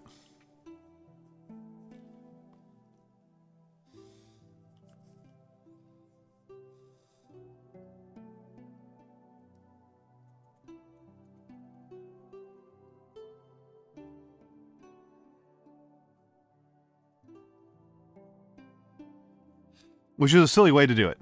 I have no idea, Blue. I don't think they're completely immune to it, but it doesn't happen very much. As opposed to, like Labradors or King Charles. King Charles mat like crazy. King Charles mat like crazy. Poms mat like crazy. Long-haired Dachshunds mat like crazy. Yorkies, like, barely any matting. The ones that were probably the worst were the various poodle types. Like, sorry, it was actually a kind of depressing job, so, yeah, Maltese. Yeah, Maltese do, too.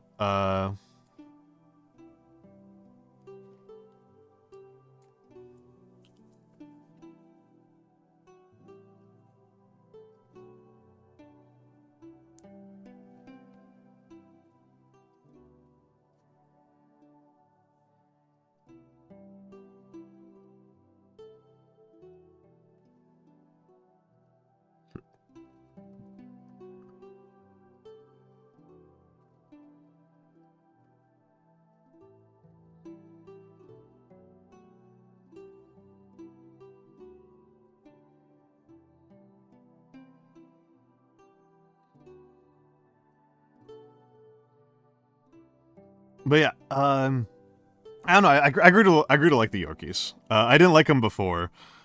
It was kind of a funny thing working with dogs like that because you learn. I don't know. I learned that I have a certain. There are things that I have a lot more tolerance for than I think other people would.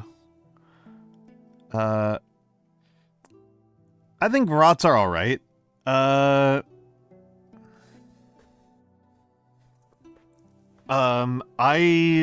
I think Roddies are alright. Honestly, what I actually kind of left with as a feeling was that most dog breeds aren't actually that behaviorally consistent.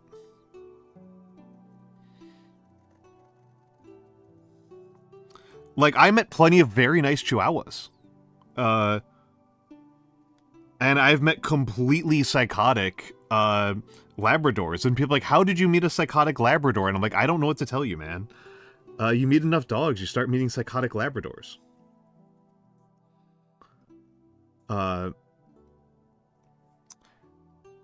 So I don't tend. It feels, yeah, exactly, Axel. It feels very heavily owner dependent. Well, and it's also not straightforward.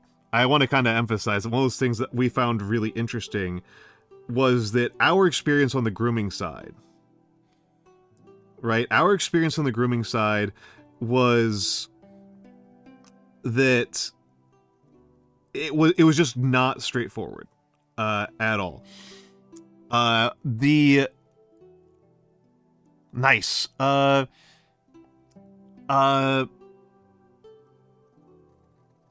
Like, if somebody came in and they said, oh, my dog is the nicest dog, that was always a warning sign. And meanwhile, I remember one dog whose owner was like, I am so sorry, I must have done a bad job training her, she's such a mean dog. And this dog was so easy. This dog was so easy. That dog was one of the, like, top 5 easiest dogs for us. This dog that the owner was, like, afraid of. Like, we had such an easy time with her. Like, again, top 5 out of hundreds of dogs. So I don't think it's super straightforward. A lot of it is that from a groomer's perspective, different dogs kind of, when the owner leaves, the dog kind of goes into panic. And that's kind of a matter of, like, how they handle panic.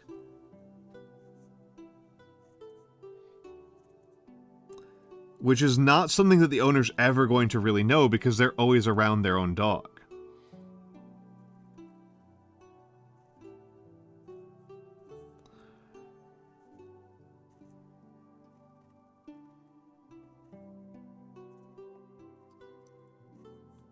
You know, they never really know what their dog is going to be like when they're not around.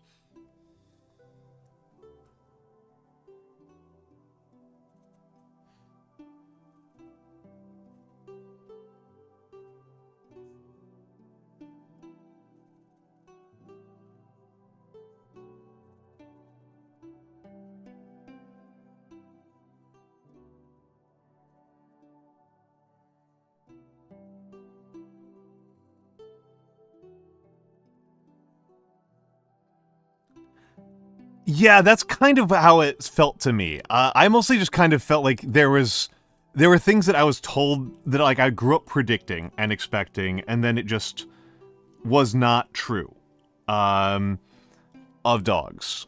And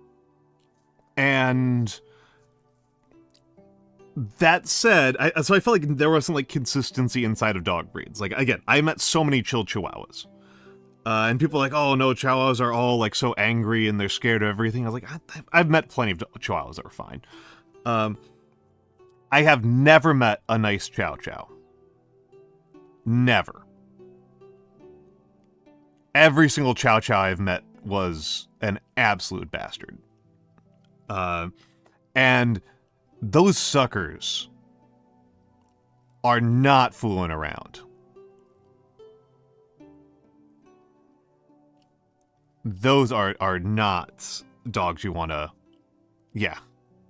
Dobermans usually are fine, in my experience. Not, like, universally, but generally. Honestly, most breeds I found to be fine. The vast majority of breeds I found to be fine, or, like, unpredictable. Chow Chows were predictably evil. Which is a problem, because Chow Chows are not... They are not small. Like, yeah. Only one dog sent me to the hospital. In my entire time. Which was surprisingly a shepherd. A German shepherd. Usually German shepherds are usually pretty chill. Considering Cielo, considering how often I got bit, I got bit my first day. I got bit my first day. I got bit on the face. Didn't leave a mark. It actually would have been a really cool scar. It would have produced. I would have had anime scars across my eye. I would have had like the anime villain scars. My last day, I got bit literally hundreds of times. The last day we had a dog that was like so mentally ill that it was on like a huge Xanax prescription. And like they had to give it sedatives when it came in. And I was not the groomer, right? I was the groomer's assistant. I never got the grooming licensure. Because grooming was like a weekend job for me. And it was this, what do you call it? What was it? It was something that it was one of those breeds that you couldn't muzzle. It had a very short snout, like a Tibetan Terrier or it wasn't a Shih Tzu. Might have been a Shih Tzu. It wasn't a Lhasa. Well, I can't remember which breed it was. But it was a pretty small dog that had like no snout. It was not a pug. It was not a pug. It had long hair. And it wasn't a French bulldog. Every single French bulldog I've met has been nice. I will say that. I've liked every French bulldog I've ever met. No, but it had long hair. So it was like a Shih Tzu or like a Tibetan Terrier or something like that. And you know, looked like an Ewok. And this dog was so heavily sedated that like was like falling asleep while I was bathing it. Like it was like fully falling asleep while I was bathing it. Might have been a Pekingese. I will not remember it super clearly. I remember very much what the dog looked like. And so like we've got this dog that's like falling asleep. That's like passed out while I give it a bath and we dry it and like we let it sit in the dog bed for a little bit while it's passed out to like dry a little bit more. And then we're like, okay, buddy, it's time. And we put the dog up on the grooming table. It's as soon as the clippers turn on, 0 to 100, the dog is fully awake and is determined to kill. And so I'm not the real groomer, right? I'm just the assistant. My job is to hold the dog still. And it's so hard. This dog had this like, you know, it was a small dog and it was so round and it didn't have any mouth to speak of. Like it didn't have any snout to speak of for me to grasp. So what we did was we put on these 1/4-inch thick leather gloves on me and I just stuck my hand at the dog's mouth and the dog was just doing this, just grr, grr, grr, grr, for like the entire length of the groom. Like, I had these bruises underneath there the whole time when we got out. So yeah, I got bit like a solid couple triple-digit time on my last day at work. And see, this is when I say that I learned things about myself. This doesn't really bother me. I didn't think this was that big of a deal. I didn't think getting bit by dogs was a big deal. Like it was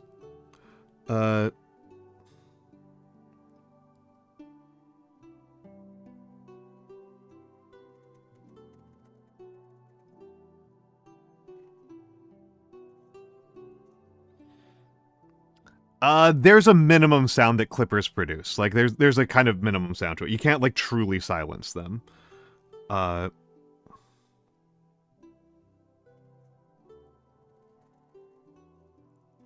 And most dogs don't actually mind the sound of the clippers.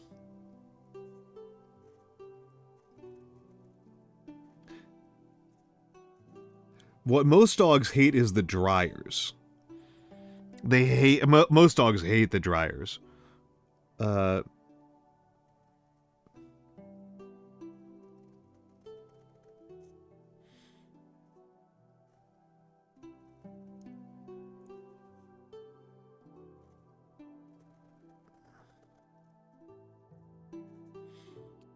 and very specifically, terriers. It's because they're similar to Vax, yes, Theophania. They're using the same principle, right? Yeah, I mean, again, Cielo, like, I didn't actually mind this from my perspective as a worker. It was, like, fine. Like, I did not like the time I got sent to the hospital, and I had to get stitches. Like, I didn't like that one. But, like,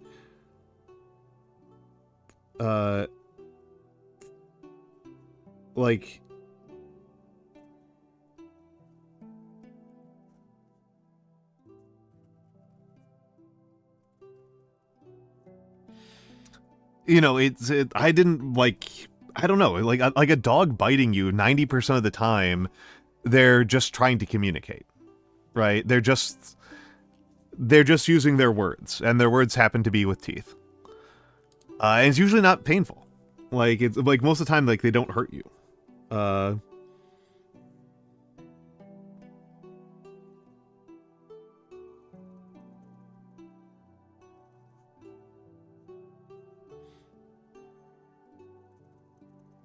They're just scared, and they don't like what you're doing, and they're trying to get you to stop. And, like, you just deal with it.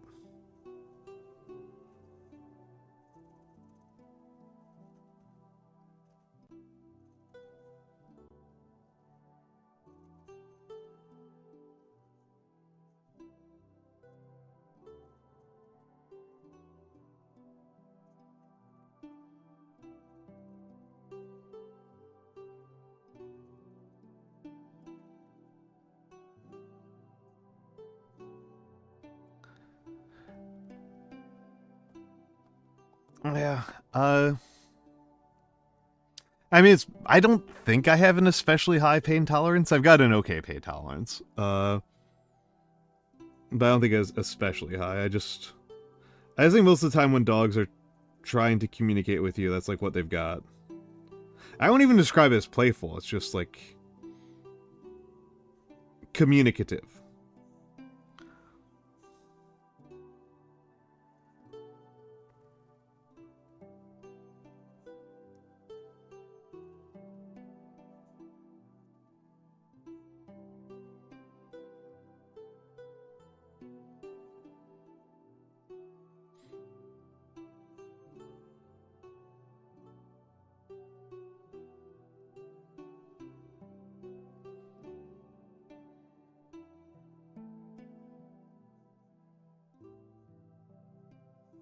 There we go. Oh, good night, swords. Oh, hold up.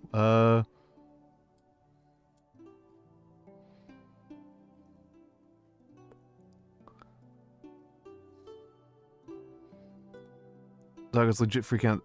Yeah. Yeah, that's how I felt about it. Great. It was like like a shove or something. Oh, Pixel Sakura. Good to see you, and have a good night.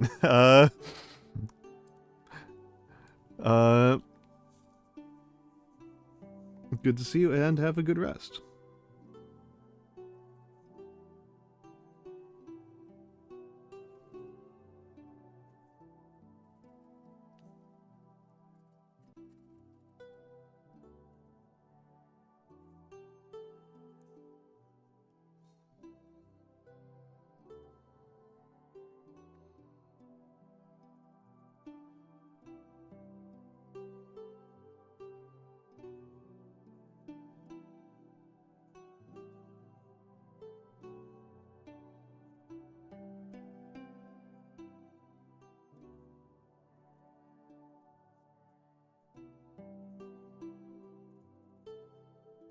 There we go. That was a good H right there. I say as the H is only halfway completed. Would have been better if I had done a little better. Yeah, nail clipping is, I did a lot of nail clipping. I actually don't know if I've ever done a cat's nails, to be honest.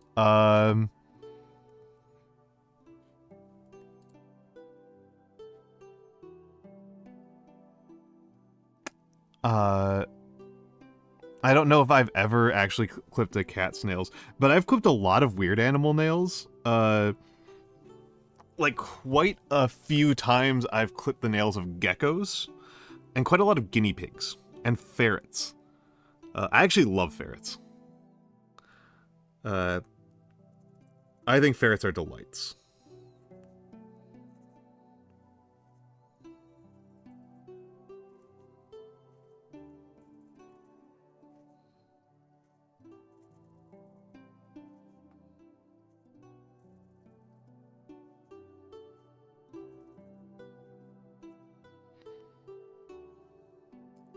Yeah.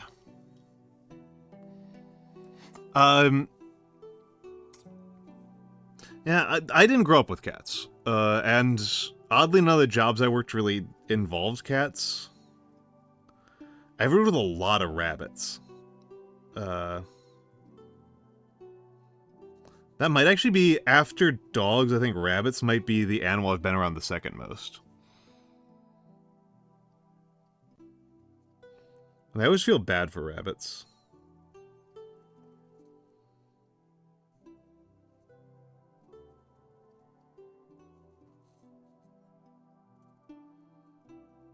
I feel like I've never been around a rabbit that wasn't terrified.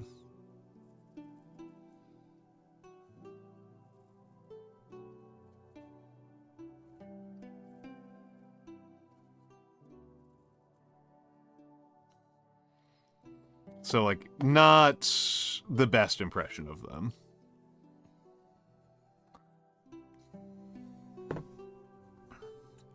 But yeah, I don't have a ton of experience with cats. My experience is that cats tend to like me. Not like uniquely, I just think that the thing that tends to upset cats is people being too pushy with them, and I'm very patient.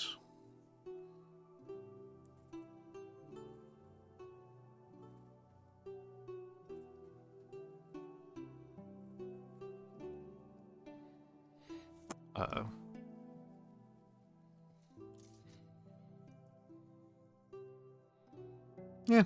I mean, a lot of my friends have cats. I've cat sat before a couple times. It's fine. I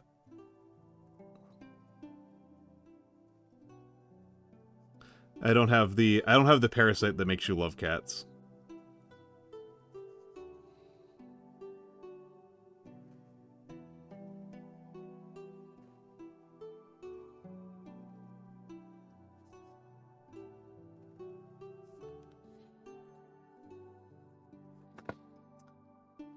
I tend to find dogs just easier to get along with, and I value ease of straightforward, easy communications.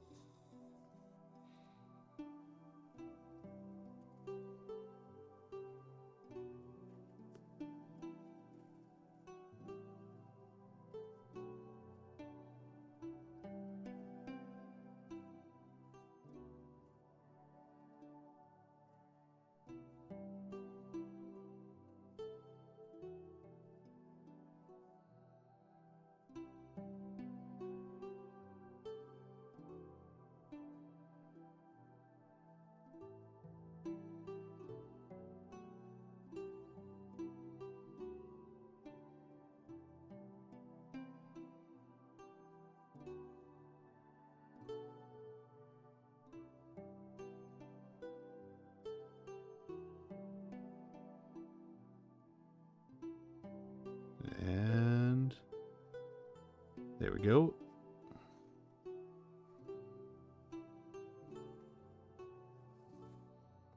This has been working through this quote for a long time for saying it's one sentence. Blazon's arc is very cool. Snicks.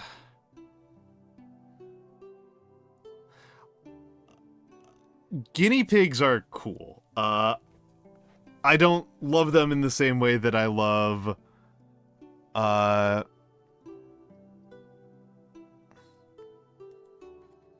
don't love them in the same way that I love ferrets, which again are like my favorites. Like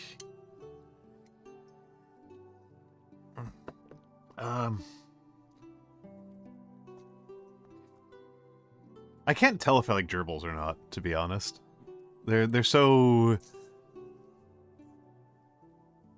nothing, right? They're so I never feel like I've gotten a sense of like a gerbil's personality.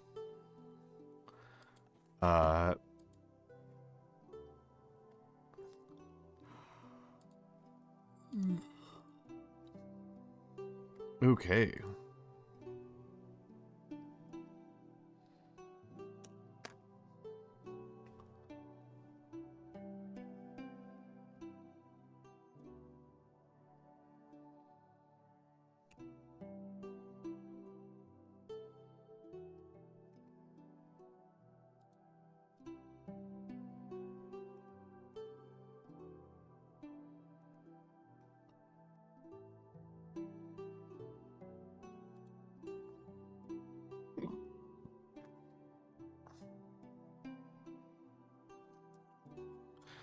All right. What next? What next? What's next? Ah.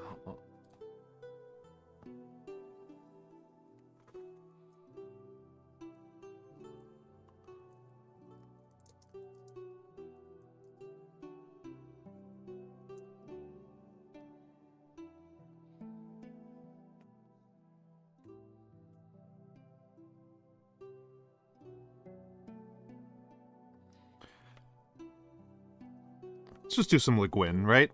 Le Guin's a good place to go. When you don't know where to go to Le Guin.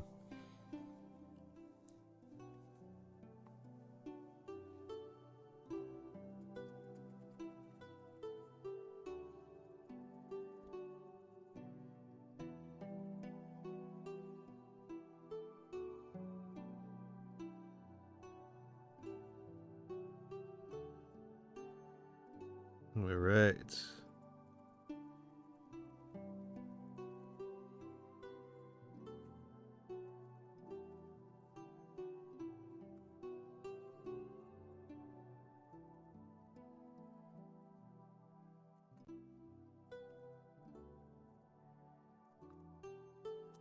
Amos was talking about having read The Left Hand of Darkness recently, which is probably in the top 10 books I read this last year. I read a lot of very good books this last year. I read 35 books in 2024. I made a top 10 games, but I didn't do a top 10 books or top 10 movies.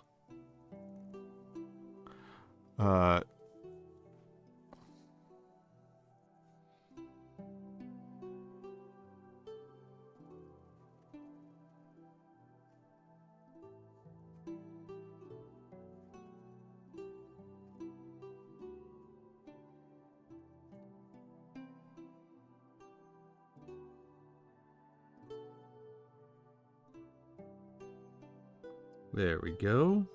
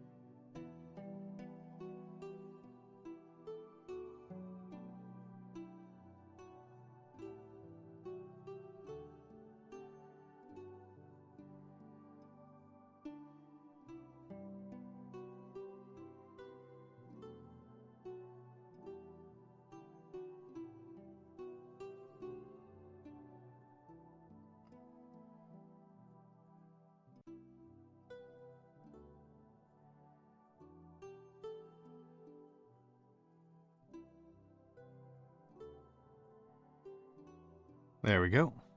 Hello, Mayshark. Hello, hello.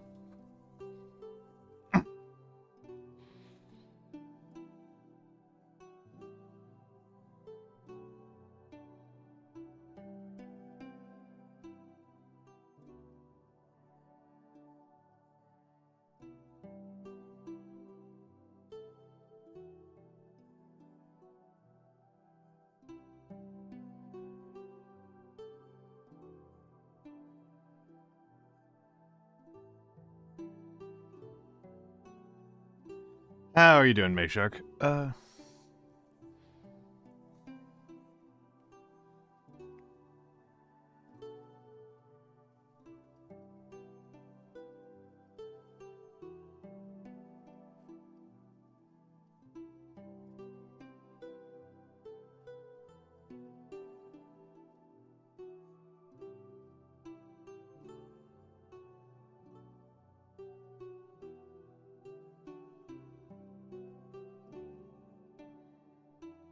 I screwed up here.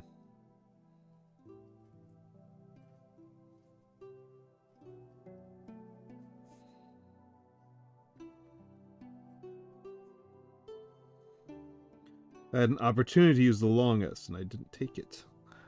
Yeah, thank you. Thank you for that comment. Thank you for the compliment. I'm trying. I'm getting a little better. Yeah, hammer's always gonna clang. Yeah. I'm good. I am pretty good. I am... It's nice and cold here in New York. It's nice and cold here.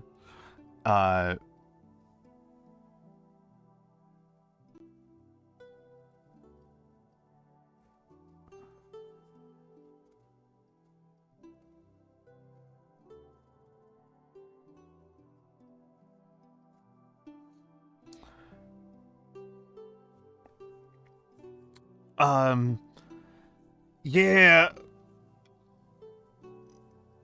Oh. Whew. But yeah, it's nice and cold here in New York, which is always something I like. I like the cold. I have run, I have baked bread, I have made stew, and I have streamed today. And I'm just kind of doing some random quotes. Some random quotes to work on my Gothic.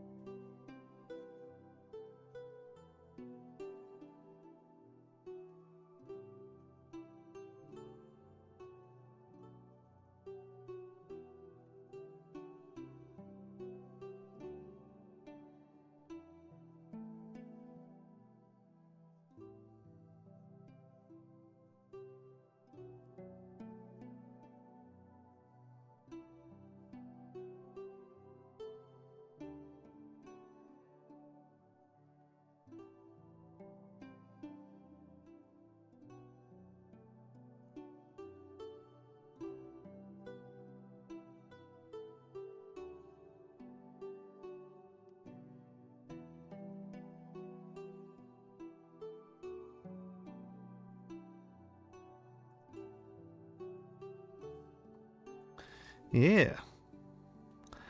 I like the cold. I enjoy this. I am so much worse with heat. I am so much worse with heat. I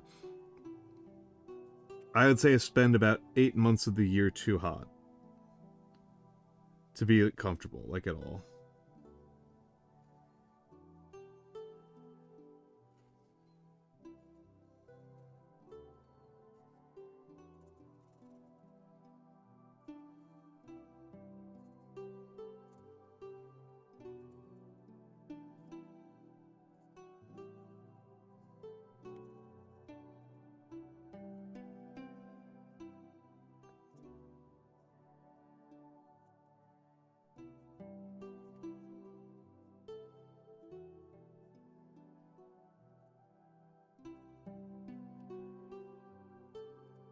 Fall in New York is like 10 seconds long, is the problem. It's like 1 day.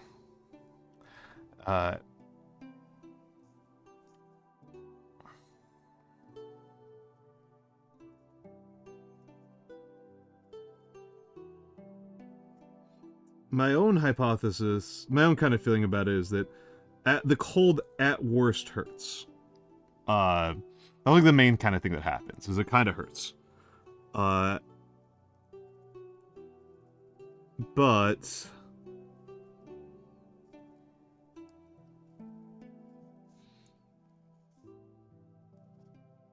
that's, like I said, I've got pretty decent pain tolerance.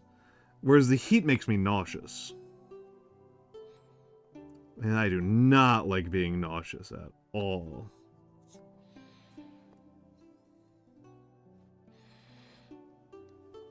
And yeah, Axel, that's what it's like. It's like it's... Oh, yeah. No. Yeah, I'm bad about that. I need to... It's easier when I had the bigger ring light, which I've got the replacement, I just need to install it. But I'm kind of bad at keeping track of where the camera is.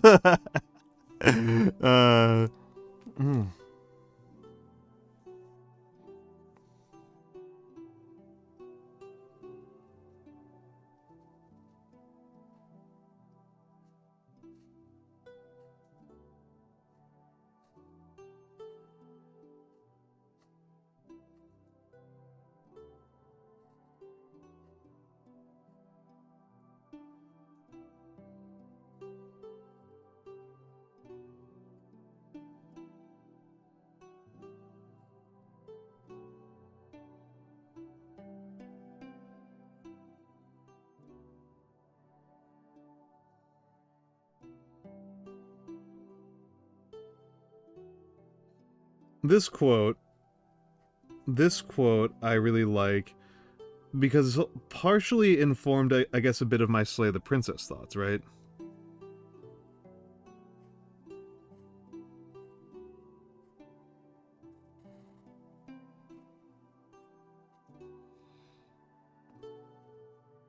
That I kind of thought the Echo's plan was, the narrator's plan was intrinsically doomed.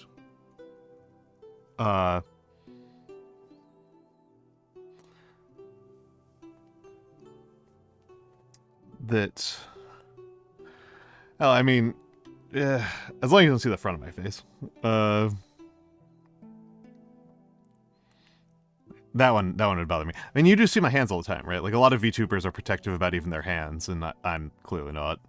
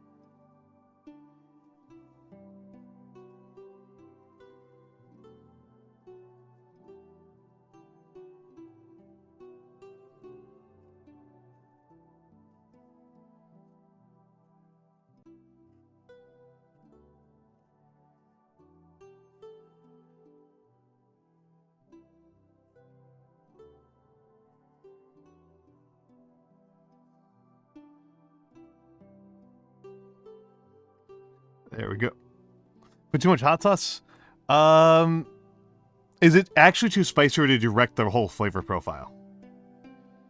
Because if it's just really too spicy, sugar. Sweet beats heat.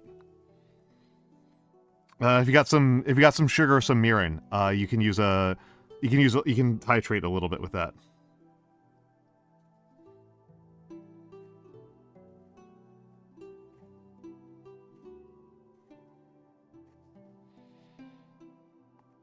Okay.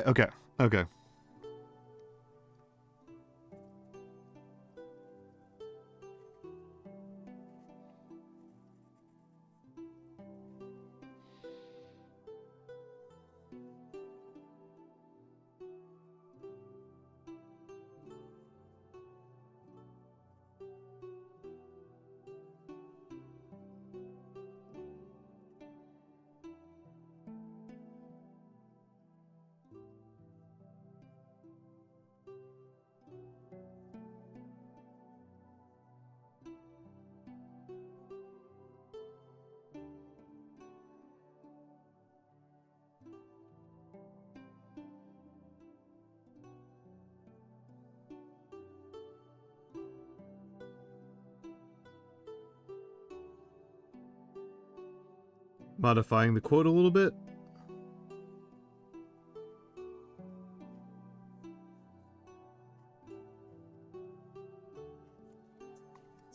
Modify the angle a little bit. Didn't even touch that. Boo.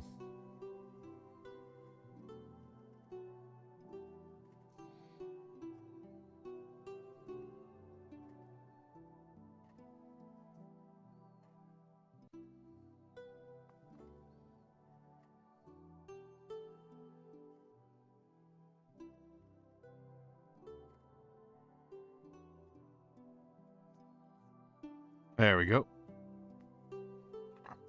Ah. Interesting. Interesting. I don't know, I just like it as a flavor.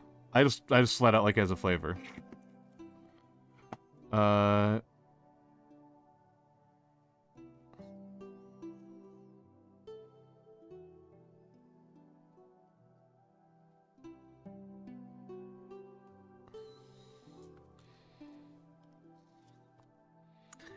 I do like habanero. Habanero is what I grew up with as like the standard spice. That was the standard pepper for my family.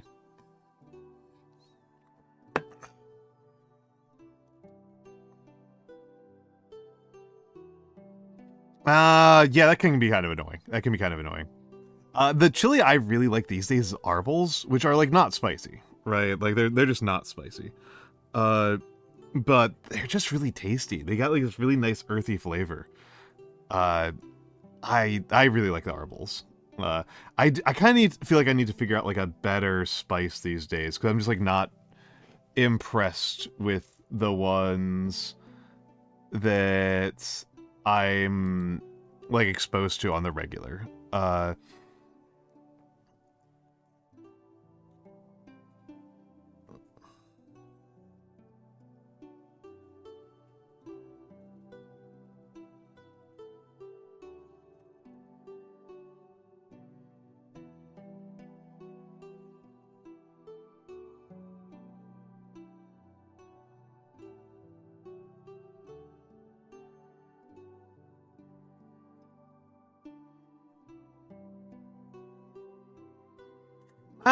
Mostly I feel like they're a ripoff, to be honest. That's my main feeling. I feel like you're overpaying enormously. Like oh, there we go. Okay, I feel like they're a massive ripoff. I feel like I feel like paying for the noodles.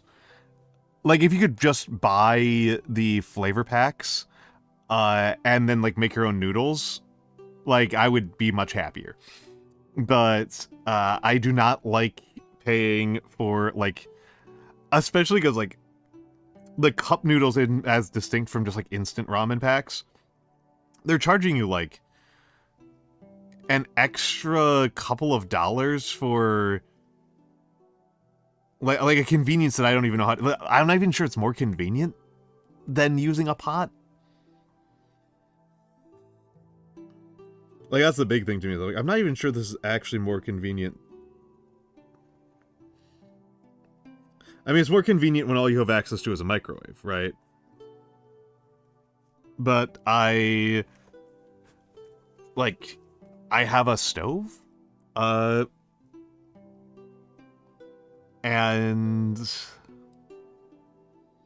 I have actually made ramen, like that type of ramen. I have actually made like the pot ramen with just a microwave. Like you can microwave a couple liters of water and pour them, and they'll have enough heat to cook the noodles without any additional kick in of heat.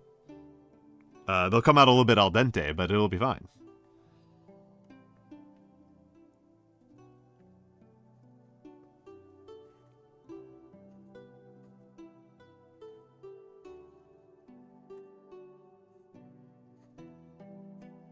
Oh, that was bad right there.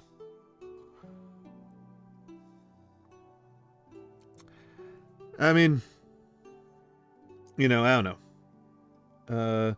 I'm not gonna castigate other people, but for their cooking habits, but I am going to say that as a matter of saving money, That's my main thought about cup noodles.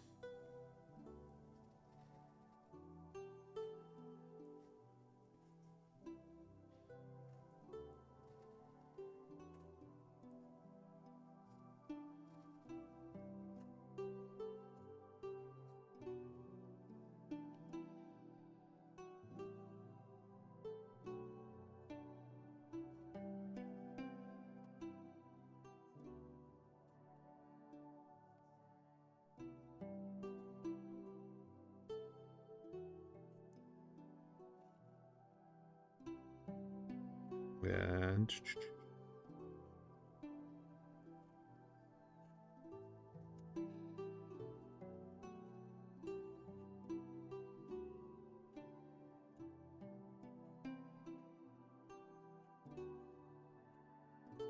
there we go.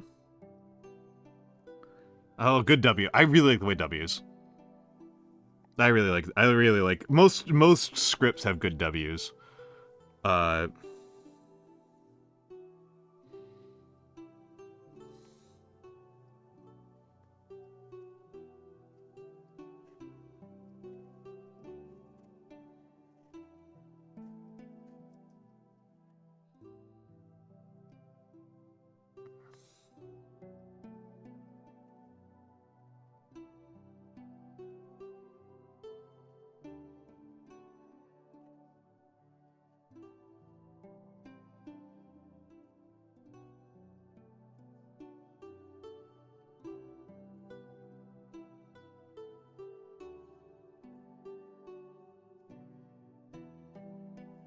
And let's go here.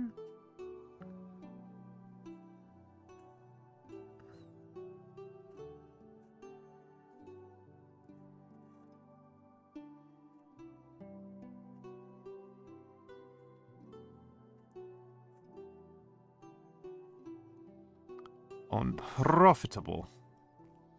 Yeah, I don't know. I'm a big like home cooker in general. It's actually my favorite hobby. I love cooking.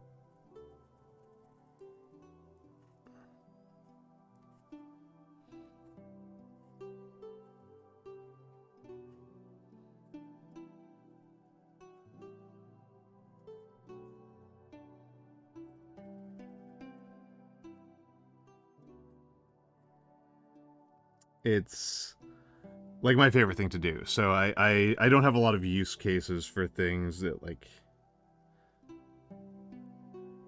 I don't have no use cases for things that simplify cooking. Like I don't like making my own pasta at home.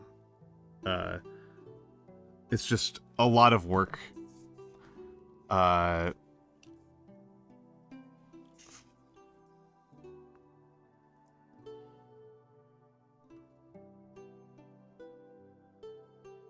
gonna mess up this quote because I'm gonna run out of space.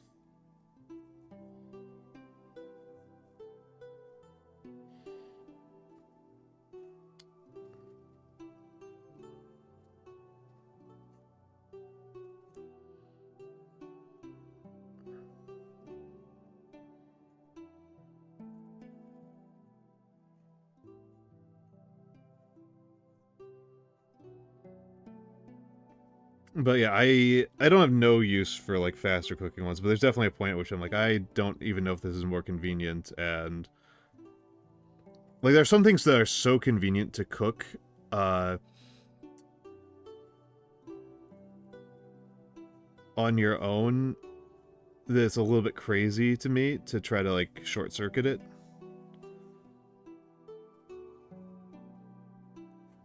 Like potatoes, man. Like once I figured out how to microwave a potato, incredible.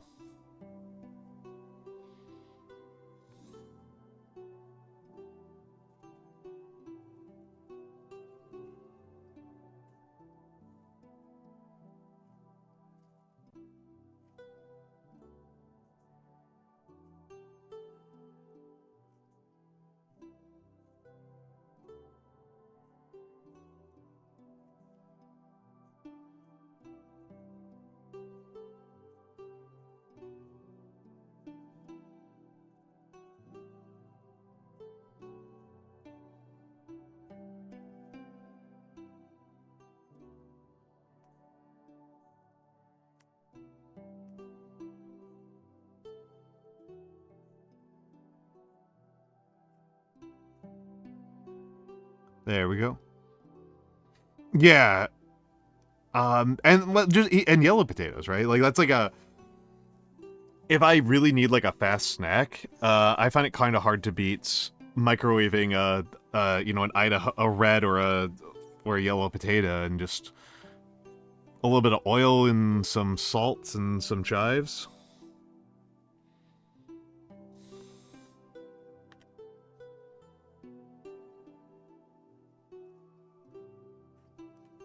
Okay, let's reorient a little bit.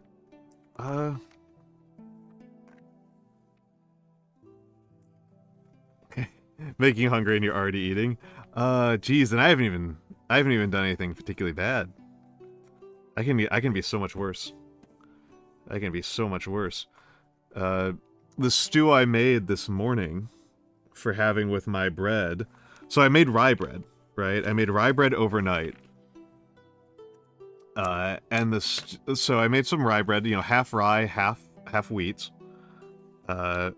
Simple enough little bread. It's a kind of simple peasant loaf using yeast as just pure yeast as the rise. Primary rye is put in the fridge for a secondary ferment overnight. And then and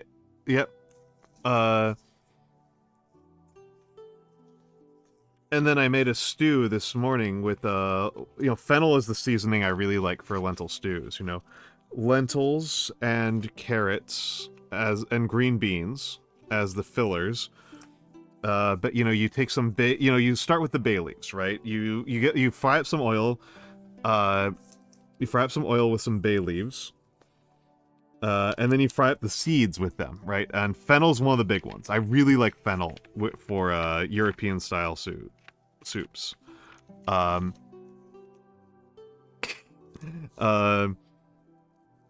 I posted some pictures of it in my. I posted a picture of it in my Discord, in the personal gallery, the main channel that I am defensive about.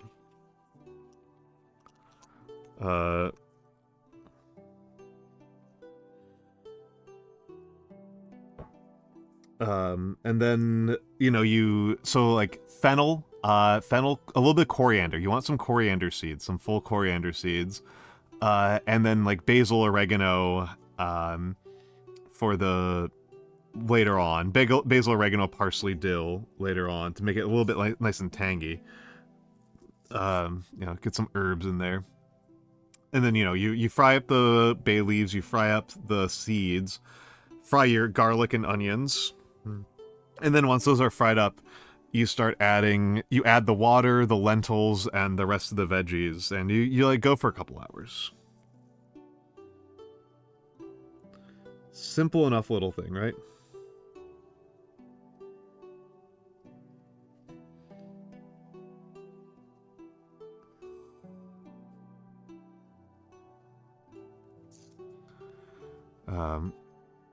But that's what I like for winter, right? That's like my winter dish to go to.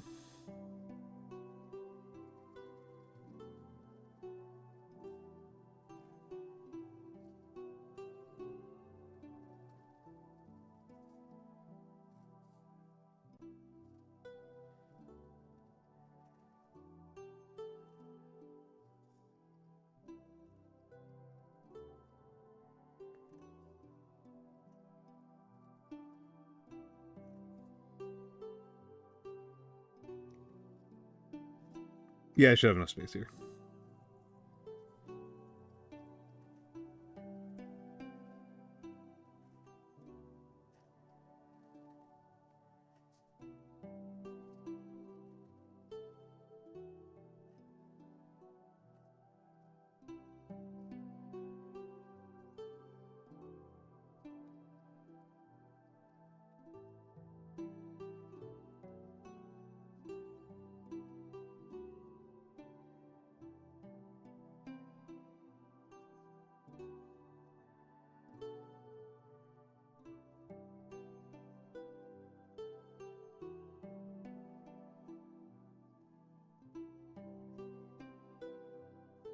Let's go in here. Yeah. Oop. A little bit of a slop there.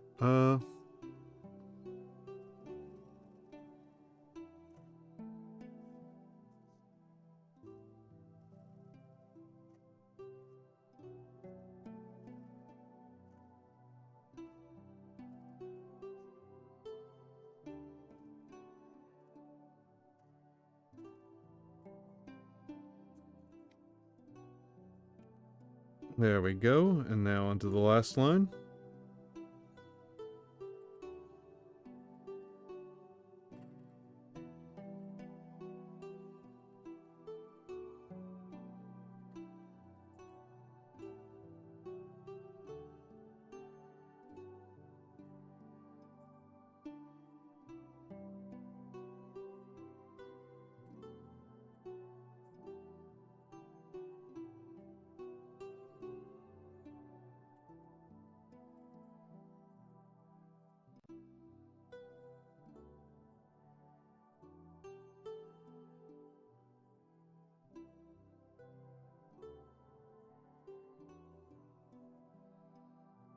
All right.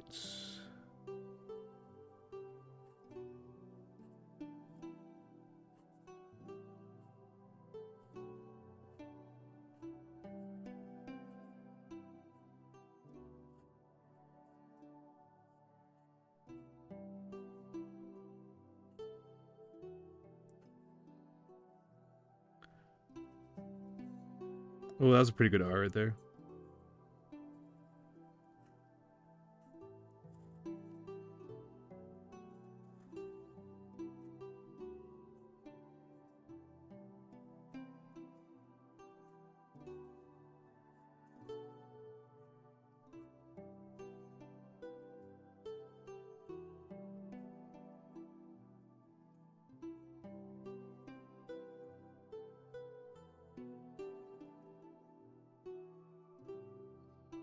Is that how you spell unprofitable? It is, yes.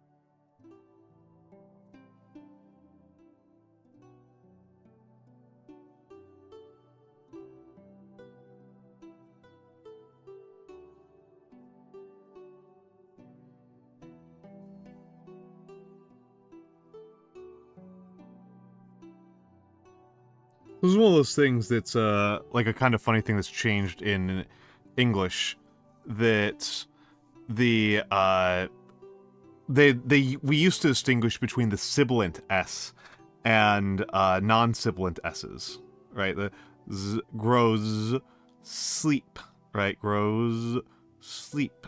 We used to draw that distinction in our writing, and we ceased to do so in, I think, the 19th century. Late 18th century. Like, I certainly read 18th... I've read a lot of 18th century manuscripts that did it. Alright.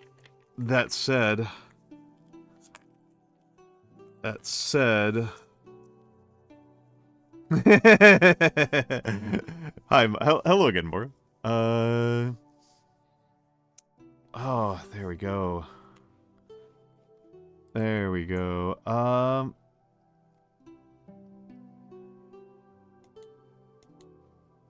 So, hold on a second. Oh.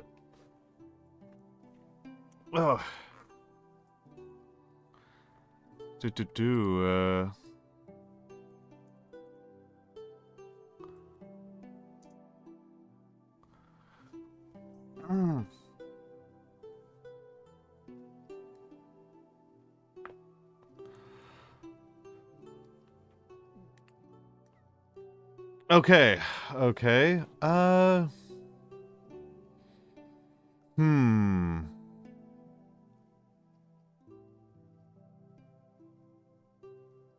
just gonna take a quick look at who have I rated the most recently. Yes, this is Gothic, right? It's Gothic always comes across as very formal, very serious, and so there's certain advantages to it, right? There's certain advantages to it. Hold up, let me do some things here. Like fuss a little bit. Let me just fuss a little bit out with myself and.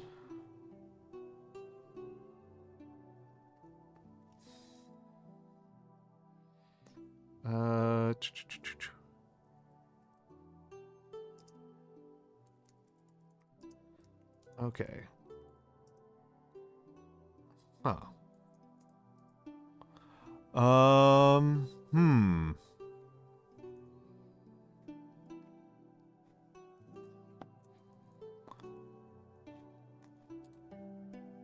But yes, yes, I think it is about time for me to wrap up. I am mostly just looking around for, who is on.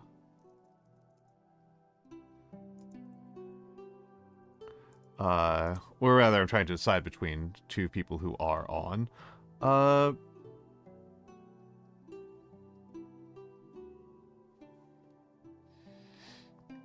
So, I am looking at...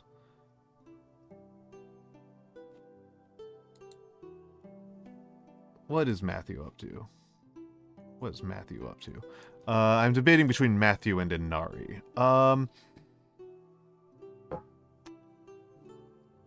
It's coming across as comically giant scrolls just say raise taxes. Nice. Yes, I will need to get some rest. So I just want you to take a look at this. This is a quote that I rather like from Left Hand of Darkness. When action grows unprofitable, gather information. When information grows unprofitable, sleep. I think this is a useful thing, and I can tell that I am not learning anything right now. Okay, so simple enough. Final Fantasy XIV or Project Zomboid.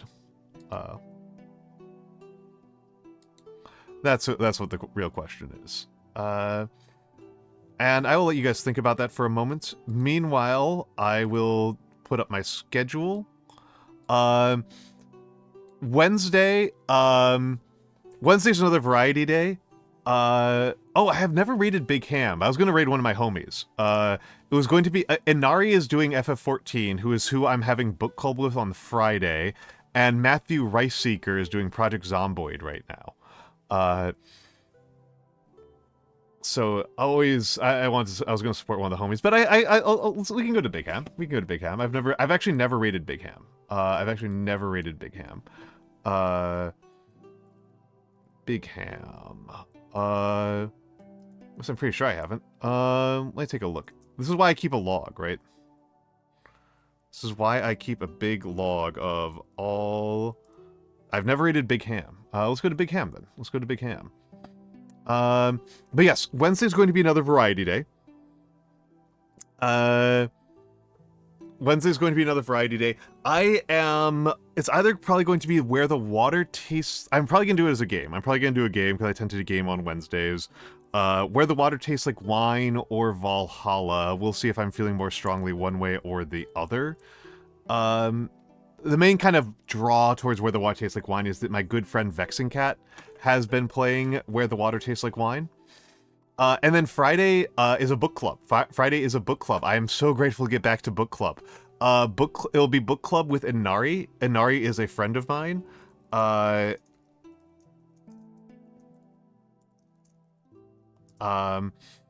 adore Inari. She's very sweet. She's very kind, and she will be here discussing Banana Yoshimoto's Kitchen, which is a 1989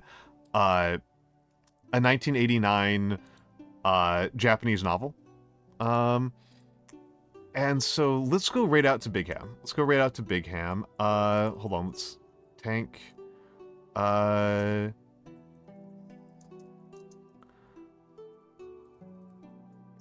There's our default one. There's my regular one. I always have to. I need to make a command for this one. I need to make a command for this one. So there it is if you are not subbed. There's the subbed and the not subbed ones. We are going to raid Big Ham. Discord. Oh, right, I should also talk about the subathon progress, right? Talk a little bit about subathon progress. So we've done pretty good. I'm not planning on doing any this week. None of these are planning. I'm not planning on doing any of these week. I've got some people who are willing to teach me how to knit. I need to coordinate something with them. The rest of these are all on me. I do need to get some materials for the cooking stream. The Dark Souls stream is going to be a lot of setup. Dark Souls stream is going to be a lot of setup. It might not even happen this month. That one might be tied in. That might be a big event later on. Yeah, I am very bad at knitting. I don't know how to do it. But yes, so those are not, none of those are happening this week, but they are coming. So yes, let's go out to Big Ham _VT. And thank you all for being here. I will be back Wednesday, same time, same old place. Same old time, same old place. Everybody have a lovely night. Thank you for joining me, and goodbye.